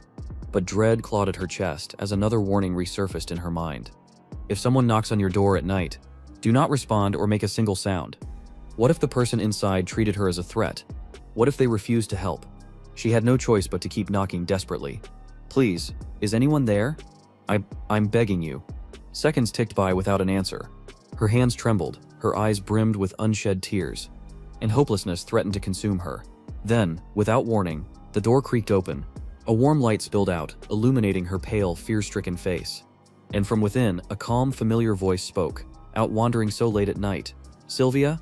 It was Declan. He stood at the doorway, his expression serene, like the still surface of an undisturbed lake. Seeing him, Sylvia felt some of the terror in her chest unravel. But her wide eyes still glistened, unshed tears clinging to her lashes. Deculan's voice carried no urgency as he said, "Come inside." Sylvia hesitated only for a moment before stepping forward. Her voice was barely above a whisper. "Thank you." Not long after, the fireplace crackled to life, filling the room with a soothing warmth. As heat seeped into her trembling body, Sylvia finally began to calm down. She exhaled shakily and murmured, "I'm sorry for disturbing you. I made a mistake. I got out of bed in the middle of the night and ended up being randomly transported into the hallway." Deculan, however, didn't seem upset in the slightest. Instead, he replied evenly, "Chaotic magical phenomena are common in Berked wandering spirits. Long stripped of rational thought, lurk in the corridors, making the situation even more dangerous." He paused before adding, "Had you read the rules more carefully, you wouldn't have ended up in such a predicament." From where she sat, Sylvia studied him quietly, her thoughts swirling. He's always so composed, so steady. Like nothing can shake him. Is it because he's experienced too much loss and pain that he doesn't care about the rules? That's why he opened the door. To help me. Just as Sylvia was lost in thought, a chilling growl suddenly echoed from behind. From the gap beneath the door, a slimy purple substance slithered through, creeping across the floor in an unsettling manner. Moments later, it twisted and contorted, morphing into a grotesque skull with hollow, glowing eyes. With a blood-curdling shriek, it lunged at her, its jagged teeth flashing ominously, and the dim light. Sylvia froze in fear, her body locked in place. But at that moment, Deculan's calm voice cut through the terror. "Stay calm, there's no need to be afraid." Before she could react, two streaks of light shot past her with blistering speed, heading straight for the dark entity. In an instant, they struck the spectral being. Shattering it, the terrifying apparition disintegrated, crumbling into nothing but scattered ashes. Sylvia stared in awe. It was only then that she noticed the two streaks of light were actually crystalline shards of ice, suspended in midair like razor-sharp daggers. Sylvia couldn't help but exclaim, "That was incredible." The wandering spirit was completely destroyed. Deculan replied in a measured tone, "There's nothing to be impressed about. It's merely a form of magic designed to kill. Hardly worth mentioning." He paused briefly before adding, "Because magic was never meant to be created for the purpose of taking lives." His words left Sylvia momentarily speechless, her cheeks heating slightly as she struggled to find a response. Instead, her gaze drifted toward the fire crackling in front of her, and she curiously murmured, "Isn't that flowing flame?" Deculan finally lifted his eyes from his book, replying simply, "Yes." Sylvia then launched into a flurry of spells, conjuring dazzling arcs of lightning, solid iron constructs, gentle wooden formations, and fierce flames imbued with fairy magic, all in an attempt to capture his attention. Yet Deculan remained utterly unfazed, his eyes fixed on his book, treating her efforts as nothing more than passing scenery. This made Sylvia pout in frustration. "He didn't even spare a single glance at my magic. Should I try something even more spectacular?" She wondered, but just as she was contemplating, Deculan spoke without looking up. "You did well." Sylvia blinked in surprise. Then he added, "However, your wind-based magic circle was unstable when you integrated it into your fire spell." His remark caught Sylvia off guard. She quickly asked, "Professor, what exactly was wrong with it?" Deculan, however, remained indifferent. "That's something you should figure out on your own." His response made Sylvia bristle. "But you gave Ethelyn detailed guidance on these things." Still focused on his book, Deculan replied coolly, "Aethel and discovered it himself. I did not teach him." Sylvia bit her lip in frustration. Sensing her growing impatience, Deculan finally added, "Sylvia, you must rid yourself of your impatience and impulsiveness." He paused before continuing, "You are still young and have plenty of time to grow. As long as you keep pushing forward, you will achieve what you seek soon enough."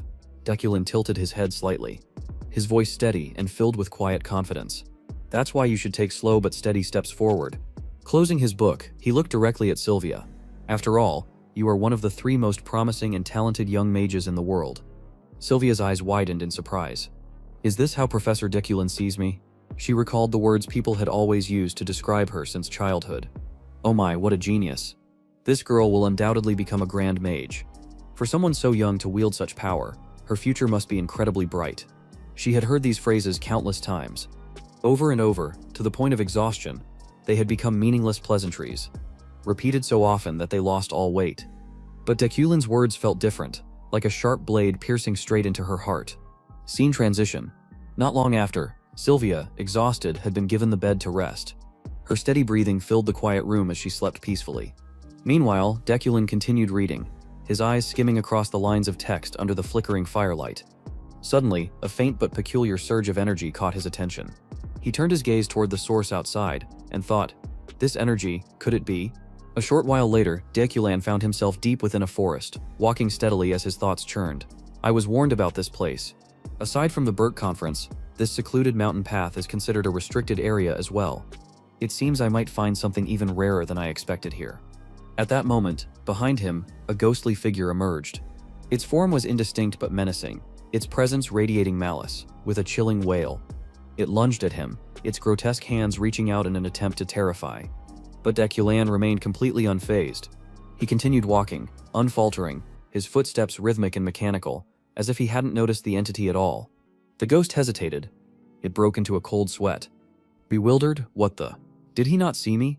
Determined, it persisted, repeating its attempts to frighten him, growling, flailing its arms, shrieking. Yet, nothing worked. It was like throwing water against stone. After a while, Deculan, having found nothing of interest, suddenly came to a halt. The abruptness of his actions startled the ghost, causing it to instinctively take a step back. Then Deculan turned, and in an utterly indifferent tone asked, "Hey, have you seen any magical artifacts with significant power around here?"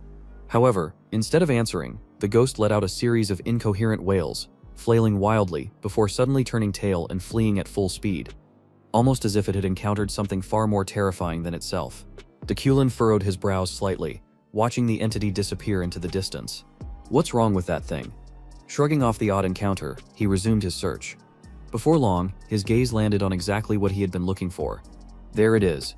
Right before him lay a piece of wood emanating a brilliant golden energy, glowing like sunlight trapped within its grain. As soon as he picked it up, a system notification appeared before his eyes. Pure mana wood details, a fragment of a mana tree struck by lightning. This wood naturally contains an immense amount of mana, and has been refined by the power of the lightning itself, making it an exceptional material. Category Special. Wood. Reading the description, Deculan couldn't help but smirk. Just as I expected, this is good stuff. He tightened his grip around the mana wood, his eyes gleaming with calculation. Ever since arriving in this world, I've trained relentlessly, and conducted countless studies.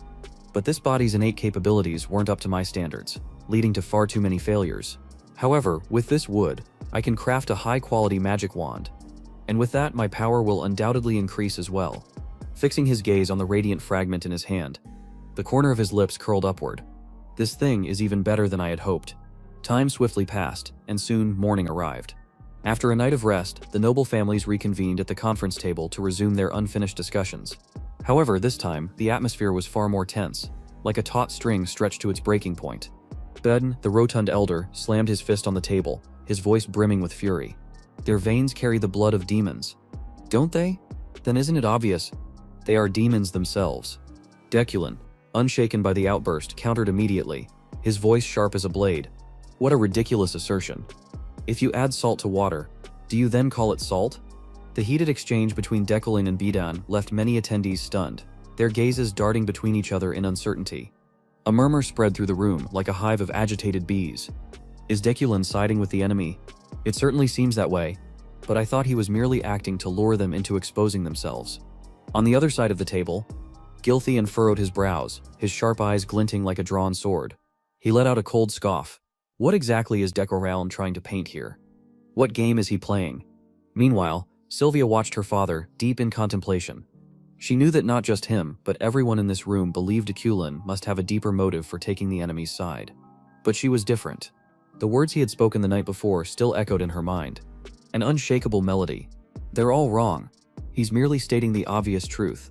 As the argument escalated, a commanding voice suddenly rang out, slicing through the tension like a blade. That's enough. The speaker was the esteemed elder, his tone carrying the weight of authority. He declared firmly, a formal conclusion cannot be reached under such divided opinions. The matter concerning the Bloodveil clan will be added to tomorrow's agenda.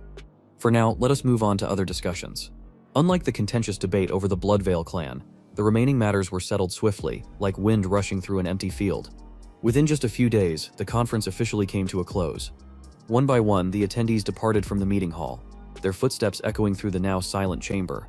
As head of House Bedden failed to gain the upper hand in the debate, his frustration boiled over. In a childish act of misplaced anger, he stormed past Deculan, slamming his shoulder into him like a petulant child throwing a tantrum.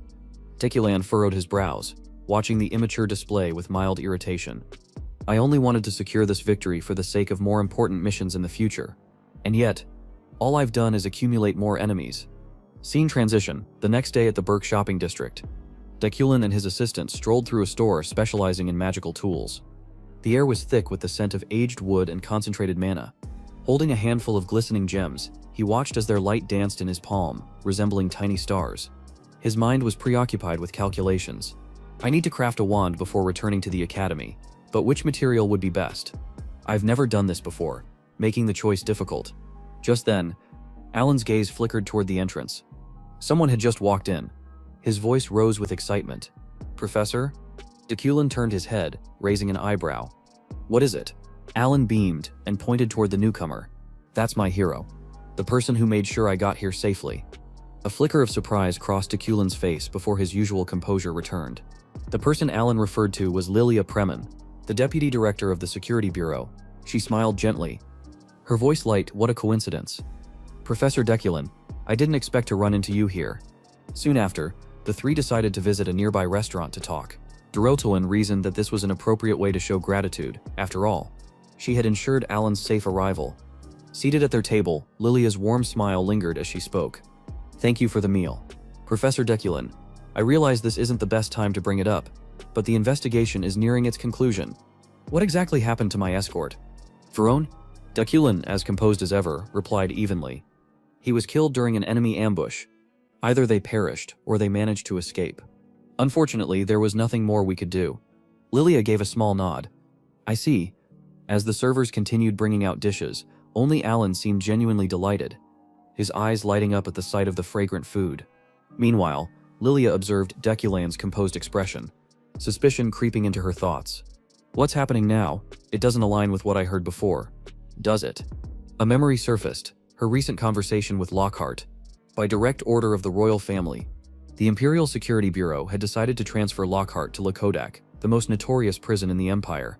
It was an inevitable sentence for him, a man who had slaughtered innocent mages without remorse. Inside the interrogation room, Legula sat with her arms crossed, her tone laced with impatience. Is there anything you wish to say? Lockhart remained silent, his gaze clouded with contemplation, as if attempting to piece together his scattered thoughts. So you plan to stay silent throughout the entire interrogation? Lilia pressed. Then suddenly, she threw out a statement that made his eyes flicker with surprise. Activate your power. Her voice dropped, laced with chilling authority, and in that instant, a grin spread across Lockhart's face. A surge of energy pulsed through the room, instantly disabling all recording devices. Now, this space belonged to them alone. Lilia slammed her hand on the table, fury burning in her eyes. You idiot, how many times have I told you not to stir up trouble? Why do you insist on making everything worse? It's because of people like you that our race is seen as demons. Lockhart only smiled, offering no rebuttal. Lydia clenched her jaw, her anger barely restrained. If you didn't have that blood in you, I would have killed you long ago. If this truth is exposed, not just you, but I will also face the wrath of the noble houses. Lockhart chuckled. Do you really think you can escape this empire? We can, Lilia replied coolly, as long as we keep our racial secret hidden. His expression darkened, voice low and firm. No, we were born with the power of demons. The only thing they fear is that power. Shut up. Lesalia snapped. The Blood-White clan isn't the only one with extraordinary abilities. Lockhart, undeterred, continued. Besides, why did you provoke Dekulin? We've been watching the Uclina family for a long time, haven't we? Lilia's voice turned quiet, deliberate. Are you suggesting we kill him? Lockhart stiffened. Momentarily taken aback, Lilia simply stated, for now we're just observing. But if he continues to be a problem, we will have no choice but to eliminate him. Hearing that, Lockhart's expression suddenly shifted. Don't do it. He's a true noble. We don't need to kill Dekulin. Lilia was stunned by his response. A true noble? What nonsense are you spouting? Have you lost your mind? I have mountains of evidence proving the crimes he's committed. Lockhart replied, think back to the conversation in the cemetery. Dekulin once stated that the blessing he received was proof that the Blood-White clan weren't monsters, but humans. There wasn't a trace of deceit in his eyes back then. In his gaze there was only one thing, justice. If more people like Dekulin existed in this world, everything would change. The Blood-White clan could coexist with everyone else without being persecuted. Then, with unwavering conviction, Lockhart declared, he didn't kill me, even though he knew I was from the Blood-White clan. Lilia was momentarily taken aback but quickly regained her composure and let out a sharp laugh. Hath, Do you not realize that the ancestors of the Ukleina family were the ones who led the charge in oppressing and slaughtering our people? I do, Lockhart admitted, but if we treat their descendants the way they once treated us, wouldn't we just be proving that we really are the monsters they claim us to be? Lelia's expression hardened. What are you even saying? That family has never stopped trying to wipe us out. You were the one who told me that. Lockhart shot back, and how long do you think you'll be able to hold on to your position of power before they catch on? Lilia merely shrugged, her voice calm. This is my life. There's no way to distinguish a bloodwife from an ordinary person just by appearance or bloodline. Lockhart scoffed, but isn't there something we can't eat? Lilia clicked her tongue. Idiot, I have no reason to ever touch that stuff. Then, as if losing interest, she casually shifted the conversation. Anyway, the current emperor's health is deteriorating. Before long, someone will replace him. We just need to wait and see how the successor will treat the Bloodwhite clan before making our next move. Until then, it's best to stay quiet and wait. She glanced at Lockhart, a cold smirk playing on her lips. As for you, just sit tight in prison like a good boy. Back in the present, Lilia continued to observe Deculin intently, her gaze never leaving him. How could someone like him possibly be a true noble? He's no different from the rest of them. Suddenly, the sound of approaching footsteps drew her attention. The pungent stench of alcohol filled the air, making Lilia wrinkle her nose in distaste. She instinctively covered her face with her khand and trying to block out the overwhelming scent of liquor coming from the man across from her. A voice slurred out, "What do you want?" "I have nothing to say to you." It was the blonde-haired man who had been humiliated by Deculin at the banquet. Back then, he had been furious but powerless to retaliate. Perhaps now, he had returned to settle the score. His tone dripped with arrogance and smugness as he sneered. "Oh, really? Well, I've got a few things I'd love to hear from you. Seems like there's something lurking in that dark little soul of yours. Isn't there?" Meanwhile, at the Freyden estate, Julia stood frozen, unable to believe what she had just heard. Her voice wavered as she demanded, "What did you just say? Say it again." The captain standing before her hesitated for a brief moment. He knew that what he had to say was a truth too painful to bear. Varone fell in the line of duty. Each word struck Julia like a bolt of lightning. The reality of it shattered her composure. For a moment she was utterly speechless, unable to process the devastating news. Then, with a trembling yet resolute voice, she gave her order. "Prepare yourselves. I want a damn good explanation from Deculin, the moment he returns." Back with Deculin's group, Ihelm strode in, radiating arrogance with every step. Seeing this, Lilia couldn't help but silently assess him, thinking to herself that this must be the head of the Rewind family. She wondered, what in the world is going on here? Of course, unaware of the thoughts running through her mind, Ihelm's voice stretched out lazily, sounding like a man who had guzzled way too much alcohol. "You really caught me off guard with what happened at that meeting. I can't stop asking myself, why would you act that way? Are you seriously trying to provoke another family?" His words slurred slightly as he continued. "What's the real reason? Don't tell me you've decided to side with the blood robes. You're from a demon-hunting family, aren't you?" Despite the blatant provocation, Deculin's face remained utterly calm, giving nothing away. On the other hand, Julia, who was seated across from him, could hardly hide her shock. Her eyes going wide. "What the hell?" she cried out inwardly, while Ihelm, still carrying on with his drunken act, pressed on. "Wasn't it you who once vowed to wipe them all out? What changed your mind, huh? Back then, you declared that those filthy, lowly creatures weren't even fit to exist. Hell, the university still keeps your essays trashing the blood robes in their archives." Alhelm staggered closer to Deculin, his voice dripping with mockery. "Or maybe you found yourself a blood-robed slave for your little experiments, and now you're all about protecting them. Is that it?" Hearing such insults, Alan couldn't hold back his rage. He slammed his hand down on the table, making the whole room shake. "How dare you? You will cease insulting the professor at once." But before Alan could say anything more, Deculin slowly raised a hand to wipe his mouth. His voice as calm as ever. "Relax. Alan, it's fine. His brain's already rotted into a pile of moldy cheese. That's why he's standing here spewing nonsense. I get it." Upon hearing this, the blonde-haired noble ground his teeth in frustration but forced a stiff smile, trying to salvage some dignity. "Fine, let's see how long you can keep up that arrogance. I heard your deadline for the research presentation is, what, 6 months? Maybe 3? He let out a low chuckle. "I'm really looking forward to seeing your downfall. It's going to be quite the show."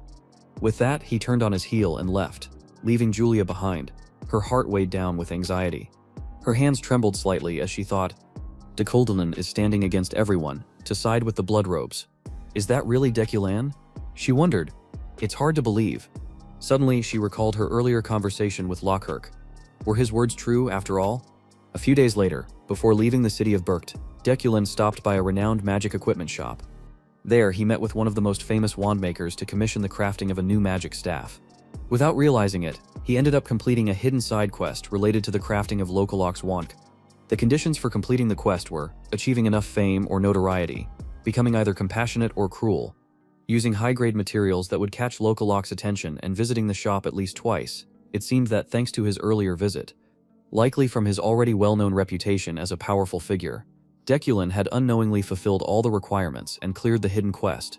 After wrapping up business at the High Council, Dekulin boarded a train with his assistant to return to the academy. On the way back to the Empire, they found themselves forced to share a compartment with Vian. He made no effort to hide the murderous aura and hostile attitude he radiated. Fortunately, the journey passed without any serious conflict. As the train rumbled along, Dekulin sat quietly, deep in thought, reflecting on everything that had happened. At long last, the long, grueling journey was nearing its end. At the station, crowds bustled back and forth in a constant stream.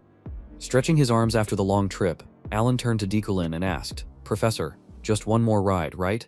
Do you think we'll finally see something other than endless snowfall?" Before Dekulin could respond, a group of swordsmen, led by Julia, approached from the distance they had come to find him, clearly with questions of their own. Dekulin greeted her lightly.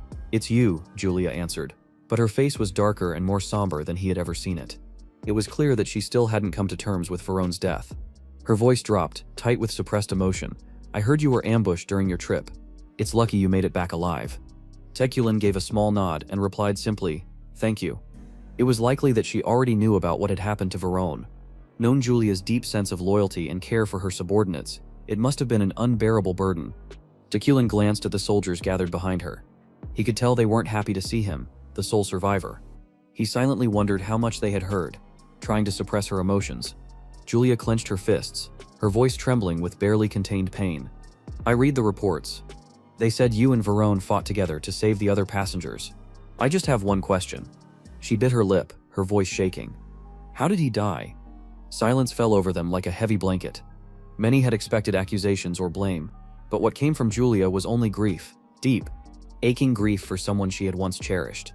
Her eyes locked onto Dekulin's, raw with sorrow and loss that nothing could heal. Facing her gaze, Dekulin found himself at a loss for words. Some truths, he knew, would only deepen the pain if spoken aloud. The two of them stood there in silence, letting the heavy atmosphere hang between them. Dekulin wrestled with himself, debating whether he should tell Julia the truth that Veron had deliberately tried to kill him, that the entire incident had been a premeditated setup. Their confrontation had ended in a way no one could have anticipated. At first, he had intended to tell her everything, but now, standing in front of her, he found himself unable to speak. Should I really tell Julia what happened that day? He wondered, but if I do, it would be far too cruel. Julia's resolve was strong, but her heart wasn't hardened enough to bear a truth so brutal. If she found out, she would undoubtedly blame herself, carrying that guilt and self-reproach for the rest of her life. That was just the kind of person Julia was, always taking responsibility for her subordinates' failures and punishing herself for their mistakes. Sometimes, not knowing was better, even if it meant facing her resentment later for hiding the truth. Dekulin was willing to accept that burden. As he hesitated, the train conductor's voice echoed through the station. Cutting through the tension, Train 4 bound for the Empire is now departing. All ticketed passengers, please board immediately. Around them, the crowd sprang into motion, rushing toward the trains, realizing he couldn't drag this out any longer. Dekulin finally spoke, his voice calm. It's difficult to explain, but he was simply too emotional. Upon hearing his answer, Julius's expression darkened. She let out a soft, weary sigh. More than anyone else, she knew what Veron was like.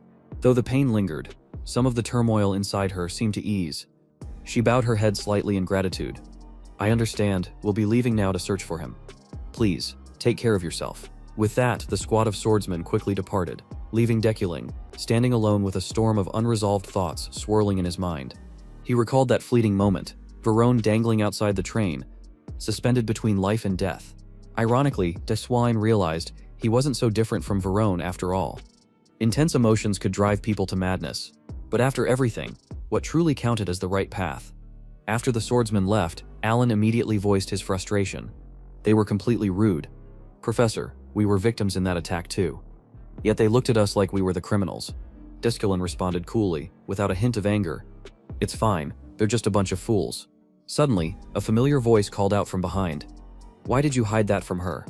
It was Sylvia. She too was returning to the academy on the same train as Deculin. He turned around, a questioning look in his eyes. Hide what? Without answering directly, Sylvia quickly reached into her bag, pulled out a book and handed it to Deculin. Her voice was soft as she spoke. This is a gift for you, Professor.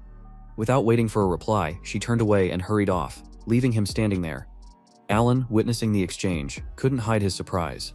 Professor, what was that all about? Deculin let out a weary sigh, his exhaustion clear in his voice. I have no idea. This journey had been unbearably long. Even now that everything was over, he still felt drained, both mentally and physically. The only thing he wanted was to go home and rest, as soon as possible. Glancing over at Alan, he gave a slight nod. Let's head back. Yes, Professor, Alan replied promptly. While still aboard the train back to the academy, Julia and her team of knights made a stop at the crime scene. Located just a short distance from the 4th station, less than an hour away from Burke, an agent from the security bureau was already on site, ready to brief them on the situation when the first attack occurred. Professor Deculin made every effort to protect the train and assist in rescuing the survivors alongside Knight Verone. The agent explained, handing over several photographs taken by a nearby photographer for them to review. Take a look here. After the initial attack, the train was struck a second time, causing the entire convoy to plunge off the cliff. During that chaos, it appears Knight Verone fell with the train. But here's the strange part, the VIP car, where Professor Deculin had been for the entire trip, somehow remained suspended in midair. Unfortunately, because this area is so remote, all we had to go on are the testimonies of those who survived. I assume you've already read the article? We have, Julia responded calmly. I read it before arriving. I saw the photo of Professor Deculin sitting calmly inside the train car that was floating midair.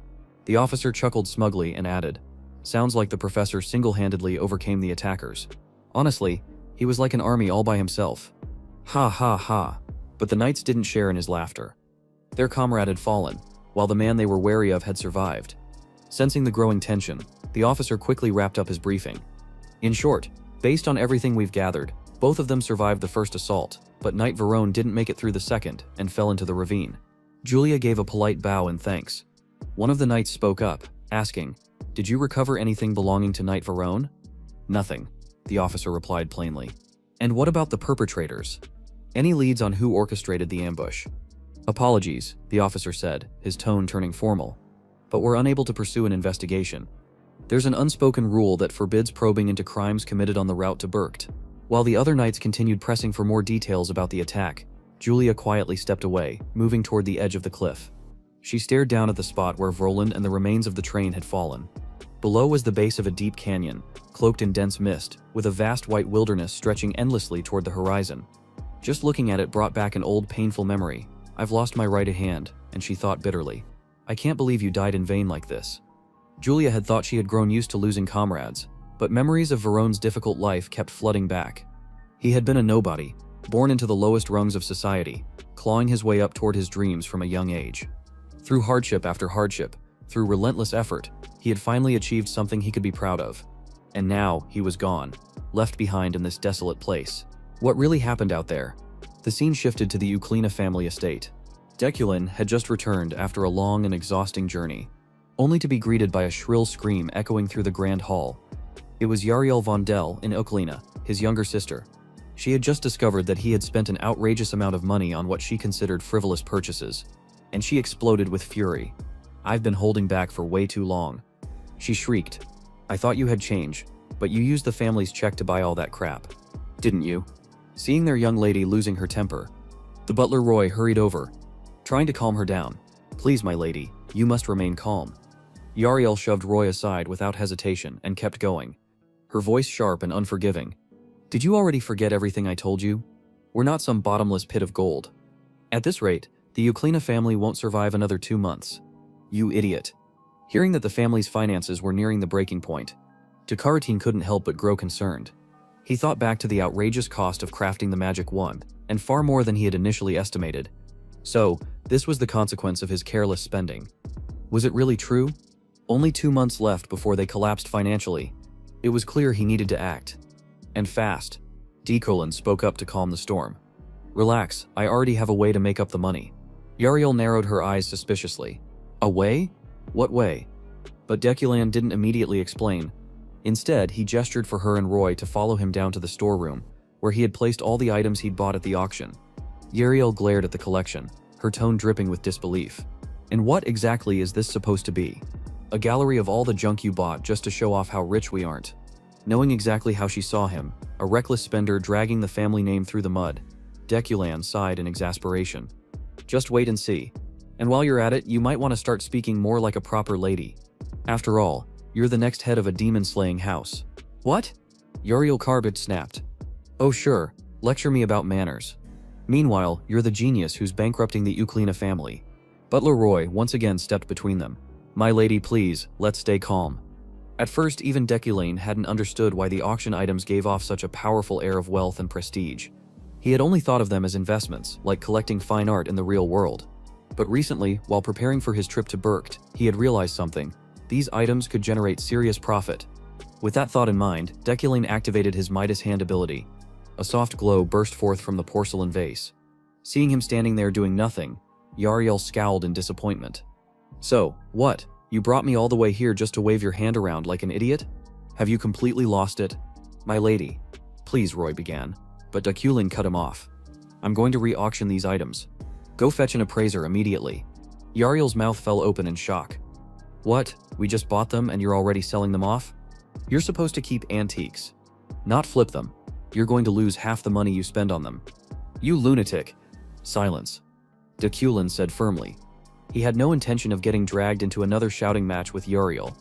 Instead, he turned to Roy and ordered, call an appraiser now and have these pieces moved. Still baffled but obedient, the butler bowed and hurried off. Meanwhile, Deculane turned his attention back to the porcelain vase he had just touched with his Midas hand.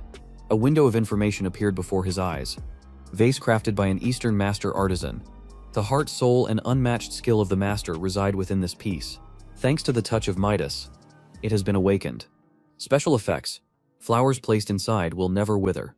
Each petal carries a healing effect ranging from intermediate to advanced level. A proud smile tugged at Deculane's lips. What was once a simple vase worth 2.5 million elm was now a priceless treasure, something he was seriously reluctant to part with. Watching the servants tremble as they carefully lifted the vase, Deculane called out sternly, "Be careful, that piece is worth more than your lives." Gariel stood frozen, her mouth hanging open, at a total loss for words. When she finally regained her voice, she demanded, "Are you seriously planning to sell all of this? Are you trying to bankrupt the family for real?" Deculane answered with perfect confidence, "We're going to make a fortune. Stop worrying already." Yariel threw her hands up. Raging, "Stop worrying, my ass," knowing she wouldn't calm down anytime soon. Deculane changed the subject with deliberate casualness. "Oh, look at the time. Gotta head to work." Yariel howled in frustration as he walked away. Arg. The scene shifted again, this time to the University Tower of Magic, inside the club room of the Magic Exploration Society. Efirin was sitting around a table, playing cards with her classmates. She laid down her hand with a grin. 3 high and a pair of aids. Sylvia gasped in disbelief. "No way, how can you be this lucky?" Another student chimed in. "Yeah, she's already won 3 rounds in a row." "Haha, no cleaning duty for me this week." As Efirin chuckled smugly at her winning streak, one of the other students grumbled. "I almost had it, just needed one more card and I would have crushed you." Efirin smirked smugly and laughed. Excuses. Excuses. A loss is a loss." Hee hee. The room buzzed with laughter and playful groans. For a moment, Efirin felt like she was living a dream. "I'm just the daughter of a baron," she thought. "Back then, I didn't even dare to dream of attending an academy like this. When I first came to the Tower of Magic, everyone hated me for no reason. Not just the students, even the professors treated me like dirt. So much had happened since then. Yet now she was here, laughing and playing cards with friends in the Magic Exploration Club. It felt simple and small, but it meant the world to her. I'm really starting to love this club, she thought with a warm smile. Sylvia gave her a puzzled look and said, "Hey, we're just a regular Magic Exploration Club. You know, you might want to tone down the mushy talk." Immediately, Efirin nodded sheepishly. "Yeah, sorry, my bad." Just then, the door slammed open. A booming voice roared into the room. "You little idiots, what the hell is this? What's a club like this even doing here?" A second figure strode in behind him, wearing a smug grin. "I told you, Professor," he said, "these low-born peasants are just wasting space in the Tower of Magic. Doing useless crap like this." Ephraim's heart sank. It was Professor Retlon and Lokalok. Every time something involved commoners, these two always made a scene. Retlon stormed toward the club banner, his face twisting with disgust. Magic Exploration Club, what a joke. I'm asking you. What the hell are you brats doing here? Cat got your tongues. Ephraim froze. Thoughts racing through her mind. This isn't a friendly visit. But I was ready for this. I have to handle it properly. She took a breath and answered calmly. We filed an official club proposal and received approval. We're a legitimate club. Professor. Reincarnates' face darkened, clearly thinking she was lying. He jabbed a finger in her face and barked. Tell me, who the hell approved this stupid club? Wait a minute, aren't you that little commoner brat who got punished before? It's you again, isn't it? Hearing him repeatedly call her a commoner made something cold flicker behind Ephraim's eyes. An urge to strike him down burned in her chest. Redlon noticed the glare and sneered. Ha, look at this little brag glaring at me. You think you can stare down a professor? Look away. Right now. Sylvia hurried to Ephraim's side and whispered urgently. Ephraim, calm down, we don't have to be afraid. Lookalok snickered, clearly enjoying the sight of Ephraim's group getting cornered. Professor Redlin continued pressing them. Alright then, if you're all so confident, why don't you tell me, who the hell approved the creation of this idiotic club? I don't believe for 1 second that any professor in this tower would sign off on something so ridiculous. Ephraim heard footsteps, steady, cold, and familiar. She turned instinctively toward the sound. Redlin noticed her hesitation and sneered even wider. See? I knew it. There's no way anyone would have approved this club. You're just lying through your filthy little teeth. But before he could gloat any further, a chilling voice cut through the room. I did. Everyone froze.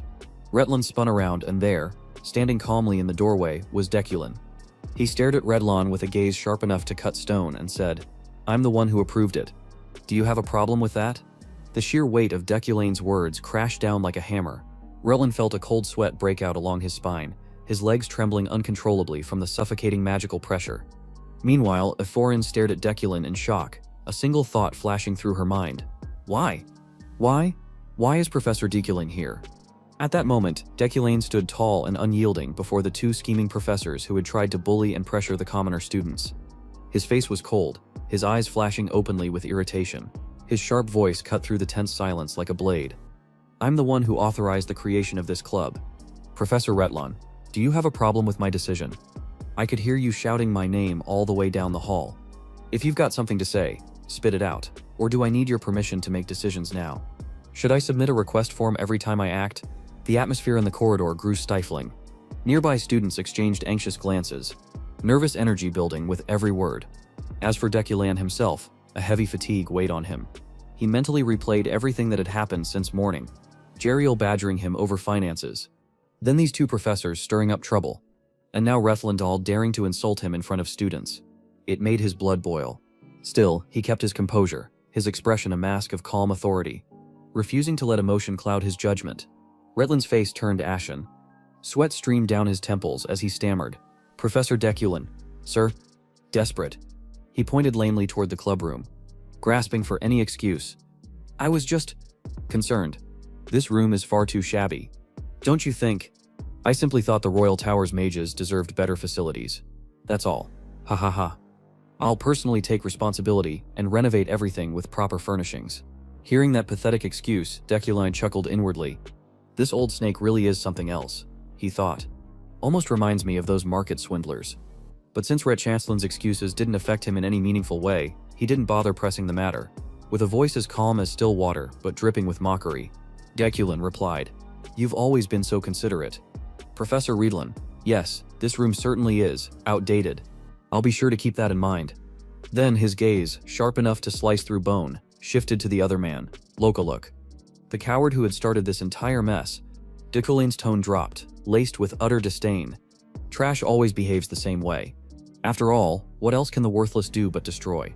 Without waiting for a response, Deculin turned on his heel and walked away, his steps steady and unhurried. He left behind two frozen fools standing like statues, faces pale and blank with humiliation. Beck's face in particular flushed bright red with rage. He ground his teeth so hard it was audible, but there was nothing he could do, no way to challenge Deculin head-on. Even though the two troublemakers might have looked similar, sniveling, conniving, and weak, it only took a single glance to tell who was truly worthless. The scene shifts to the classroom, where the main character is about to start today's lesson. The atmosphere in the room is lively, with students' voices rising and falling in hushed murmurs, like waves crashing against the shore. It's been a while since we had a class with Professor Deculin, Huh, yeah, the guy's been so busy. He's practically on fire. I wonder what happened over there. Who knows? But that train attack incident was all over the Wizards magazine last month. A whole train floating in the air. Insane. Despite the lively chatter, Sylvia remains seated quietly in the corner of the room, her gaze focused intently on Deculin, as though trying to predict what he would do next. She leans over and quietly asks her neighbor, "Do you think he's going to tell us what happened over there?" The main character places his hand on the lectern, tapping it lightly to signal for silence. His steady voice rings out, commanding attention. "Everyone, quiet down. It's time to start class. I'll begin the lesson now, so pay attention. Today's topic will be pure elements and magical interference. Simply put, magical interference is when one wizard casts a spell and another wizard blocks and replaces it with their own magic. So before we dive into the main topic, let's warm up a bit." Alan, moving slowly but purposefully, carries a crate filled with magical stones to the front. Instantly, the main character snaps his fingers. Casting a spell with expert precision, the magical stones are surrounded by a magnetic field, floating effortlessly in midair, emitting a brilliant light that sparkles like tiny stars. The entire classroom seems to glow with their ethereal beauty, drawing awe from the students. One by one, the stones float towards the students. Sylvia catches one, and Ephraim does as well. The main character speaks again, his tone both serious and encouraging. "Each of the magical stones in front of you is worth 3,000 lane. I'll keep them floating like this, so try to grab them by interfering with my mental magic. If you manage to take one, it will be yours." Before he could finish speaking, Ephraim slammed her hand on the desk, leaping to her feet with eyes shining brightly with excitement. "Yes, Professor. For someone like her, an impoverished noble with S-tier status, 3,000 lane was a fortune." Her red-haired friend sitting next to her quickly covered her mouth, whispering reproachfully, Hey, Ephraim. Don't shout while the professor is still talking." Though slightly irritated at being interrupted, the main character remains calm. Continuing with the lesson, for a magic caster, preventing interference from the opponent is as important as casting a powerful spell. If your magic is interrupted and cancelled midway, you've already lost. So those who have mastered strong defensive magic will hold the upper hand. But for today's lesson, let's see what you can do. Without hesitation, the students immediately jumped into the challenge, pouring all their energy into interfering with the main character's mental magic. Hong, a quick and agile student, was the first to touch the magical stone in front of her. The entire room fell into silence, every gaze fixed on the scene, no one wanting to miss their chance. As the students struggled, Deculin quietly reflected on past events. It was true that he had once stopped a whole train and suspended it in midair, but that was only thanks to the basic mental magic he had recently acquired. He still needed more practice to fully master it. And deep down, he was curious. Even though all the students here were first years, how long could he maintain his mental magic against the 150 talented young wizards? And how would he measure up against the sharp minds of the new generation? Both Sylvia and Ephraim poured all their effort into breaking Deculin's magic. But clearly this challenge was far from simple. Ephraim, with her bright smile still on her face, thought to herself, these wizard tools are insanely expensive. My funding is almost running out. But Professor Deculin is generously giving out free magical stones. Thanks, Professor. I'll take one, if you don't mind. Beside her, Sylvia quietly glanced at Ephraim, her mind filled with thoughts. She recalled Deculin's words. Ephraim had overcome all difficulties through her own strength. That thought sparked a fire in Sylvia, pushing her to be more determined than ever. I absolutely can't lose, especially not to someone like Ephraim.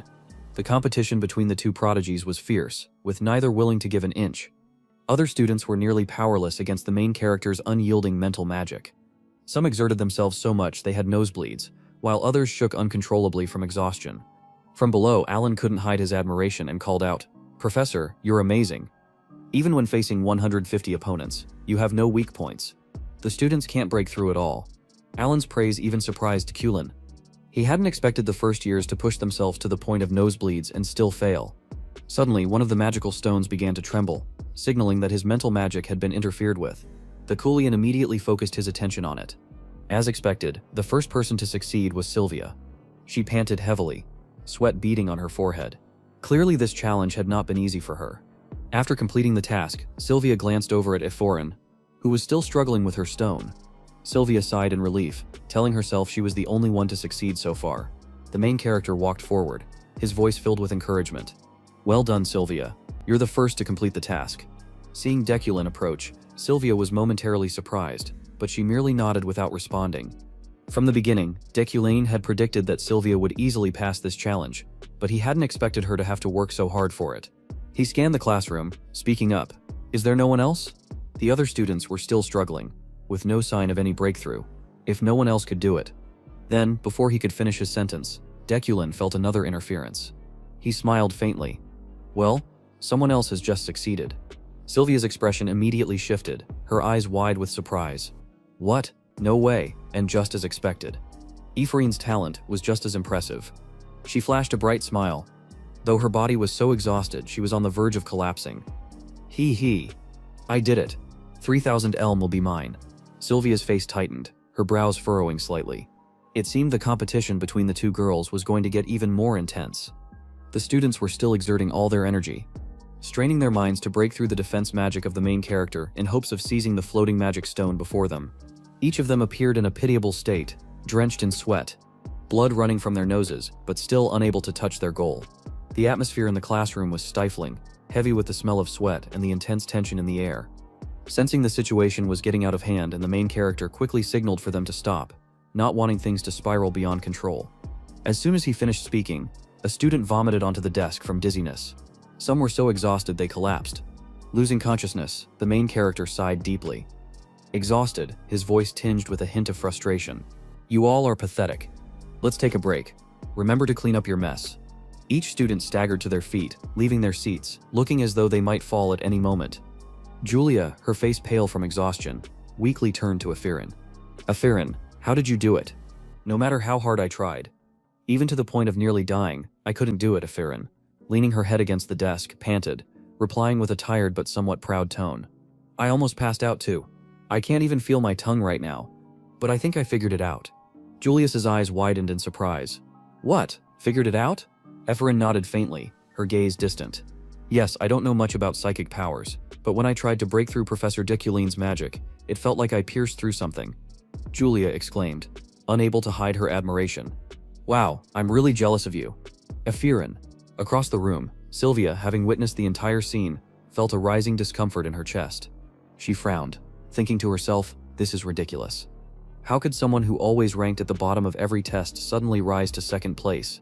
She was certain there was no favoritism towards Ephraim here. But then a thought flashed in her mind. Could it be true that Professor Deculan has been personally tutoring Ephraim? Is he hiding something from me? Sylvia glanced over at Ephraim, her gaze now cold and sharp, no longer filled with the disdain she had once had, but replaced with heightened wariness.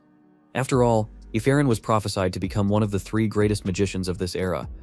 She really is arrogant, Sylvia thought to herself, but deep within, the rivalry had transformed into a smoldering flame, ready to ignite at any moment.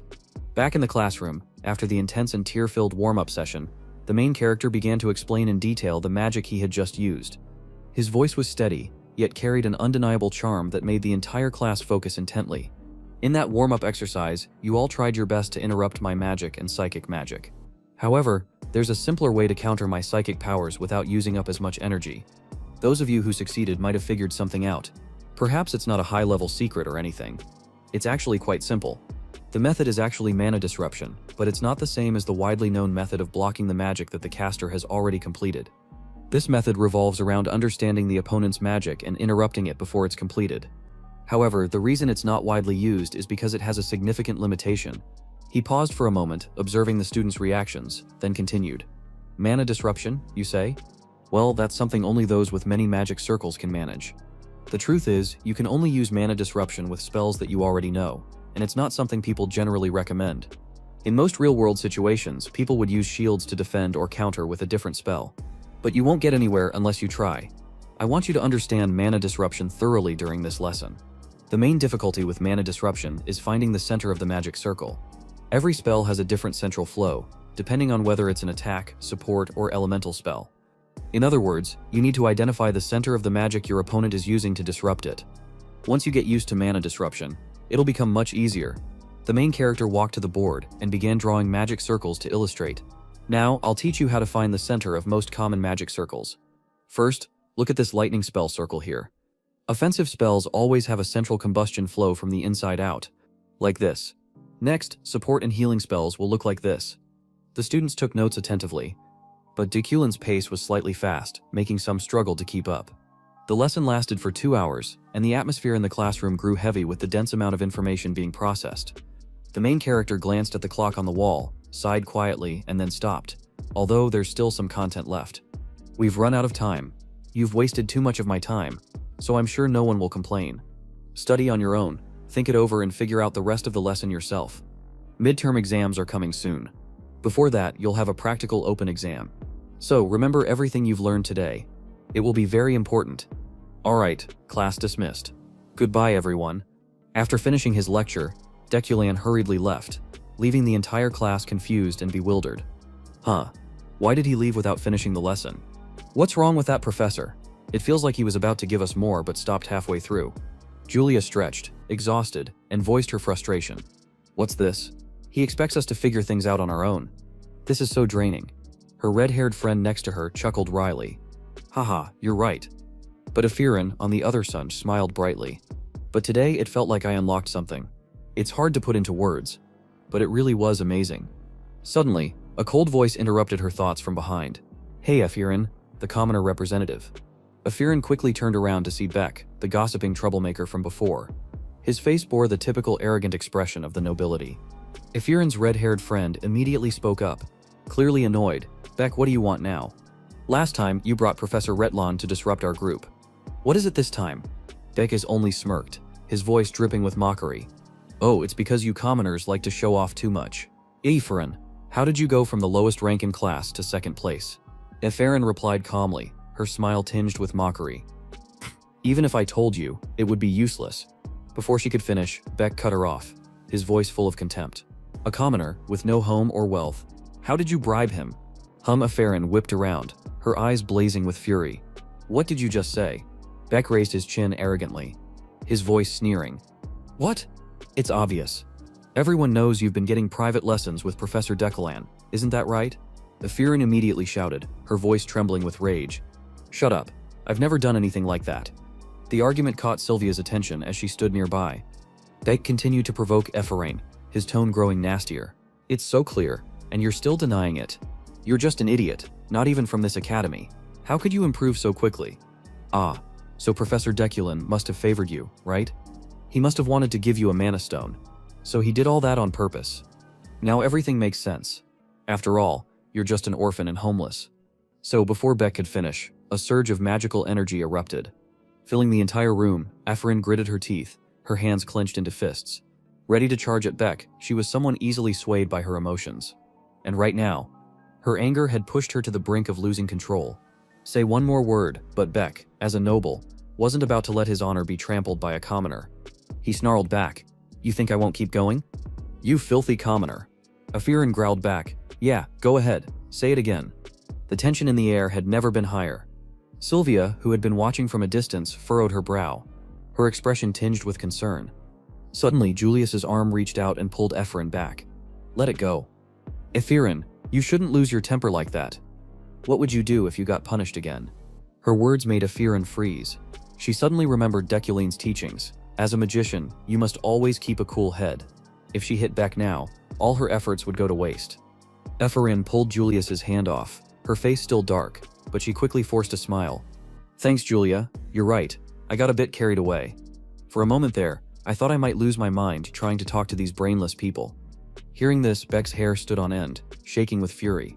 What did you just say? Afirin didn't reply. Instead, she turned to Julia, her voice cheerful. Julia, let's go grab something tasty on the way back. Julia nodded. All right, the two quickly walked off, leaving Beck standing there, his face red with frustration. Hey, I'm not done talking yet. Sylvia, who had been observing everything from the start, narrowed her eyes. Her gaze followed Afirin with a calculating look. Looks like some interesting things are going to happen soon, she thought to herself, a faint smirk tugging at the corner of her lips. The scene shifted to later outside the academy building. Afirin walked slowly, her steps heavy, her mind still boiling with anger. She gritted her teeth and muttered to herself. Thanks to Julia, I was able to hold back, but I really need to do something about that damn Beck. I'm so angry I can hardly control myself. She continued walking, her thoughts in a frenzy, until she accidentally spotted a familiar figure waiting ahead. What should I do about that bastard from the elite class? Before she could finish her sentence, Afirin froze, shocked. It was Sylvia. She was standing there, calm yet cold-eyed. Afirin thought, why is she here? What's going on? Sylvia slowly walked toward her, her voice gentle but carrying an invisible pressure. Can we talk for a moment? In that instant, Sylvia and Ephorine's eyes locked. The air seemed to freeze, charged with a tension that was almost tangible, as if a storm was waiting to break. Hearing those words, Ephorine furrowed her brow in confusion. What was wrong with Sylvia today? If she was trying to pick a fight, she had definitely picked the wrong moment. Just leave me alone. Sylvia snapped, frustrated by Ephorine's silence. Ephorine, are you getting private lessons from Professor Dakuline? The second Ephorine heard that, she felt her blood boil. She couldn't hold it in any longer and shouted back, I knew it. If you want to fight, bring it on. And why the hell would you ask me that? Do you even know what happened between me and Professor Dakuline in the past? Why would I ever agree to let him tutor me one-on-one? You don't know anything. And seriously, you cornered me here just to throw around that kind of nonsense. Ugh, why is everyone bothering me today? Sylvia stared at her, trying to gauge the truth. Realizing if Ephorine wasn't lying, her tone softened. In typical Sunder fashion, she huffed and said, Fine, whatever, I get it. She had no authority anyway, but before Ephorine could fully catch her breath, Sylvia dropped something that made her freeze in place. Did you know? After your father died, Professor Dakuline didn't set foot in the lab, not even once for 3 whole years. He isn't that telling. The guy couldn't do a damn thing without my dad. Just so you know, my father was a genius. But guess what? About 3 months ago, Dakuline started going to the lab every single day. It hit Ephorine like a lightning bolt. Her mind went blank. Sylvia went on. He's been cleaning the place up, hired a new assistant professor, and even bought a ton of magic equipment. She tilted her head with a smug smile. What do you think that means? Ephorine didn't respond right away. Her mind was spinning. She was stunned by the revelation. Images flooded her head. Dakuline, in that familiar lab, working on the very research her father had left unfinished. But the idea didn't sit right with her. There's no way, she thought. Dakuline isn't even smart enough to complete it himself. If he was, why would he have needed my father in the first place? Her memories of him weren't exactly pleasant. She clenched her fists tightly. Trying to mask her turmoil, she answered coolly, Who knows? Maybe he's just playing around with some old experiments. He is a senior professor after all. But what's that got to do with me? Sylvia smirked but didn't call her out on the lie. Nothing. I just figured you should know. With that, she turned and walked off, leaving Ephorine alone with her tangled thoughts. Scene transition. Wednesday final lecture before midterms. Professor Dakuline's class had gathered on the 5th floor, a space well suited for live training exercises. The professor hadn't arrived yet, and tension filled the air. Julia leaned in and whispered, Ephorine, do you know what kind of training Professor Dakuline's planning? Why'd he bring us all the way up here? Ephorine shook her head. Beats me. Probably scheming something again. Just then, Beck shoved past Julia without so much as an apology, acting like a total brat. Julia shouted angrily, That arrogant noble brat is pulling his crap again. And Ephorine walked over and tried to calm her down. Let it go. He's not worth getting worked up over. Right at 3 p.m. Dakuline appeared at the entrance and walked to the center of the stage. From there, he looked down at everyone and began to speak. Quiet down, class. It's time to begin. The chatter instantly died down at his words. As I mentioned before, today marks your final hands-on training session before the midterms, and what we'll be doing today is a public mock exam. With that, he snapped his fingers. The curtains draped along the edge of the arena rose, revealing an enormous space so vast that the end couldn't be seen. The ceiling was shaped like a dome, the battlefield stretched into a long rectangle, and the spectator stands were packed to capacity. The sight left every student, including Ephorine, stunned, jaws dropped, eyes wide. They all murmured among themselves, wondering just how many people had shown up to watch. Even the seasoned mages present looked surprised, though they quickly fell silent as soon as Dakuline began to speak again. Participating in a magic duel is inevitable for any wizard, no matter how much they might want to avoid it. In the future, you won't be able to run from it, which is why I've brought in this audience to simulate that pressure now. He continued explaining the rules. You may use any magic at your disposal to fight. However, you must use at least 3 pure elemental spells. Don't fixate on winning or losing. Just focus on the battle itself. I'll be observing and taking notes on your strengths and weaknesses as I watch from outside the ring. I expect each of you to grow after today's evaluations. Professor Rylan, please come up here. At that, Rylan hurried up to the stage, scratching his head awkwardly as dozens of eyes, both students and mages, turned toward him. Professor Rylan will serve as the referee during the matches to prevent any life-threatening injuries or unnecessary accidents. So get rid of those nerves and give it everything you've got. Dakuline added with a slight laugh. You can leave the rest to us. With that, the 2 professors stepped off the main platform. Then Dakuline's commanding voice rang out again. Let's begin. Who's first? Yes, you. Come up here and choose your opponent. Yes, sir, I'm coming, the student stammered. He hesitated at first, but eventually picked one of his friends as his opponent. Once both sides had taken their positions, Dekulin raised his voice and declared, "You have 3 minutes. Begin." As soon as the words left his mouth, the student launched the first attack, a blazing fire spell that spread like a curtain and surged straight toward Lotan. Seeing the attack coming, Lotan immediately responded with a water-type spell to block it, then countered with wind magic, shooting a flurry of arrows toward Arozan, but Orozan managed to dodge just in time. At first the students were awkward and hesitant, clearly not used to this style of lesson, but slowly they began learning how to focus casting, disrupting and defending against each other's spells in real time. Still, the duel between the two didn't even last a full minute. A groan of exhaustion marked its end. The first to run out of mana was Lotan. Next up was Sylvia, who confidently chose a commoner as her opponent. Right off the bat, the two unleashed pure elemental magic. Explosions erupted across the field, one after another, but the difference in talent and effort between them was painfully obvious.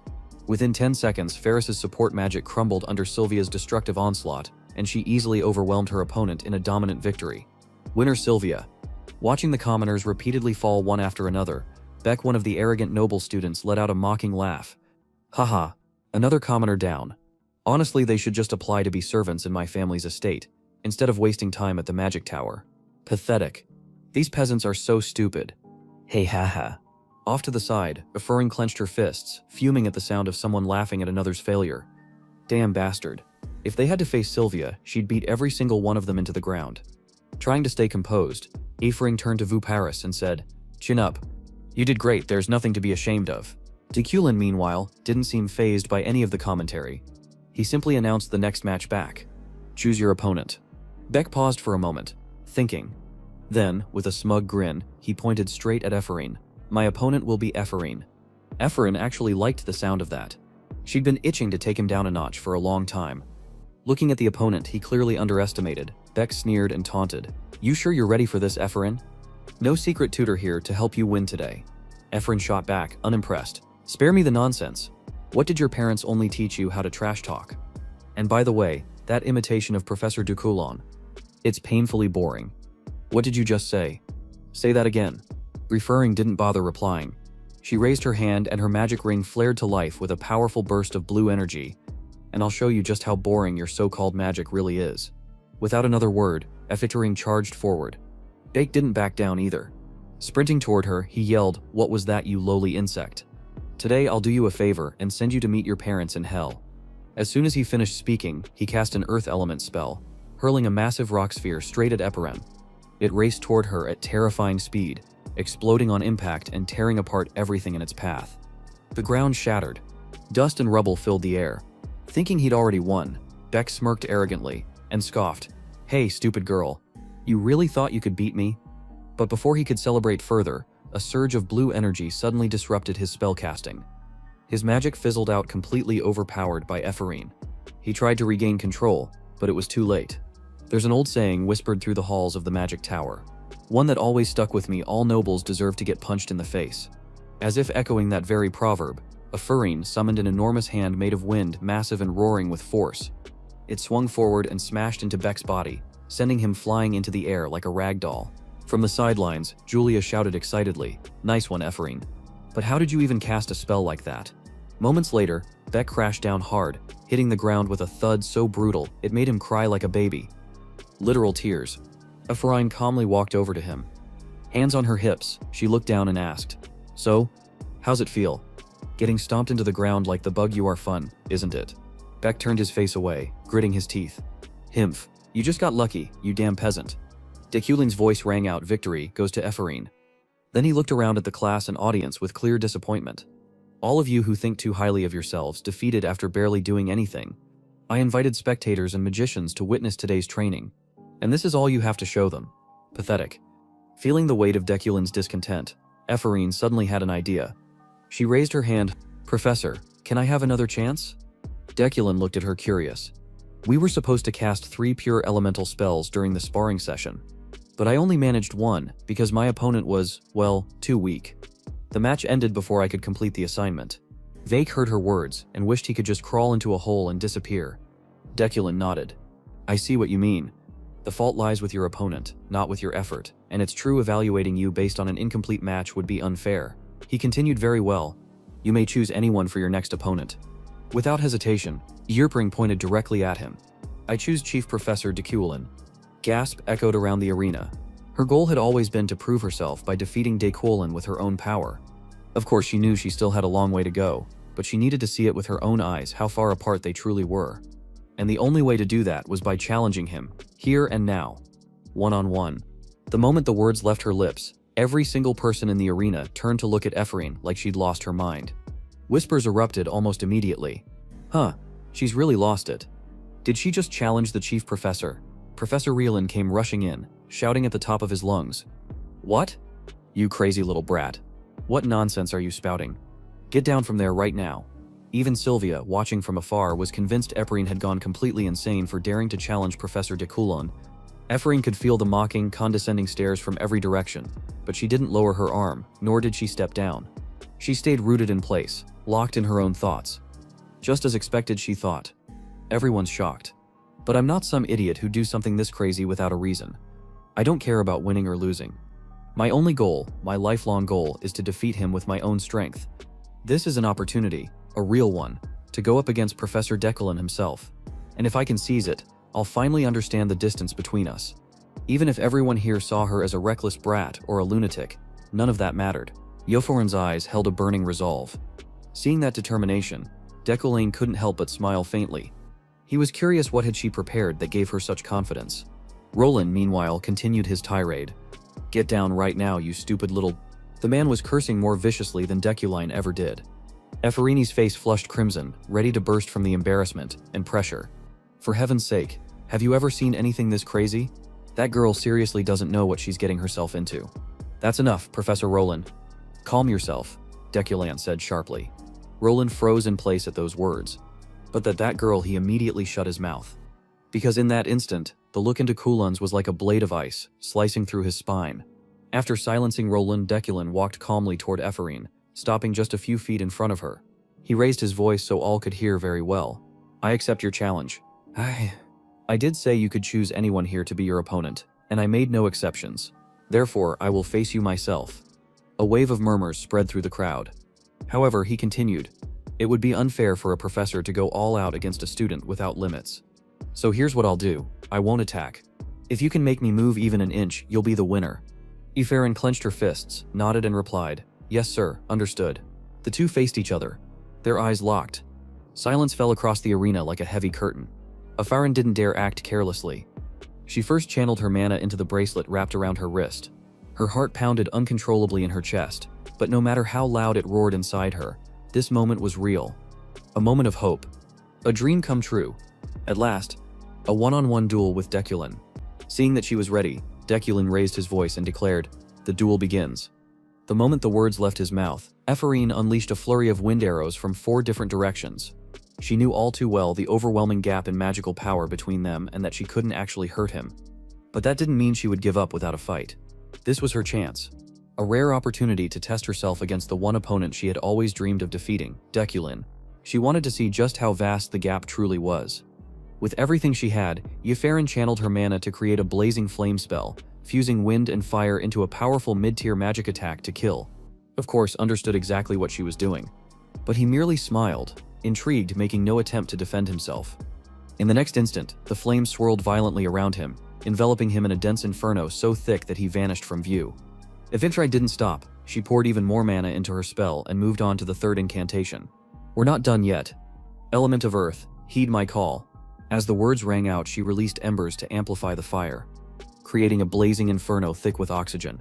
Her magic swallowed the entire stage in a roaring cascade of heat and combustion. Everything airspace, even silence, was consumed in a series of continuous explosions. Boom, boom, boom. Blast after blast tore through the arena. Even Professor Rylan was rattled by the sheer magnitude of her spell. The intensity and heat far exceeded what any teacher or student had anticipated. Ephraim had become highly skilled at crafting deadly elemental combos.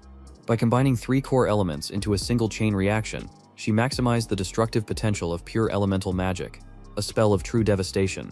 Having used up nearly all her mana, she finally stopped and stared at the spot where her opponent stood. But all she could see was the blazing fire, obscuring everything in its path. Did he escape that? She couldn't afford to let her guard down. At the same time, a question crept into her mind. Did I really beat him? She wasn't actually worried for his safety, but still, she had to know. Suddenly, a cold gust of wind cut through the smoke, revealing what looked like a molten shell glowing, hardened like magma. Then it cracked open like a split seashell. From within stepped to Cute Lane, completely unharmed, not a single hair out of place, not a speck of dust on him. He simply stood there, staring at Iparine with unreadable calm. It made her feel like a child playing a game she didn't understand. Her lips tightened. Gritting her teeth, Ephraim launched another wave this time. Countless wind bullets tore through the air, scattering like magical shrapnel. They zipped straight toward him, but as soon as they entered Deculan's range, they stopped. Every single one. Frozen mid-air. That proved one thing: the ownership of her spells had been completely overwritten. Deculan didn't extinguish or counter them. After all, he had promised not to attack. Instead, he simply observed. He studied the chain of elemental magic Ephraim had just executed, analyzing every movement through his vision-based skill. Then he spoke. Calm and precise, your magic has a fatal habit. The longer your incantation, the more obvious that habit becomes. Put simply, Deculan's analytical ability had completely unraveled her spell work, allowing him to instantly identify and exploit its core structure. Ephraim's eyes widened in shock. She realized her spells had been interfered with subtly yet decisively by Deculan's mana. But she wasn't ready to give up just yet. She tried to cast her next spell, only for it to fail before it could even begin. Her magic didn't respond. No way did he already decipher my entire magic circle. Tefulin answered her unspoken question, voice steady. You won't be able to chant another spell in front of me. Damn it. Ephraim clenched her teeth. So he really did shut down my casting completely. But she didn't quit. If magic wouldn't work, she still had one last plan. She would deny him both time and space. If I just close the distance and keep pressing forward, she thought, then maybe, just maybe, I can prevent him from dismantling or disrupting my spell. Ephraim wasn't one of those frail mages who barely scraped by at graduation. She had trained her body as much as her mind. Physical combat and mobility were part of her daily routine, and if there was one thing she could rely on, it was her speed. With her body enhanced through acceleration magic, Ephraim surged forward, crossing the arena in the blink of an eye. Her plan was to release her spell at point-blank range, too close for him to evade or suppress it. But just as she closed the gap, Duckling casually lifted a finger, and with a flick as light as nudging a shopping cart, he swatted her aside. A foreign flew through the air like a bird with broken wings, crashing hard into the ground. Lying there dazed, she could hear nothing but the ringing in her ears. Meanwhile, Deculan stood still, deep in thought, silently reviewing what he had seen. Her elemental combos, especially her blend of fire and wind, had been near perfect. Impressive, even by his standards. More than anything, she had used pure elemental magic to create an explosion that obscured her line of sight, proof that her ability to sense mana was impressively sharp. However, no matter how keen one's senses might be, if they lacked the control to command the elements, casting them would be impossible. And the key to mastering that control lay in her talent and her connection to the flow of mana. In addition, the elemental synergy she displayed had been amplified by the bracelet she wore. That bracelet alone was an artifact any wizard would fight to the death to obtain. Given Ephraim's current capabilities, her performance was already remarkable. It wouldn't be a stretch to imagine someone as virtuous as her following the original arc of her story and achieving great things in the future. With that thought in mind, Deculan slowly walked over and stood before her. Then, with a rare softness in his tone, he said, "The outcome of the match is clear, isn't it? But honestly, you didn't fight badly." The compliment hit her like a spell. Franz blinked in stunned silence, completely unprepared for words of praise from the very man she had always wanted to surpass, much less acknowledgement from him. Declazio turned to the crowd and declared coldly, "That concludes today's public combat training. First years focus on preparing thoroughly for your upcoming exam." With that, he turned on his heel and walked off the stage. Down below, murmurs began spreading like wildfire. Wait, did that really just happen? Did Professor Deculan praise someone? No kidding. I thought my ears were broken. Well, I gotta say, a foreign was amazing. I didn't think she had that in her, especially after that snooze fest against Beck. Seriously, that fight almost put me to sleep. Beck, overhearing all of this, stayed completely silent. He no longer had the guts to run his mouth like before. Meanwhile, Ephraim sat there dazed for a moment, until a slow smile formed on her face. He acknowledged me. He actually acknowledged my strength. Yeah, she whispered to herself, more fired up than ever. Seconds later, Julia and her group of close friends ran over. Oh, that was insane. A firing. That was unreal. The scene then transitions to a new location, far from the academy. We now arrive at a seaside city governed by a noble family from the Western Empire. Here we find the Redstone Adventurer Party, currently stationed at Lucan Port. Janessa stood at the dock, pointing at a ship on the horizon with a wide grin. They're here. The ship slowly docked, and two kids rushed down the ramp, eager and smiling. Janessa let out a hearty laugh. Leo Carlos. Long time no see. You guys doing okay? Just then, a new voice called out from behind. Janessa, it's been a while. Janessa turned at the sound of that familiar voice, waving happily. Redia, welcome to La Porte. Did you miss me? Maybe a little. He, the girl who had just arrived, dark hair, brown eyes, was one of three gifted individuals Ganessa had once taken in from a remote island. Despite her youthful appearance, she held the soul of an adult. That girl was none other than Yue-Ra, Kim Woo-jin's girlfriend in the real world. At the port where Ganessa's mercenary group was waiting, the person they had all been anticipating finally arrived. Ganessa rushed over and hugged Yuria tightly, her voice filled with excitement. "Aw, sweetie. I missed you so much." People nearby quickly stepped in to stop her. "Captain, you're gonna crush her like that. Seriously, this is borderline child abuse." Alright. Sorry about that," Ganessa said, pulling back with a sheepish grin. Yuria's face, however, turned quiet and thoughtful. Her mind wandered back to the moment she was transported into this world. On that day, the same blinding light the protagonist had seen in his office had engulfed her too, pulling her from reality. Everything around her vanished in an instant. Not even sound remained in that frozen moment. And when she finally opened her eyes again, she was in a world completely foreign to her. The first voice she heard upon arrival was none other than Ganessa's. Is Decreland seriously trying to use a child for this? I'm not taking on this mission. Then why'd you accept it in the first place? Let me guess. Got swayed by that pretty face of his. Do you even know what the cancellation fee is? Looking at these familiar faces, Yuria came to a realization. These were character stories she had poured her heart and soul into, staying up late night after night with her dev team to bring them to life. And now they stood before her real. Ganessa walked over to where Yuria was sitting and asked gently, "Your name is Yuria, right?" Yuria glanced around, taking in the sights and recalling her role in this world. Before her stood Ganessa and the Redstone mercenaries. The salty breeze drifted in from the ocean and the warmth of the moment washed over her. If this truly is the game we made, she thought, then based on the settings I remember, her voice came out low and slightly hesitant. Yes, I'm Yuria. And just like that, fate had led her to this meeting. In the very game she helped create, she had become the character Yuria. Back in the present, Ganessa's voice echoed across the port. Hey Leo, Carlos, stop running around, you're gonna fall and hurt yourselves. Yuria looked down at the hand holding hers. This is Ganessa, the strongest adventurer in this world. Right now, her top priority was survival. And the best way to ensure that was to stick with Ganessa. At least then she'd be safe. And when she had spare time, she'd find a way anyway to return to her original world. The scene transitions to the protagonist's mansion, where he had just received a parcel from the Magic City. Finally, it's here. He quickly opened the box. Inside was the magic staff he had commissioned. Uklina's staff by Lukaluk. Crafted by the Master Artisan Locker and made specifically for Uklina. Category Magic Staff Effect. Stores up to 500 mana. This staff functioned as a mana recovery loop, naturally enhancing the user's casting efficiency. As he held it in his hand, he couldn't help but marvel at its exquisite craftsmanship and flawless design. It was engineered to sync with the user's magical frequency, optimizing spellcasting effortlessly. Not only was it aesthetically stunning, but it also boasted a unique feature: it could adapt its appearance to match the user's outfit. Even the item's traits were incredibly valuable. Clear words were etched onto the staff. Uklina possesses extraordinary power in exorcism and purification. At first I thought 9 million lan was a steep price, the protagonist mused, running his fingers over the staff surface. But now I see it's worth far more than that. It's not just a beautiful artifact, it's an absolute masterpiece in performance. With this, the road ahead will be much smoother. Just then, a voice called out from behind the door. This is Roy, sir. Dinner is ready, the butler announced. The protagonist turned slightly and replied calmly, Understood. I'll be right there.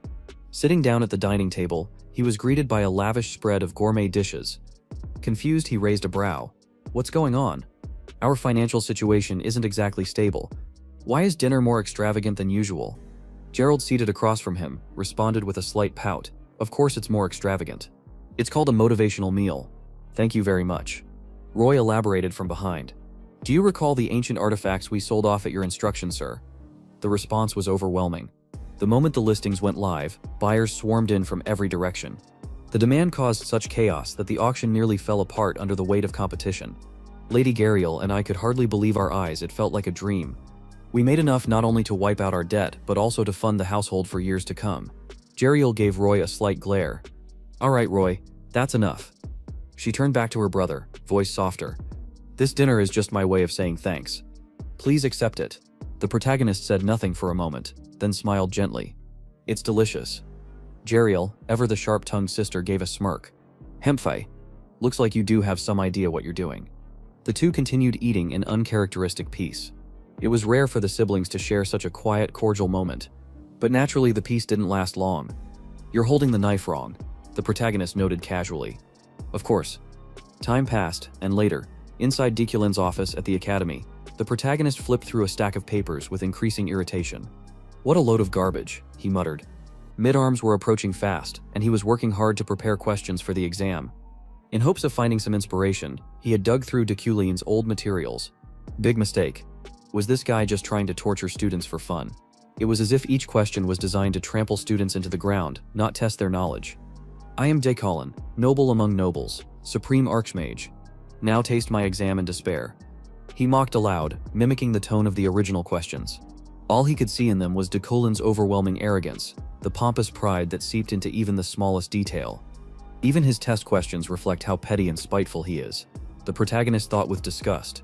In the past, Decolin likely believed that the difficulty of an exam was a direct reflection of his superiority. That would explain why his questions were so bizarrely complex.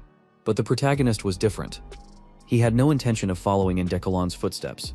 He didn't want to wield difficulty like a weapon. Instead, he wanted to craft questions that were meaningful. Questions that left a lasting impression. Questions that, while difficult and demanding, would lead students to genuine insight. Once solved questions that inspired admiration. And more importantly, awakened a deeper understanding of magic. A question like that, he believed, could become a spark. He knew every single action he took, every choice he made as a professor, could be the motivation that shaped the future of a brilliant mage. With that thought, his eyes drifted to the final box of documents beside him. Maybe, just maybe, there was something useful in there. He reached out, pulled a sheet from the box, and began to read. His eyes widened. This question was different, utterly unlike the ones he'd reviewed before. It was refined, elegant, and far more compelling. It didn't feel like Decolin at all. It felt as if it had been written by someone else entirely. A memory stirred in his mind, the image of Ephorine's father. Could this be one of the original documents Deculin had stolen from him? In terms of difficulty, it was on par with Deculin's usual questions. But its content, its core, held something else. It dealt with principles that truly sparked curiosity and passion. If someone managed to grasp the concepts within through magical insight and then transmitted both the answer and the magic through the exam paper, something miraculous would happen. And just as that thought passed through his mind, the paper in his hand began to glow. Streams of mana erupted from its swirling radiant flows of different colors spreading throughout the room, responding as if they were awakening from slumber. The question was alive with magic. The vibrant colors spread rapidly through the room, then began to converge, gathering, fusing into the shape of a human figure. A girl, crafted entirely from magical energy drawn from Deculin's answer. The protagonist looked up at the forming image with growing excitement. This is actually fascinating. If the answer is correct, and the mana is infused properly, it produces a visual result and embodiment. Each color represented a different elemental attribute, and the harmony formed through their convergence would surely ignite the curiosity of any student. It was perfect. A visual embodiment of elemental comprehension, exactly the kind of tool the protagonist had been searching for. As the thought settled, something unexpected stirred within him, an instinctive reaction: jealousy. A sharp pressure welled up in his chest. Even Deculin must have realized how elegant and intricate this problem was. The kind of brilliance, this fusion of theory and beauty that Deculin himself could never create with his own talent. But wait a second, who is this woman? The protagonist muttered, squinting at the conjured figure. If this question truly came from Etherene's father, then the image might have been modeled after her mother. That only made it more poignant. Scene shift in the headmaster's office. A soft rustle broke the quiet as she turned over a freshly delivered document. It was the official summary of the previous Magic Council meeting. The issue regarding the Crimson Robe clan had been deferred to the next session, stamped and signed by Grand Elder Birch Drezikon. She held it in one hand and spoke softly to herself. How intriguing. So this was the result of the council's debate. A complete shift in direction. And unsurprisingly, the one behind it, Professor de Cholan, objected strongly to the suppression strategy. That in itself was baffling. She turned her gaze slowly to the people seated quietly behind her. And the rest of you as well, you're no different, are you? The headmaster of the Royal Academy's Magic Tower, Adrienne was a mage of overwhelming magical power, widely considered the most promising candidate for the title of Archmage. However, her personality couldn't be more different from her title. Gentle, endlessly curious about the world, and almost childishly fascinated by gossip, Adrienne's demeanor always came as a surprise to those expecting an aloof, legendary figure. But there was a reason for that. Her identity held a secret. Adrienne was a half-elf, and that bloodline was the source of her immense magical abilities. Still, despite the power, there was a day each month she genuinely looked forward to, the monthly Tower Conference, where all professors gathered to report directly to her. Everyone, that is, except Declan, who habitually skipped it. Back to the present. Adrienne calmly swept her gaze across the room as she gently sipped from her teacup. So, Jeculin defended a heretic again. Fascinating. She spoke with a small laugh, her mind flashing with the image of the ever-proud man who strutted through the academy like he owned the world. Why would I need to please anyone? That's the kind of thing he would say. But this time things felt different. The moment her comment left her lips, one professor raised his hand. Headmaster Lady Luina is expected to attend the Grand Magic Assembly this time. Adrienne blinked, instantly piecing the information together. Luina, the woman who once vied for the position of head professor against Jeculin, only to resign due to one of his schemes, was currently in another kingdom. A mischievous smile crept onto Adrienne's lips. Oh, Lady Luina. Out of nowhere? Is she planning to return to the Empire? A lanky professor chuckled nervously, chiming in, haha, if she's promised a seat, I'm sure she'd be back in a flash. And indeed, if she did return, it would be a huge gain for the Magic Tower. After all, the achievements Luina had made abroad were nothing short of remarkable. Speaking of Declan, even defending heretics, not that I'm criticizing our current head professor, of course. The professor faltered, panicking. But there was no hiding that sort of sentiment, not from Adrienne's perceptive eyes. She waved him off with a cheerful hum. All right. If Luina really comes back, I'll consider it. That's all for today. I've got lots to do, you know. Then she clapped her hands once and added with a wink, and those of you who still haven't submitted your exam questions, hurry up, will you? And just like that, with the headmaster's casual blessing, the professors' faces lit with delight rushed out of the room. Once the last one had disappeared, and there were no more unfamiliar eyes present, Adrienne's cheery demeanor faded. She leaned back in her seat, a thoughtful glimmer dancing in her eyes. Deculin's been acting a bit odd lately. That midterm exam he submitted. It's hard to believe he actually wrote it himself. It's too brilliant, she mused, twirling a strand of hair around her finger. There's no way that man came up with it alone. Did someone ghostwrite it for him? Should I poke him about it just to see him squirm? Then she gasped, her small figure jolting upright. Oh my goodness, if Luin is really coming back and ends up facing off with Taekuin again. Aha, this is going to be so much fun. The tiny headmaster let out an adorable squeal of excitement. Time passed swiftly. A few days later, on the day of the Pure Elemental Magic Comprehension midterm, the lecture hall buzzed with chaos. Did I hear that right? This is the exam. Are you serious? What even is this? This isn't an exam. This is a spiritual trial. I'm out. Just gonna drop this class. Groans and murmurs of defeat filled the air like a rising tide of despair. Up front, teaching assistant Alan clapped his hands and tried his best to restore order. All right, everyone, please calm down. I understand this isn't your usual type of exam, and yes, it may seem confusing at first glance, but I assure you, everything is exactly as written. He gestured toward the stacks of parchment and scrolls. The Pure Elemental Magic Comprehension midterm will span 10 days. The final deadline is midnight on Sunday, the end of the Magic Tower's academic week. You'll each take the exam in your assigned private study chambers. During that time, you're free to attend other classes, eat, rest, even sleep. The only absolute rule, you must not take the exam outside your room. Alan smiled reassuringly. And yes, it is an open resource test. On the other side of the hall, Julia, with her unmistakable orange hair, fidgeted anxiously and whispered to her friend, 10 days for an open book test. What kind of nightmare difficulty are we talking about here? Beside her, Ephraim was already tugging at her hair in frustration. Ugh, just my luck. Of course, this happens at the very last minute. And Deculan, he doesn't even show up in person. Just dumps the weird instructions on his poor assistant, completely unaware of the muttering students behind him. Assistant Alan continued his cheerful announcement. The professor also asked me to relay this. Anyone who scores a perfect mark will receive a letter of recommendation personally signed by the head professor. That one sentence sent a shockwave through the entire lecture hall. A letter of recommendation. From Deculan. Are you serious? That's massive. Students suddenly turned to each other, faces lit with excitement. To understand why that caused such a stir, you had to understand the ranking system of mages. Magic users were classified from rank 1, the weakest all the way up to Eternal Archmage, with the 11th level being debatant. But reaching a new rank wasn't as easy as just passing a few classes. One had to survive the brutal advancement trials.